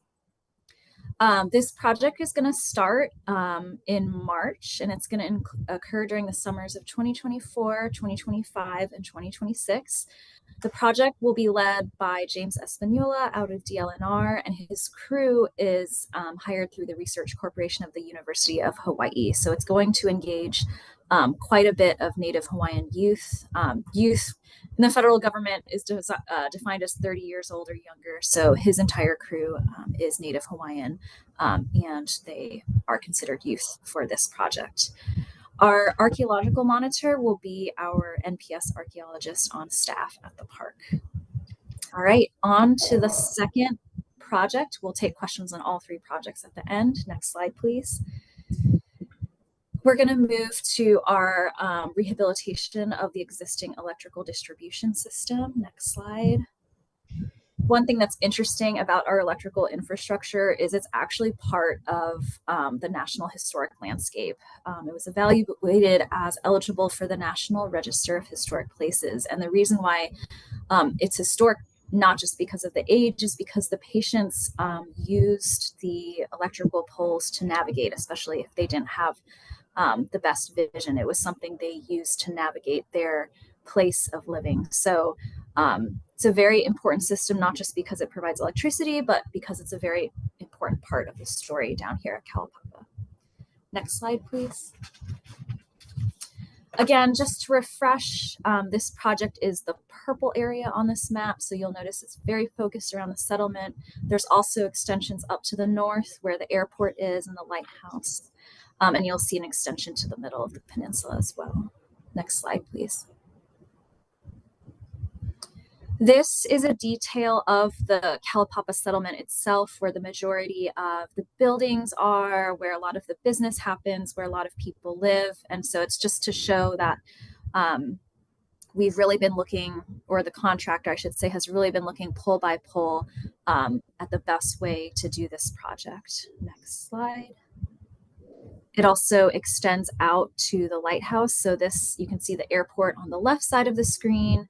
And that highlight area shows the limit, both the yellow and the red shows the limit of construction out on that road to the airport and the lighthouse. Next slide, please. Some updates on the resource protection. We recently spoke about this project earlier this year to HHC, and we just really want to focus on what we're doing on the cultural resource management side for resource protection. So there were 2 surveys done for archaeological resources in 2020 and 2021, and we have an inadvertent discovery plan, as well as a draft monitoring plan that we're looking to finalize for archaeological monitoring during the actual replacement of the electrical grid. On the natural resource management side, we're making sure to avoid the wetland at the park, making sure that any vegetation removal is planned around Hawaiian hoary bat pupping season, and a really big focus on biosecurity, keeping any invasive pests out of the park. Next slide, please. All right, last project. Thanks for bearing with me through this really quick update at the end of the day. But we have installing fuel tanks to ensure continued operations down at Kalaupapa. And then again, as a reminder on how these 3 projects overlay with each other, this is the light kind of lime green square right on the northeast corner of the settlement. Next slide, please. So there's a few reasons why we need to do this project. We need to ensure that patients, residents, state agencies, and the federal government at Kalaupapa, including many of these people are beneficiaries, have a continued fuel supply. The state is going to shut down their underground fuel tanks in 2028. Those fuel tanks are in the tsunami inundation zone. If you've been to Kalaupapa, it's literally right across the road from the ocean. We also need to bridge the gap to when electrical vehicles can become more practical for the Kalaupapa Peninsula. We're not quite ready to make that transition in the next 4 years, essentially. And we would like to install above ground tanks with modern monitoring equipment so that we can detect any leaks. Right now they're underground as well as being in the tsunami inundation zone. And that allows the state to decommission their existing fuel service. Next slide, please. So this is a up close depiction of the project location with the satellite imagery so you can get a better sense of where this is. We selected it because this area was previously disturbed and it's shielded from Damien Road, which is one of the main throughways in Kalapapa, by a lot of vegetation. Next slide, please. The archaeological survey did not uncover resources in this site because it was previously disturbed, and it is this selection of this site for the fuel tanks is consistent with the historic landscape report. Next slide. This is a project diagram to show you what that fuel dispensing area will look like. It's a little difficult to see, but there are 5 fuel tanks in the center of the diagram. Each of those are going to be 5,000 gallons, double walled. There's also going to be a lot of systems in place just to make sure that we don't have any fuel leaks, and a system to control how that is dispensed. Next slide, please. And here you can see that same schematic overlaid in the satellite imagery, so you can see the pull off and the roundabout we'll have for fuel dispensing, and that whole area is enclosed by some pretty dense and high vegetation to minimize the visual impact in the settlement. Next slide, please. Here's where we're at. We just had a newsletter in September 2023 that received public comments. We've finished consultation with on endangered species with U.S. Fish and Wildlife. The consistency determination is completed and includes public review and comment. We are currently consulting with the State Historic Preservation Division, so they have our 106 letter. They are very backlogged, so we are working with them on that. And then we are starting environmental assessment for both the NEPA and HEPA of this project. And we've just sent over our 6E package to DHHL as well. Next slide, please. And with that, thanks for bearing with that very quick update again at the end of the day. And Nancy, the superintendent, and I are available for any questions on any of these 3 projects. Thank you, Linon. And I just wanted to make a couple of points. One is that what was previously being considered for extending power out to the well and water tanks is being reconsidered by the National Park Service. And so they are most likely not going to be doing that now. And then the other concern about the underground storage tanks is they're single wall.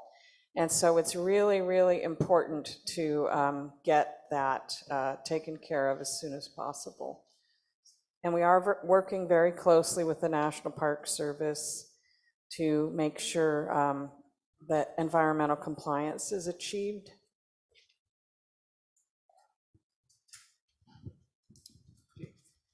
Is that it? Nancy? Hi. Sure. I guess we got one witness, unless any of the commissioners have. I have a question. Yeah. Couple questions. Commissioner Hal? Yeah, Nancy, do you know how many more patients are left? What's the count of the amount of patients left there? Well, National Park Service might know that better than I, actually. There are currently 8 living patients. Not all of them live in Kalapapa full-time. So I'll say there are a few that are living full-time in Kalapapa. Okay, and then another question regarding the workers that are under the Department of Health or the state, as well as the National Park Service. Their homes that they live in, what is the conditions of these homes? Are they going to be improved, or whose responsibility is that?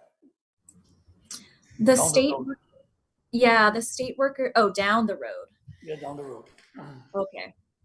That's a more complicated question, Nancy. I don't know if you're on to answer that question because you've been on the interagency. Well, I think what we've learned is that the National Park Service has the staff and the funding to keep their structures that they're managing up to historic preservation standards.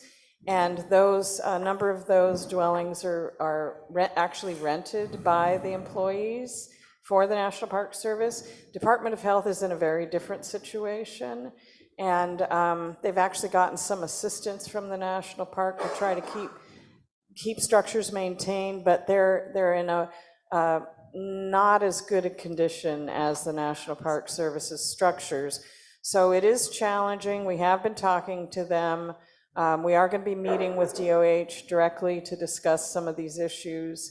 And, you know, the idea is that as buildings are transferred over to the National Park Service, they can be maintained better. So that's part of the challenge. But if DOH is still using them and they're used for housing for DOH employees, I'm not sure to what extent the National Park Service can actually assist. Yeah, I know the conditions are not good, but the final question regarding personnel, how many state positions you have currently and how many NPS positions? Well, I think NPS can answer for NPS, and I don't have the DOH number handy, but I can get that information for you. So once the 8 patients are deceased, what happens to the employees? Well, the Department of Health will be exiting Kalaupapa. So that is, you know, just the reality. And, you know, they don't see a presence for themselves down there. So those are the kinds of issues that are being discussed with the interagency working group. And NPS, did you want to share with us how many employees you are and have down there? And we also know that I believe 80% of them are Molokai Native Hawaiians. Yeah, that's correct. We have about 40 full-time staff right now, but we, you know, like the state agencies, have a lot of vacancies as well, and it is about 85% local Native Hawaiian staff. Thank you. Go ahead, Mike. Nancy, I wanted to ask first about the fuel. So we're discussing 5 new tanks, 5,000 gallons each.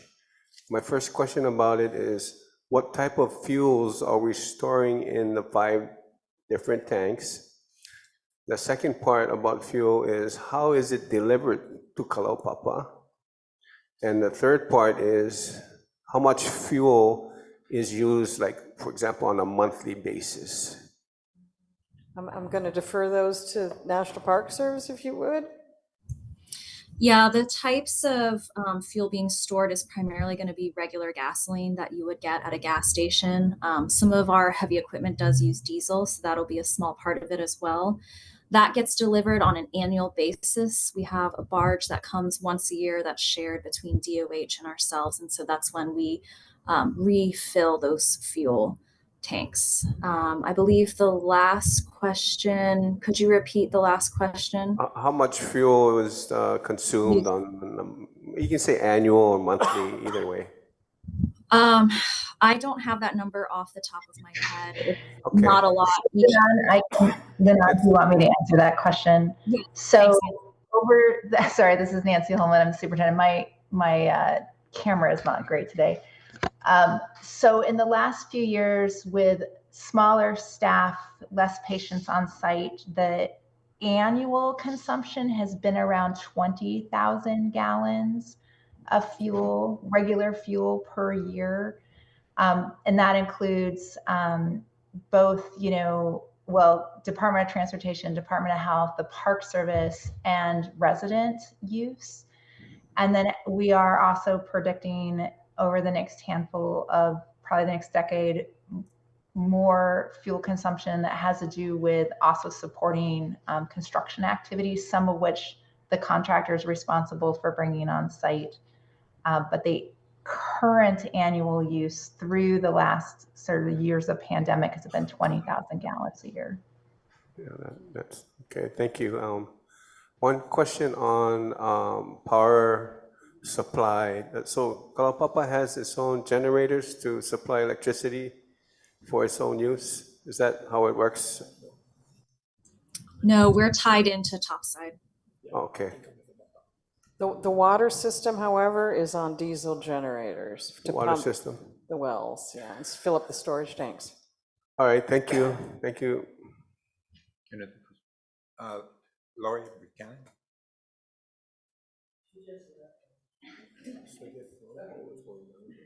Aloha, this is on, you can hear me? Big job. Okay. They go close. Laurie Buchanan, Island of Molokai, thank you for this opportunity to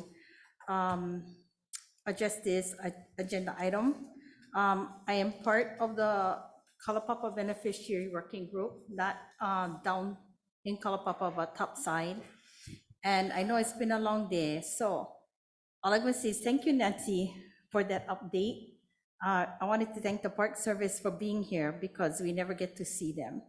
To date, especially since 2022, actually, from the beginning, communication is extremely poor.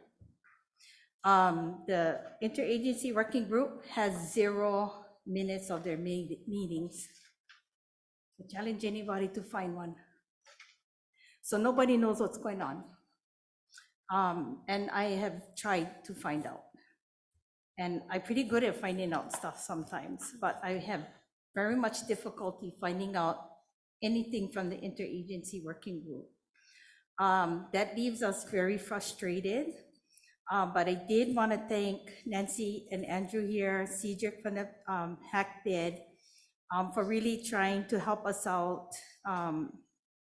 The initial group of people who met, mostly I think was convened out of frustration, maybe by the last chair, of me always grumbling about that the department should have never signed the programmatic agreement, primarily because the park had already operated in 40+ years without a general management plan.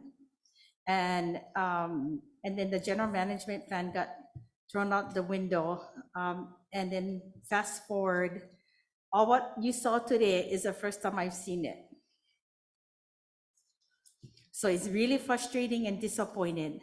And I hear all the issues that go on with communication, but there's there's people that work in Kalapapa that fly in and out every week.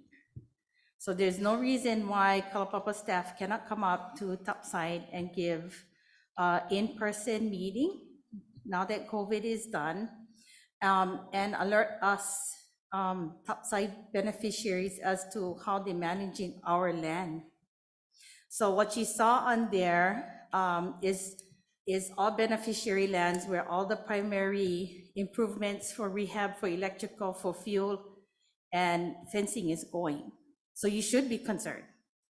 I did not hear a dollar amount, but at the last time that I ever was updated, the electrical project alone was $26 million and includes 0 renewable energy, 0. So in the state where the mandate is to meet renewable energy by 2050, this millions of dollars are being spent on your property in Kalaupapa with 0 renewable energy. And Commissioner asked a good question about batteries and stuff. Currently, the way Kalaupapa gets its energy is being tethered from Topside through a long cable that goes down the cliff from Topside. So when Topside lose power, sometimes Kalaupapa is going to be the first to get cut. I'm not one expert on how Hawaiian Electric runs their grids, but that is our concern about them not having independent power energy. So they are tethered to Topside. And all of this millions of dollars of improvement on Hawaiian homestead lands is not going to solve the problem of resiliency and sustainability for the peninsula. And so that's just one project. The fuel tanks is a concern. And I was kind of surprised to see that they put it and said that the shielding is important to like block it and make it nice, but the shielding is also a fire source for the fuel tanks. So I don't consider a newsletter or an email substantial 106 consultation with beneficiaries. So we've not been properly consulted on 106 for all of the projects that are in the multi-million dollar from the Park Service on beneficiary lands. The fencing is a whole nother issue. I don't know where to start on the fencing except to go back, and usually with fencing projects from the state, at least the public is asked to place where we're gonna step over for access, right? Hawaiians always get issues with access. We all know in the olden days that Makanalua was used to access from the North Shore to the west side to gather salt. So the multiple fencing I see going on, and I also heard that it probably is going to be what they call predator proof. And predator proof in the past has been extremely expensive, as we see here on Oahu at Kaena Point. I work in conservation. I worked in conservation for about 25 years. So I can tell you that I'm familiar with the fencing projects. And again, I do not believe an email or a newsletter suffices successful 106 engagement. So I would like this commission to consider with Kalapapa, and I wanted to thank Nancy and Lynn for being here, and to encourage them to work harder to really reach out to the community and at least do topside. Yeah, and don't pass anything until we can be properly consulted. Sounds fair. Thank you very much. Thank you, Laura. Anything else? You can ask me questions. I'm very familiar with Kalapapa. Any questions? Half of my life was dedicated to Commissioner Helm, you got any Kalapapa. questions? No, I can always talk to Laurie. Laurie's Okay. the expert. There you go. Mahalo, Thank you very Laurie. much. Let's see what. Okay, we have come to the end of Mahalo, today's Commissioners. agenda. Mahalo nui loa for participating. Tonight's community meeting is at the Kamime Schools Community Learning Center in Maile, starting at 6:30. We are recessed until 9:30 a.m. tomorrow. Mahalo, everyone.